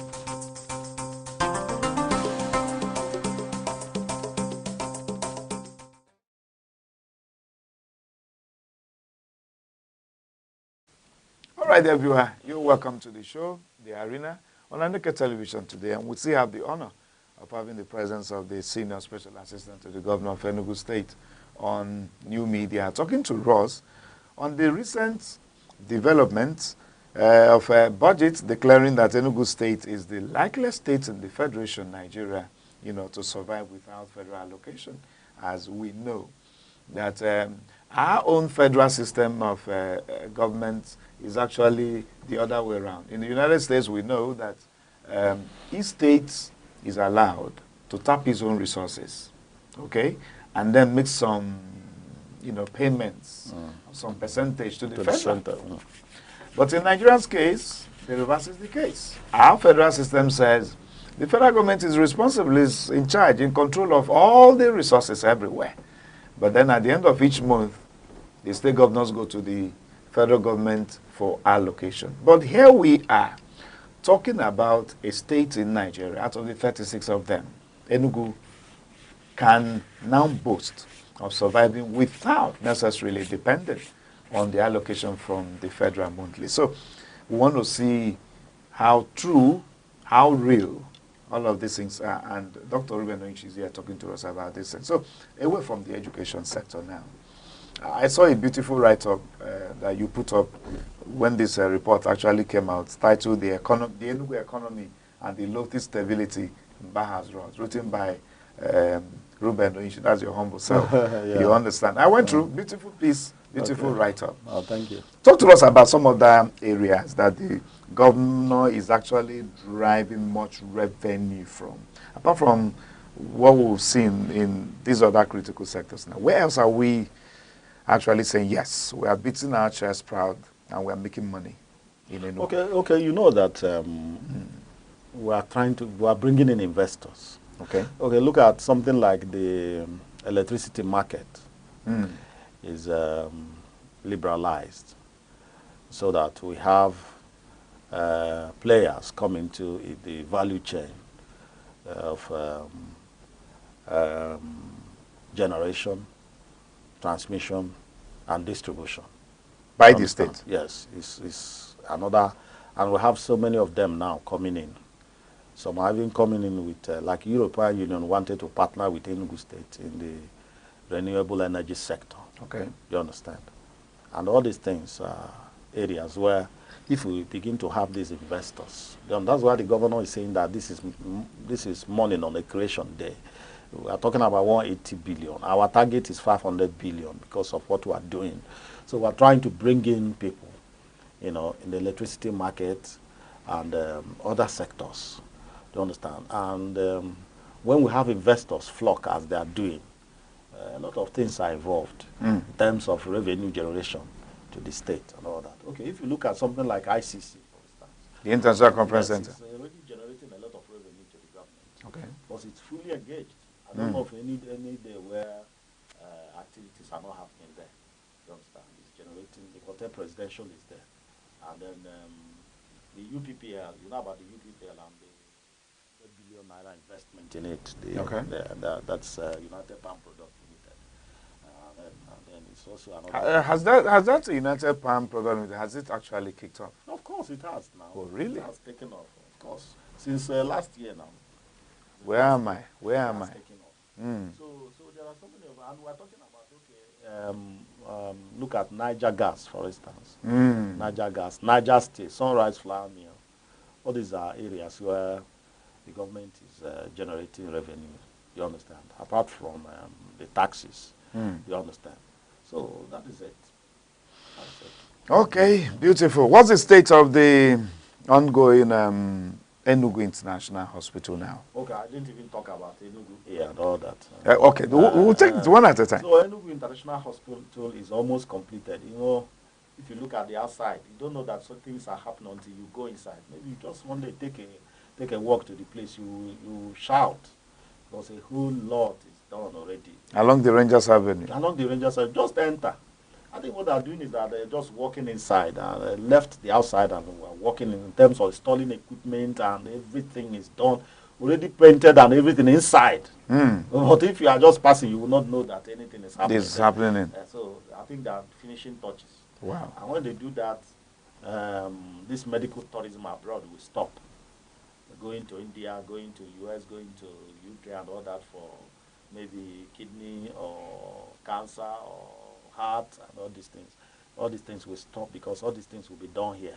Okay. So it is like making Enugu a tourism hub, a medical tourism hub, so that whatever issue you have, and you know that it's going to be cheaper if you had maybe heart issue, for instance, and instead of going to India, you are here. You think of cost of even processing visa to India. That's right. I think it will take up to 3 million to process visa to India, and then the flight tickets and all that, and then the money that you are going to pay them, because once they know you are African, I know that they charge us more than they charge their own people. That's right. You understand? And they will charge you this high. A friend of mine, sorry to say, a friend of mine who is overseas actually narrated an incident to me the other time and said that most of the doctors abroad are people. Yes. But the cost when they want to treat our people is always higher. Yes. He said, but he had a certain health condition that he needed to come back home to be attended to here in Nigeria because of the cost. It was cheaper for him to come back home. He was treated in one of the hospitals in Lagos, and then he left back. So is that what we are looking at with Enugu International Hospital? Governor, I think he has a understanding with our people in the diaspora. Okay. You understand? Who are going to repatriate some of these expertise here. You understand? So you can be here and then help. You know, that's their own way of assisting to make the system work. You understand? So they will be brought in. Some of these medical experts abroad will have to come back home. You understand? And they will be here. So that they can attend to these issues. And moreover, the equipment is being installed. Everything needed is being installed there. Yeah. High level of equipment, that medical equipment, the one that will screen, the one that does, everything will be here. Okay. So that if you have these issues, and it will be subsidized. Okay. That's what government will do. So it will be cheaper. Governor is interested in the health. Look at what he's doing, building 260 type 2 hospital in various wards. That is bringing medical Medicare down to the grassroots. So that if you, and then what is going to happen is that those type 2 hospitals, there will be also what we call telemedics. That is where your records will be on the system, so that even if you leave that place where you registered, you can still be attended. And some of the issues you have, a professional maybe outside the country should be able to, with the equipment they put on ground, diagnose you and get to know what is wrong with you at that locality where you are, and profile solutions and give recommendations for you. You understand? So it is a high-level way of ensuring medical services for the people in the villages. You know, our people, when somebody is really sick, you go to, you start with a nurse in the village or the chemist. They will give you drug, over-the-counter drug, and then at a point, if that one doesn't do, they will say, okay, that you go to town. Like from my village now, they say, you know, you will now go to town, Soka. And then at a point, I say that one is becoming too much now that they have gone to Enugu. Wow, Enugu. You know, that kind of a thing. So because the more you go, the higher the sick because you know, so but this is something that the governor wants to take care of. Stepping it down. So step down so that you can attain that level of medical services at the place where you are. That's right. What His Excellency has done. Okay, that's for the health sector. I don't know. Quickly now, before the signals come, we need to look at what is going on with the Enugu Air. The Enugu Air we know has been launched. Yes. It came with so many promises. Yes. We started with about 3 flights, 3 airplanes. To 6 now. It has been increased to 6. And it's also going to Were, going to Abuja, going to Lagos. Has the routes expanded? Yes, expanded. The process of expansion. Okay. Yes, the target is that apart from connecting all places in Nigeria, we're also going to connect Africa and then the world. Yes, that's the target. So they now have 6 airplanes. Wow. That are flying. You understand? So it's a gradual process of improvement. And I hope the Enugu Air is not for leisure. Is it for business? Well, the fact is that Enugu is for business, but at a subsidized rate. Okay. That is it. You find out that they are not charging the same thing as the other ones. As a matter of fact, everybody wants to fly Enugu because of the affordability. Okay. It is affordable when compared to what APs charge, what United African stuff charge, and what they bomb air and all that. So it's relatively cheaper to fly Enugu. And I hope he's raking in money too for the government. Yes, of course it is, and that's why I'm saying that, you know, when we look at revenue profile of Enugu State, somebody will say tax, and I say, how much are we getting in tax? There are all these things. Look at Enugu. Yeah. Look at all these things that are generating the assets that are generating funds. You understand? It's not about tax. The tax cannot even go far. But governor, in his creative ability, was able to proffer these solutions that, you know, these are solutions, because it's all about solution. Okay. You understand? A solution economy, if you're able to provide solution, you're making money. You understand? That's why somebody say, if you want to attract bees, plant flowers. That's right. Because if you plant flowers, bees will come and perch on it. You understand? So it's about this expansion here and there, playing into various markets, and, you know, and opening up the Enugu economy for investors to come in. And by so doing, everything will thrive. Government will get revenue. People, anything you do, for instance, you know, we're talking about some of these industries where, you know, we maybe need your cassava for production. Okay. You understand? So that when you cultivate cassava, you find easy market for it. So let's get into the agriculture sector now. Yeah. What is actually going on there? We understand the rates of economic hardship, hunger in the land, food insecurity, the high cost of food prices in the market. I don't know what has happened in the agriculture sector in Enugu so far. Please talk to us about it. You know that the governor actually tried to boost food production by empowering farmers. There was a time all the cassava farmers were registered in the state, and then they were also given grants in terms of money, in terms of farm implements. In fact, not just cassava farmers, but farmers in the state. Several times they had come to Okpara Avenue, where they were giving fertilizer, giving farm implement, giving seedlings and all that to go and produce. And it is actually paying off. It's actually paying off because you notice that if you notice the cost of food in the market now is quite lower.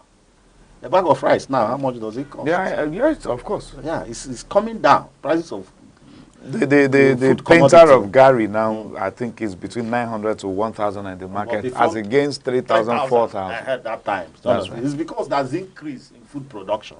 That's what it is. Because it's common law, you know, when the supply increases, the price will fall down. The common law of demand and supply. That's right. Supply. And when the supply reduces, the price will go up.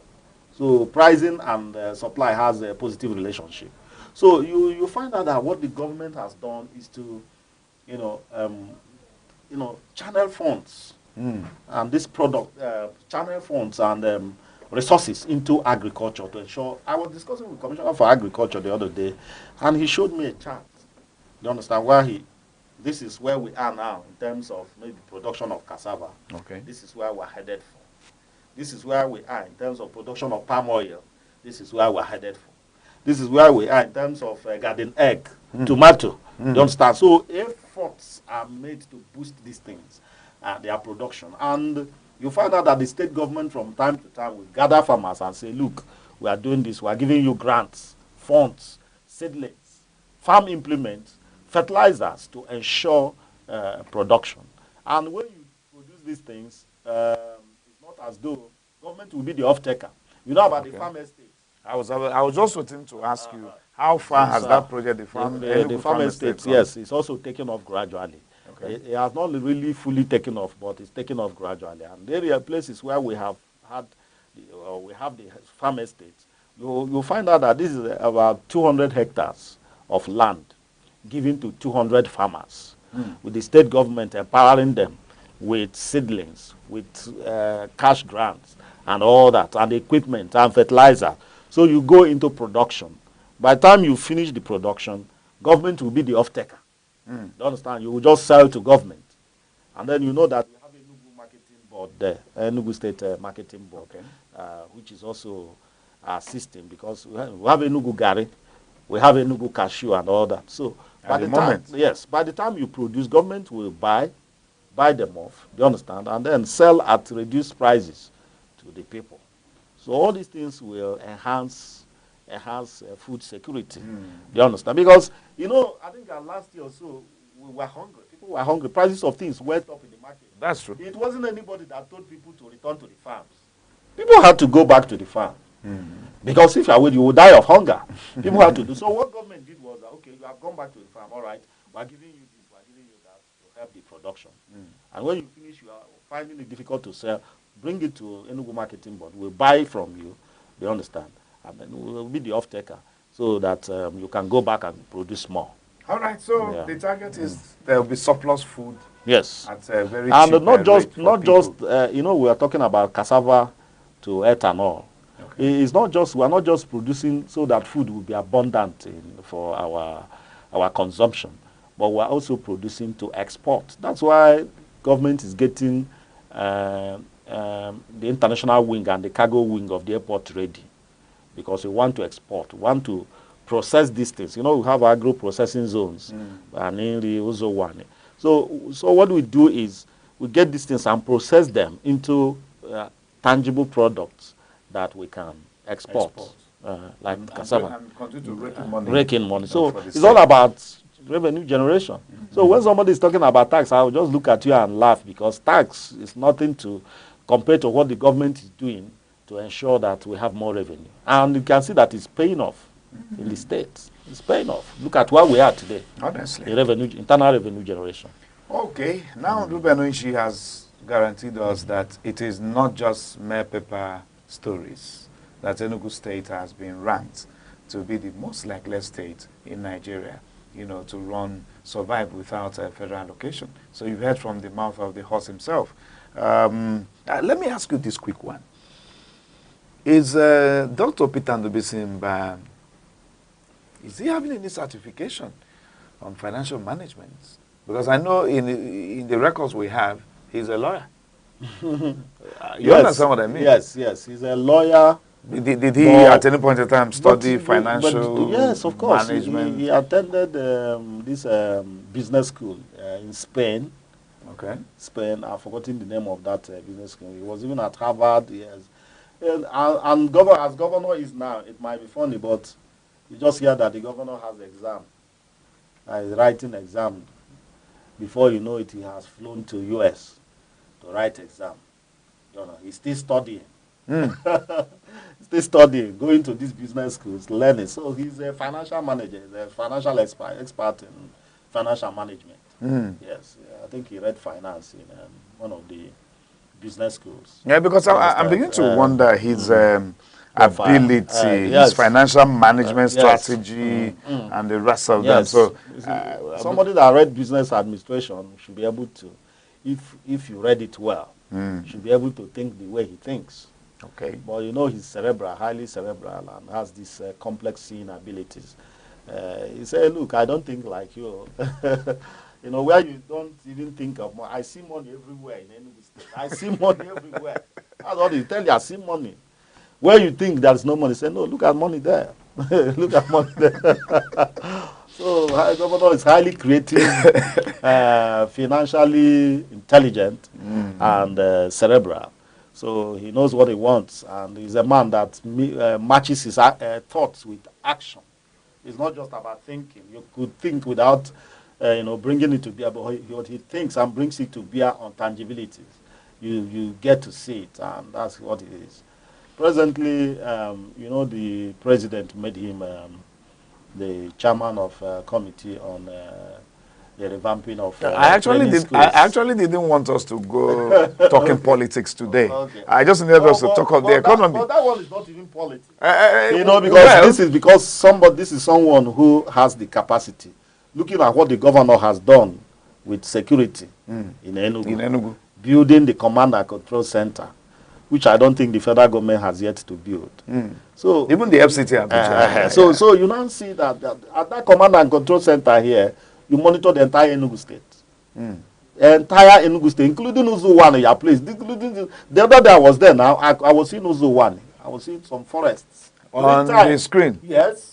If people go to the four corner everywhere, you will see it 3 times. Vehicle is passing, you will see it. Even those forests where those so-called kidnappers will take people. It's not as though the government doesn't know where they are. They know, but the point is that you have to do it in such a way that you don't victimize the victims. Okay. You understand? You don't get to kill the victims. That's just the only thing. It's not otherwise. If you say you kidnapped anybody, government seeing where you are. You have no hiding place. In the state. Of course. That's of reassuring course. So these are the things the governor has done, and that's why the president considered him fit for that appointment. You understand? Because of what he has brought, the technology that he has brought to bear on security here is top notch. No, it's a huge one. We saw the Have you been to the command and control center? Yes, of course, I've been there. We saw the report of the recent task given to him by the president. Yes. To actually. So he's bringing in robotics. We are talking about, because the training for the police and all these security people. He's talking about the governor. If you heard him yesterday also, he said, "Look, we need to bring in robotics. We need to bring in AI. We need to bring in mechatronics and all these things to bear on our trainings, so that when you say you are said to have been trained, you acquire these skills that will enable you to be able to execute your job on the job." Ruben Oyinshi, I said I wouldn't want to take us to the political aspects of what is happening in Enugu, but on a later day, we look forward to having you here. We understand, aside the position given to the governor by the president, the task, we also understand that your principal, the governor, has actually changed his political party. Yes. Okay, we haven't seen since then. Leave it for another day. So we are going to talk politics on another day on this platform with you, so that we'll really understand what it means to plug Enugu to the center, quoting the words of His Excellency the Governor. But this is where we're bringing our program to end today. So we want to thank you for coming. Thank you very much. I don't know if you have maybe 1 or 2 lines to give to the viewer. Well, maybe a reassurance. Yes, that's it. It's just to reassure the viewer. The Bible says, God said, I know the thoughts that I think of you. They are the thoughts of good and not of evil, of peace, and to give you an expected end. That's what the governor is doing.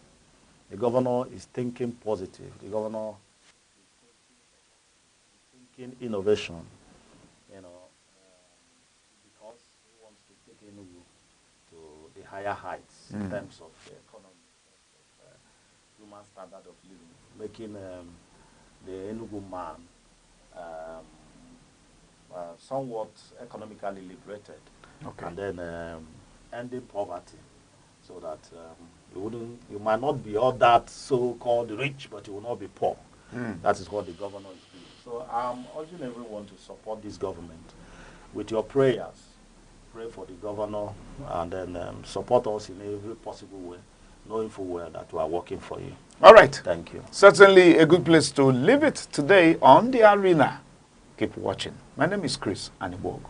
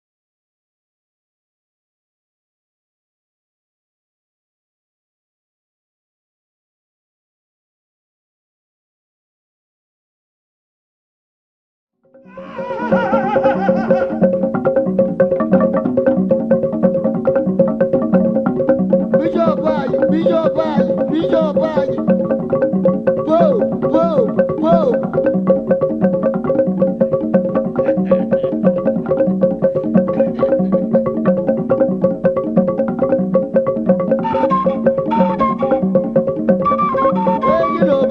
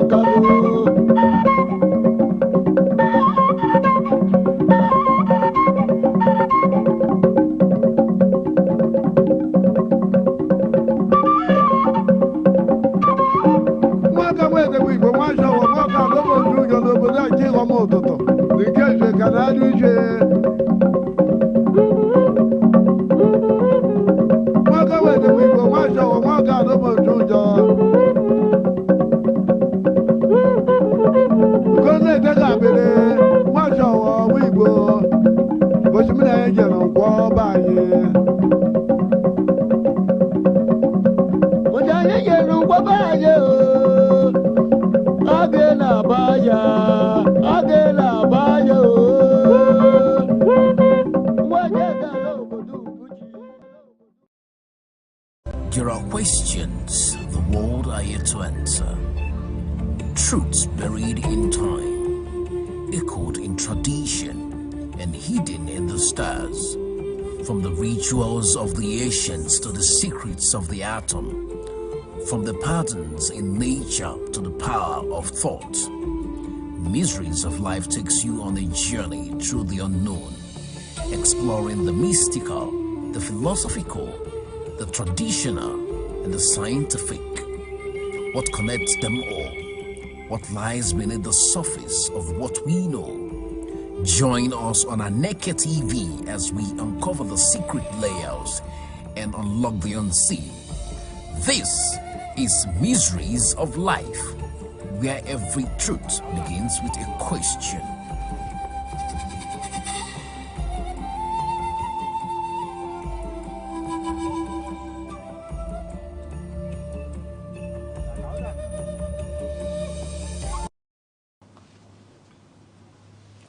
Welcome to our program, viewer, our program Mysteries of Life. Today we are going to look at graven images. It's one of those critical issues that we meet every now and then as a point of sometimes conflict, sometimes divergence, sometimes disagreement, whatever it is, between people of faith, of one form or the other. In fact, we got to the point where we have people who don't even want to respect the national flag. We don't need to name group. But we are not even talking, we're talking of graven images, because it's one of those things that we have been taught from our infancy about what people should avoid, particularly when people refer to what we call the second of the 10 commandments, that you must avoid them. And with me in the studio to look into this particular issue, we have a very senior Catholic priest, Reverend Father Benjamin Achi, not just a lecturer, the former director of the Catholic Communications Commission, Enugu Diocese. Reverend Achi, welcome to the program. Thank you so much, moderator. Thanks for having me. And by him, we have our regular discussant here, Mazi Anichukwu Gabriel Nnemeka. You know, I always like calling him like that because if you don't bring the Gabriel there, you will not think he's a Christian, but he is Gabriel, and because of that, I always like to go like that. He's a peace and conflict consultant.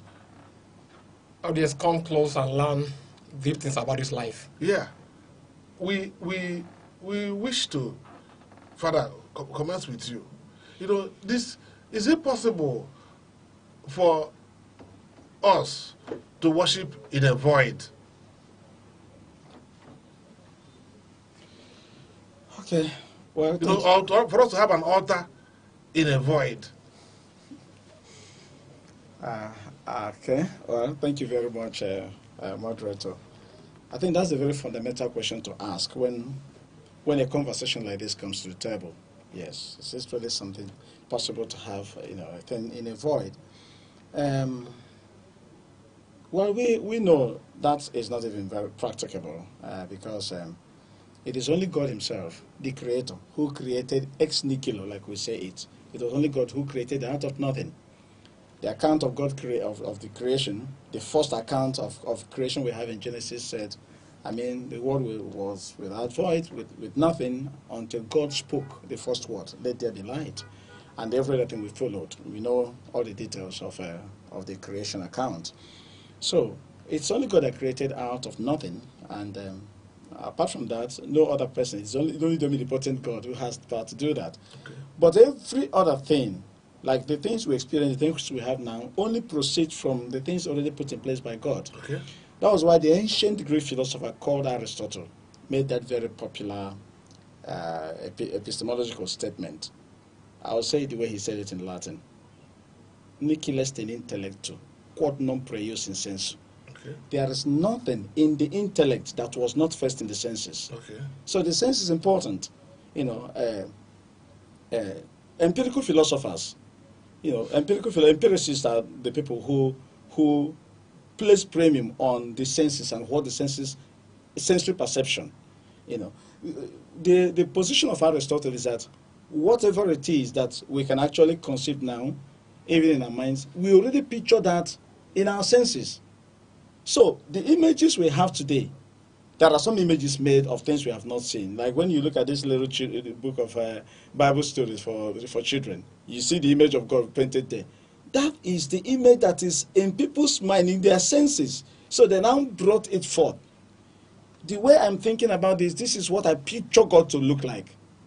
Yeah, this is what I picture God, and that's what they eventually should produce. So it is not really possible to worship in a void. You can't have an altar in a void, just to use the exact words. Okay, Master Nnemeka, now that you know, to help us solve this conflict, is it possible to have an altar in a void?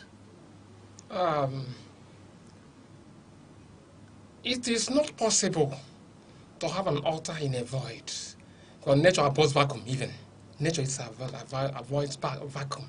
That's why even in Christian religion or any other religion, whenever you say you are converted and you don't stick to the source of your conversion, and that spirit will come in and take the abode. So there's no way. If you do any worship an altar in a void, then to whom do you erect the altar? For whom? No, in that void, there's no altar at all. There's no way an altar can exist in a void, because altar is created as to function, not in a vacuum, not in voidity, but in practicality. And in practicality, there must be a force that will be the substructure for it to function. So I want to. I'm using it as a point of. So it's not possible. No, to have an altar in a void. It's not possible. Okay, fine. So let me continue with you before I get back to Father. Now that it's not possible, and we're discussing here graven images, and Father has brought about this issue of Aristotle, that there's nothing that is on the ground, that we talk about imagination without talking about what is already on the ground, something like that. It has been. There, it must have been somewhere. Yeah. Without it, otherwise. So I don't want us to go back to images. So let us now, or imagination, let me not go to that one now, because he has virtually taken it up. Yeah. So we are not going to Iyakubo. And there's always this problem with the other churches against the Catholic Church, that the Catholic people are worshipping Iyakubo, and it's against the second commandment. What do you think about that? They are not even against, they even tag the traditional religionists. No, I don't want to go to religion because we are going to come up with that. Okay. What is so, good? The thing is that the Vatican Council, Second Vatican Council, says that in every culture there are certain truths in every culture. And the Catholic institution, the church, Catholic Church, extracts the good and holy things existing in those cultures, which they can acculturate for the worship of God Almighty. So, then when you talk of sculpture, all these graven images, I don't think that it is a sin before God. It should be accepted because these are symbolism. They are symbolic in worship. Those things, I don't think that those things are being worshipped, but they are channels having symbolic representations of the Almighty God or the servants of God. Because of the way you have moved now, I will go back to Father now before I come back to you. Because last time, if you remember, somebody made a point that those worshipping, using all those Yoruba, that they are worshipping demons. But that's by the way. So, Father, because people feel that in the Catholic Church, that if you have a statue of Blessed Virgin Mary, or our Lord Jesus Christ, or St. Joseph, or St. Jude, or St. Gabriel, the Archangel, or Benjamin, even though Benjamin is a patriarch, but we don't have him as a saint. Yeah. Is there a saint Benjamin? Yeah, Benjamin is that was a Roman deacon, actually. Okay. So Benjamin we know is a patriarch. Yes, exactly. Benjamin we know is a patriarch. Yeah. Now, so this issue of images, because I am looking at the very first person that did the Yogbo is God. Correct. The second account of creation in Genesis made it very clear. The very first person. Yes, so exactly. I wanted to move from there to talk to the people. Because the first person that did the Yogbo is God, because God is person. They said the person turned Chukwu.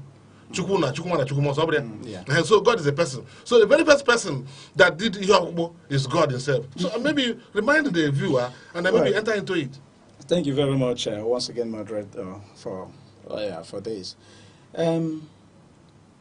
You are right in your submission a moment ago that God was the very first person to do some crafting, because there are two accounts of creation in Genesis. We are all Christians, and we are very conversant with the Torah. There are two accounts. Genesis chapter 1 was where God made everything by oral pronouncements. Then, in the second account of creation we found in Genesis chapter 2, we were told that God, after eventually after having created things, now decided to make man his own graven image. Every translation of the Bible has that word, that let us make man in our own image and likeness. There is no translation of the scriptures that will not give you that word. That's number one. And when God wanted to do that, what did he do? From what he had already created by his oral pronouncements, he decided to make an image, which he eventually breathed into, and that became a human being. And when he wanted to give man a helper, what did he do? God went a step further took something from the same man he has made, from the same image he has made of himself, to create another one that will be a helper to the man. So your submission is spot on, that God was the very first person to begin the business of creating images. Okay. You understand? So you're right. So you're right in that. So I'm coming to that. Now, God established this, and then we continue with that. You see, it beats me hollow when people are presenting this as an object of controversy, because it shouldn't actually be. This word worship is a very strong word, and people should be careful how they use it. You see, when you make an image, just like my brother rightly stated, images are representatives of something. They serve as a reminder to us of something. We know what images are. Photographs are images. And all of those, they are symbolic. That thing that is an image is not the real thing, but it reminds us of the real thing. So that is actually what it is. So when you make images that remind you of something, like when we make holy images, for example, that puts you in the position of, gives you a disposition of prayer, it is reminding you of the real being that you are worshiping, and not necessarily that thing that is there. That's it. Yes, they are holy objects because they are reminding us of holy things, of holy people, of God himself who is all holy. But it doesn't necessarily mean that these things, are anything in themselves. They are not the beings in themselves. They are only representatives of they are only as symbols and representatives of the real thing that is out there. So this is exactly what it is. And that is why we shouldn't even use the word worship at all, because no sensible person will even worship images. It doesn't even make any sense. It sounds preposterous that somebody will make something that is inanimate and begin to worship. It doesn't even make any sense. And that is why we feel that, you see, even in African traditional religion, adherents of African traditional religion are not really worshiping the Ofo or the Ikenga and all of that. They believe in the Chiuku that is somewhere else. Those things are only representatives of the Chi that they know. That's it. So that thing they are looking at is not even the Chi, but they will quarrel with you if you destroy it, because you are destroying what is reminding them of the Chi that they know. Yes. So this is how these things are. And that's why I said people need to be very careful when they use the word worship. It's a very strong word. Yes. Yeah. That to give reverence to these things that are representing the real thing doesn't necessarily translate to worship. Okay. So that is one fact we need to understand. Yeah, well, that's one dimension. So, and then let me get back to Gabriel. Anichukwu, because sometimes I like you calling him from that angle, Gabriel, because sometimes we have statues of Saint Gabriel. And by the way, today is the solemnity of the archangels. Yeah. Gabriel is one of them. Yes, yeah. September 29th in the Catholic Church. So today is your day. So yes. So now that today is your day, and we're looking at these graven images, because from what Father has just put down, based on the question, because we move from, is it possible to have an altar in a void? And it's not possible to have an altar in a void. The church itself, every building is made by human hand. If you pick up, I want you to help us with this Ark of the Covenant. Would you help us with a picture? Do you remember that Ark of the Covenant?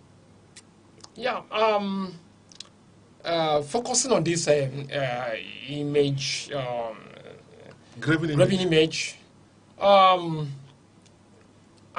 convinced that all these, calling these images, they're not the core object of worship. They're not the core object of worship. Just like in Igbo cosmology, this Amadioha Ikenga, Arubinago, Ago, they are called incorruptible agents of God. An agent is an agent, not the principal. So people, and he said, if in Igbo cosmology we believe, traditionally we Igbos believe that God Almighty, Chiuku, Chineke, is so sacred to be approached by a mortal man full of sins. they need a mediator, intercessors. Not only Igbo, so they did the April of Israel. The time, not the day. They wanted to see. Exactly. They wanted to see. They told Moses, "We want to hear this. God ourselves." Exactly. So now, and they took 1 month to prepare. So God is so sacred that He's the effulgence, the countenance of God. You cannot confront it. So they need a channel, intercessory. That's why in the Catholic faith, what was called altar of higher veneration, where you get this ark. Some great sense. They're not worshiping, the Catholic Church is not worshiping that saint per se, but they are channeling the prayers. According to Catechism of Catholic Church 956, says that these entities are closer to Jesus Christ to intercede for the saints. Intercessors. Intercede for the saints militant here. Because they are the saints triumphant. So now, in Igbo, when I place the king, that's why there's something strange, and I will say it. Thank God that the Reverend Father is very vast, he's a learned man, deep in his research. He pointed it as his thesis, that the traditionalists are not worshipping that thing that is carved. But you know that a true Igbo man comes out in the morning before the sun, before the east, facing the east. He brings out cola. He sits down like a king. He doesn't bow down. He doesn't kneel down. That's a point I want to stress on. When he sits down like a king, he gives command. Ikenga, Arobinago, my grandfather. That's my grandfather. I ask you, carry my prayer, intercede for me. Carry my prayers, just like you said, the patron saint of the Catholic Church, like Saint Paul, Saint Peter. Carry my prayers, carry my supplication to God Almighty. Because they are closer to God Almighty. They can intercede for you, get results. So they are not worshiping.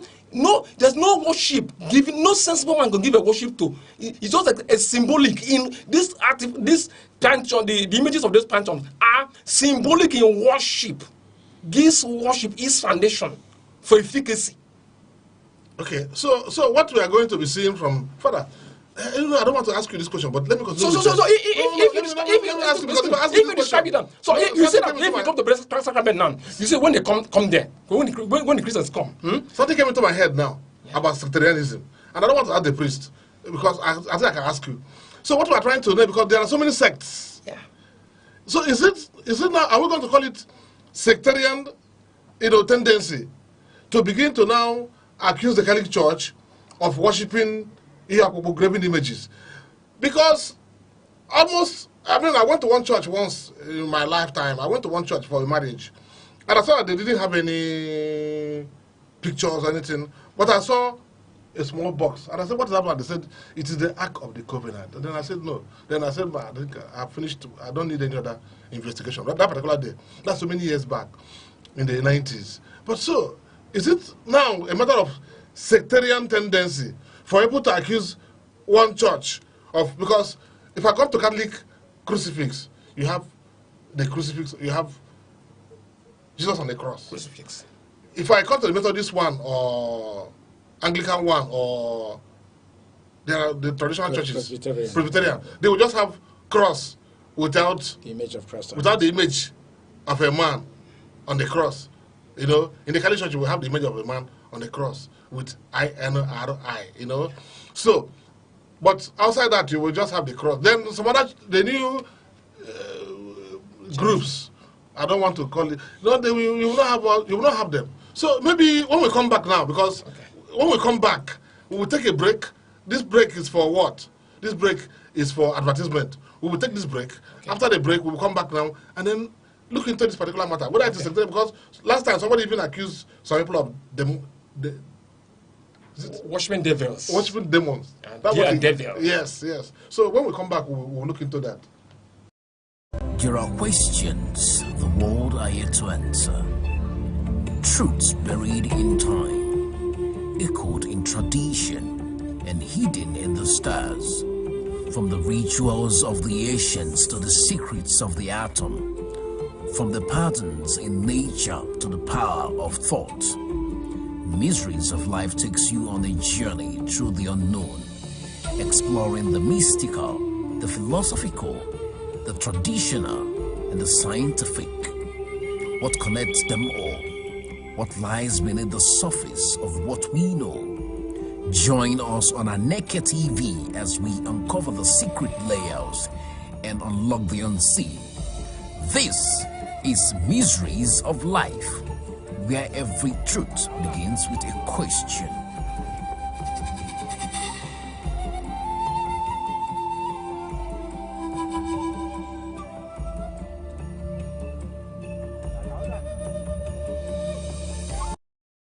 Yeah, welcome back, viewer. We have taken our break for advertisement, and we wish to have more people participate in this because we need to get our people to know more.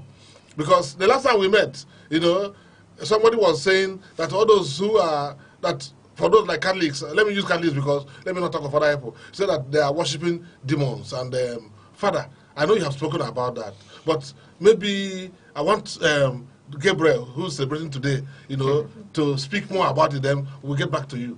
You know, this idea that those who worship graven images. Because I later found out that as I was walking through over the road and other parts of Enugu, I was seeing engravers, you know, then I saw those who make plaques, and so on, and so on. Then I watched what happened last weekend, you know, where there was the military parade, the personal parade of the NDA. And then I was happy, I was in, and I was watching what was going on. So these graven images, so I wanted to look at that.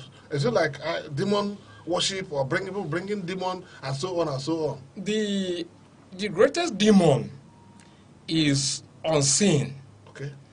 Our thought forms is greatest demon we can have in life. Because from thoughts comes creation. Okay. That church or that church personality saying that the Catholic Church or the traditional religion people are worshiping images, are worshiping devils. The holy apparel, some people wear what they call bulletproof. Yes. These scapula, all these crucifix, they are sacramentals. They're sacramentals. They are not being worshipped. Yeah, like those who put on bulletproof now. We don't need to know the church. I was in a program. I said that whoever puts apron so that bullet will not enter, there's no difference between him and those person who did Odeshi from Didi. The same thing. Okay. Yes. So, Father, I think we now come to you because based on this thing that we have, because you know people normally say that the Catholics worship all these statues, and we have cleared that already. Because when God after making the first Iyakubo, God, what did he do? He first of all did the Iyakubo. Then after that he breathed his spirit into it, and it became a living. So we have two things: one, that God did the Iyakubo as the first person that did the Iyakubo. Then he breathed into it the breath of life, and it became a living being. Then he did another engraving. I don't want to talk of all those altars, because at every stage of the journey of our father Abraham, he said Abraham got to this place and he built an altar, and he couldn't have built an altar in a void. He must have put one or two or three things together, like he mentioned our ancestors. Yeah. Igbo traditional religion until today. Then Abraham left. Then even after that, then the man called our father Isaac, after wrestling with the angel in Bethel, isn't it? He built an altar there. Yeah. Did he build it in a void? What he put one or two or three things together and called that place an altar. Yeah. So and we went on and we went on and went on and we met Moses, and then Moses came down with the two plates of the 10 commandments. Yeah. He said, written in the fingers of God, the artwork of God, in that graven image. So, why do you think people normally want to demonize the Catholic Church? What is the problem? Well, I will go back to the question you asked first. Yes. Is it now sectarian? What is actually underlying that attack, that onslaught? Okay. Most of the times, I mean, you've called it what it is. It's just people trying to pick quarrel, where there's none, trying to demonize what. There's this feeling of I wouldn't want to use over holiness. No, not really. Not really that. You know, you feel challenged by the larger than life image of the other person. Okay. Yes. Okay. Like you are now. You are a professor in the university. I haven't attained to the rank of a professor. Yes, I'm a lecturer myself, but you are a professor already, which is the highest point one can reach. And then I begin to demonize or antagonize everything you do after he's a professor, and so what, and all that. The truth is, this person rose through the ranks in the academia and became a professor.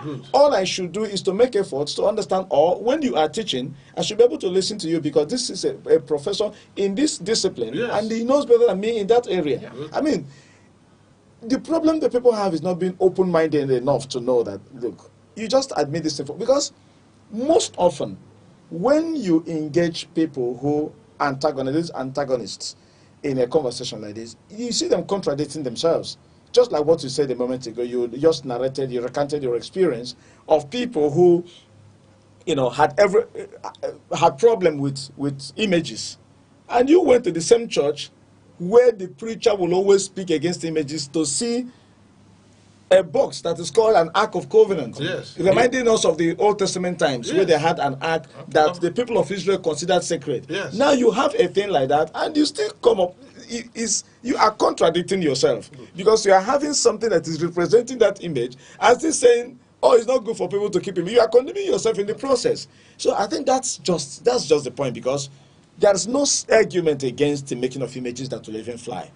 The same person that is speaking against images have very big images of their father, of their mother, of their children, family pictures in their houses all over the place. They don't know those are images as well. Or image of himself and his wife. And his wife. As the papa and the daddy and the mommy in the Lord. Congregation. Yes. In the Lord. I think in the Lord. I think maybe I didn't add that Daddy and mommy in the Lord. In the exactly. Lord, okay. And they don't joke with those images. In fact, they can take a bullet in defense of those images, and they can kill you if you tamper with those images. There are people like that. In fact, the contradiction in this whole conversation, in this whole thing, is that people who speak against the use of images are people who are ready to lay down their life in defense of images. That's the point. Just like you said, the image of the GO and his wife is so important that they are ready to do anything, including even laying down their lives. I think to you mentioned defend one point, this the bulletproof. Yes. When you put this Yes. that apron and you call it bulletproof. So these are the issues. And person who did Odeshi. And they don't even know that that thing they're wearing actually is representative of something. Yes. The person wearing that apron, for those the sect that wear it, believe that, okay, this is God protecting me. Yes. I'm wearing this in God's name, and I know that once I'm wearing this, I'm fine and protected, and nothing will happen to me. Fine. They don't know that already represents something. Yeah. So if you want to have everything in the world of ideas, then you shouldn't have it. Is it even possible to have it in the world of ideas? That is the point. And that was why I quoted Aristotle initially, Yes. who said there is nothing in the intellect that was not first in the senses. Good. I mean, nobody has contested that submission of Aristotle. Nobody has contested it. You know, philosophers over time will always come back to it and say, look, the ancient Greek philosopher was right. So because you spoke it in Latin, yes. Let me now say it in Igbo. Thank you very much. Exactly. Not by catechism. Yes.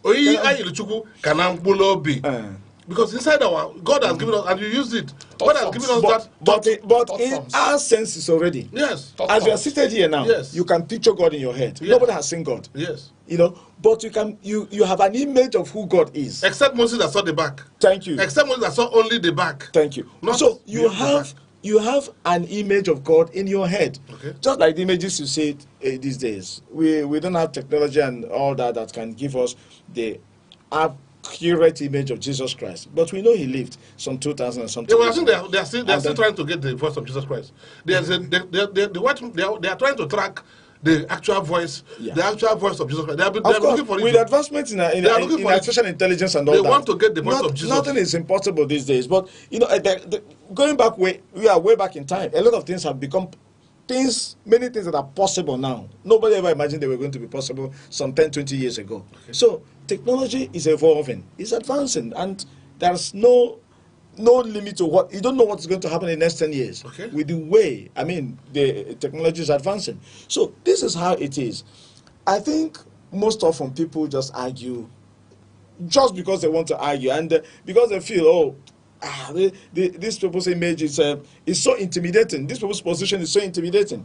That was something my brother said, off camera, that the Catholic Church is the most organized institution. It's the oldest institution, of course. And whenever you have that kind of position, if you are a giant tree and you're standing by the road, you be ready to see people. So maybe there's stones at you. Maybe there's envy and giving you some nice. Okay, thoughts. I like that idea of the giant tree. Yes, that's what. Yes, it's always the case. So whenever you have a knife and you want to put your machete somewhere, you put it on that. Yes, on that tree. And if that giant tree is bearing fruits, just quite desirable fruits, you can be sure children will be throwing stones at that fruit at that tree every now and then. So that's exactly what is happening to the Catholic Church. Well, I mean, it's no surprise. So the problem is not with engravement. It's not, because we have engravers. Yeah. People are paid for having engravement in their various pictures. And there's something what a lot of us don't know. Okay. No religion is superior to the other. Okay. Because religion is a product of perception. Man seeking God. Perception. No, it's not an empirical. It's not empirical. Yeah. I think it's empirical. Excuse me. Okay. When you talk of heaven, yes, it's all based on revelation. It's a revelation institution. Nobody has gone there and come back verifiable through tangible physical sciences. It's a belief. So whatever Veda says to a Hinduist, he believes. Yes. Whatever the Holy Bible says to a Christian, he believes. Whatever the Holy Quran says to a Muslim, he believes. Whatever oral tradition says to an African traditionalist, he believes. So, but when you look at all these things to show you that there is truth in what all this, that's why I said the Vatican Council, the Second Vatican Council says that whatever is holy and truthful in other cultures should be acculturated in the Catholic Church. And it's working for them. It's working for the church. Because, okay, for instance, the god of Saint Raphael the Archangel is the archangel in charge of what the slow of Tobias, and Sarah, Asmodeus, yes, and so on. Yes. The way Tobit was healed of the blindness, yes, and Sarah was exercised of the spirit of. It was Archangel Gabriel. The man who answered his name. Yes, the angel who answered his name. So now, when you look at it, you see that the Roman god of healing is Asclepius. That's why in medicine you see that snake entwined in a rod. And if you watch the Saint Raphael snake staff, that snake, that serpent, was unwind on that rod. That is healing. You see Saint Raphael the Archangel, he used that stuff. So now, the intolerance is what causes some of this demonizing a church, or demonizing is intolerance. And one of the issues of restoring peace in this side of the world. You are not tolerating. You need to get what they call objective truth, not subjective truth. Look at the reality. Of what perceptions, go to the realities and you see the truth. How can you say that this person is a demon? It's one of the troubles that by the time of the churches, most churches, even in Cali, there was a time in the Cali church, you don't play African drums there. I will know that one. It's only organ English. But there was a time the bishops of Africa protested, they said, this is our part of our culture. You cannot worship that true God in isolation of our culture. In the way we are acculturated, so that it will be suiting for us to worship God in spirit and in truth. According to John chapter 24, verse 4. John chapter 4, verse 24. I think he said, those who worship God worship in spirit and in truth. There's no way you can worship God in spirit and in truth when it is not connected to our culture. It must be connected to our culture, to worship in spirit and in truth, because culture is people's way of life. Yeah, that's why Archbishop Arinze once told them that Arinze told them that the African man dances in worship. Yes. And his dance is not like the white man's own system of worship is that for the African it will be looking too stiff for the African man to, when he's carrying his gift, he's going to the altar to give a gift and he's walking like that. No, the African man must dance, and that his dance is different from that. There's a kind of dance in our land, in our town, no monate, is called Yekpa. Yes. If you are playing Christian tunes now in my church and give me Yekpa lyrics or rhythms of Yekpa in no monate, when I'm dancing it, and the mechanic dancing that rhythm in my church. Those Christian songs, but give me that rhythm or abenye. the Spirit of God's Holy Spirit will come into me quickly. That's why you give me a calypso disco for America.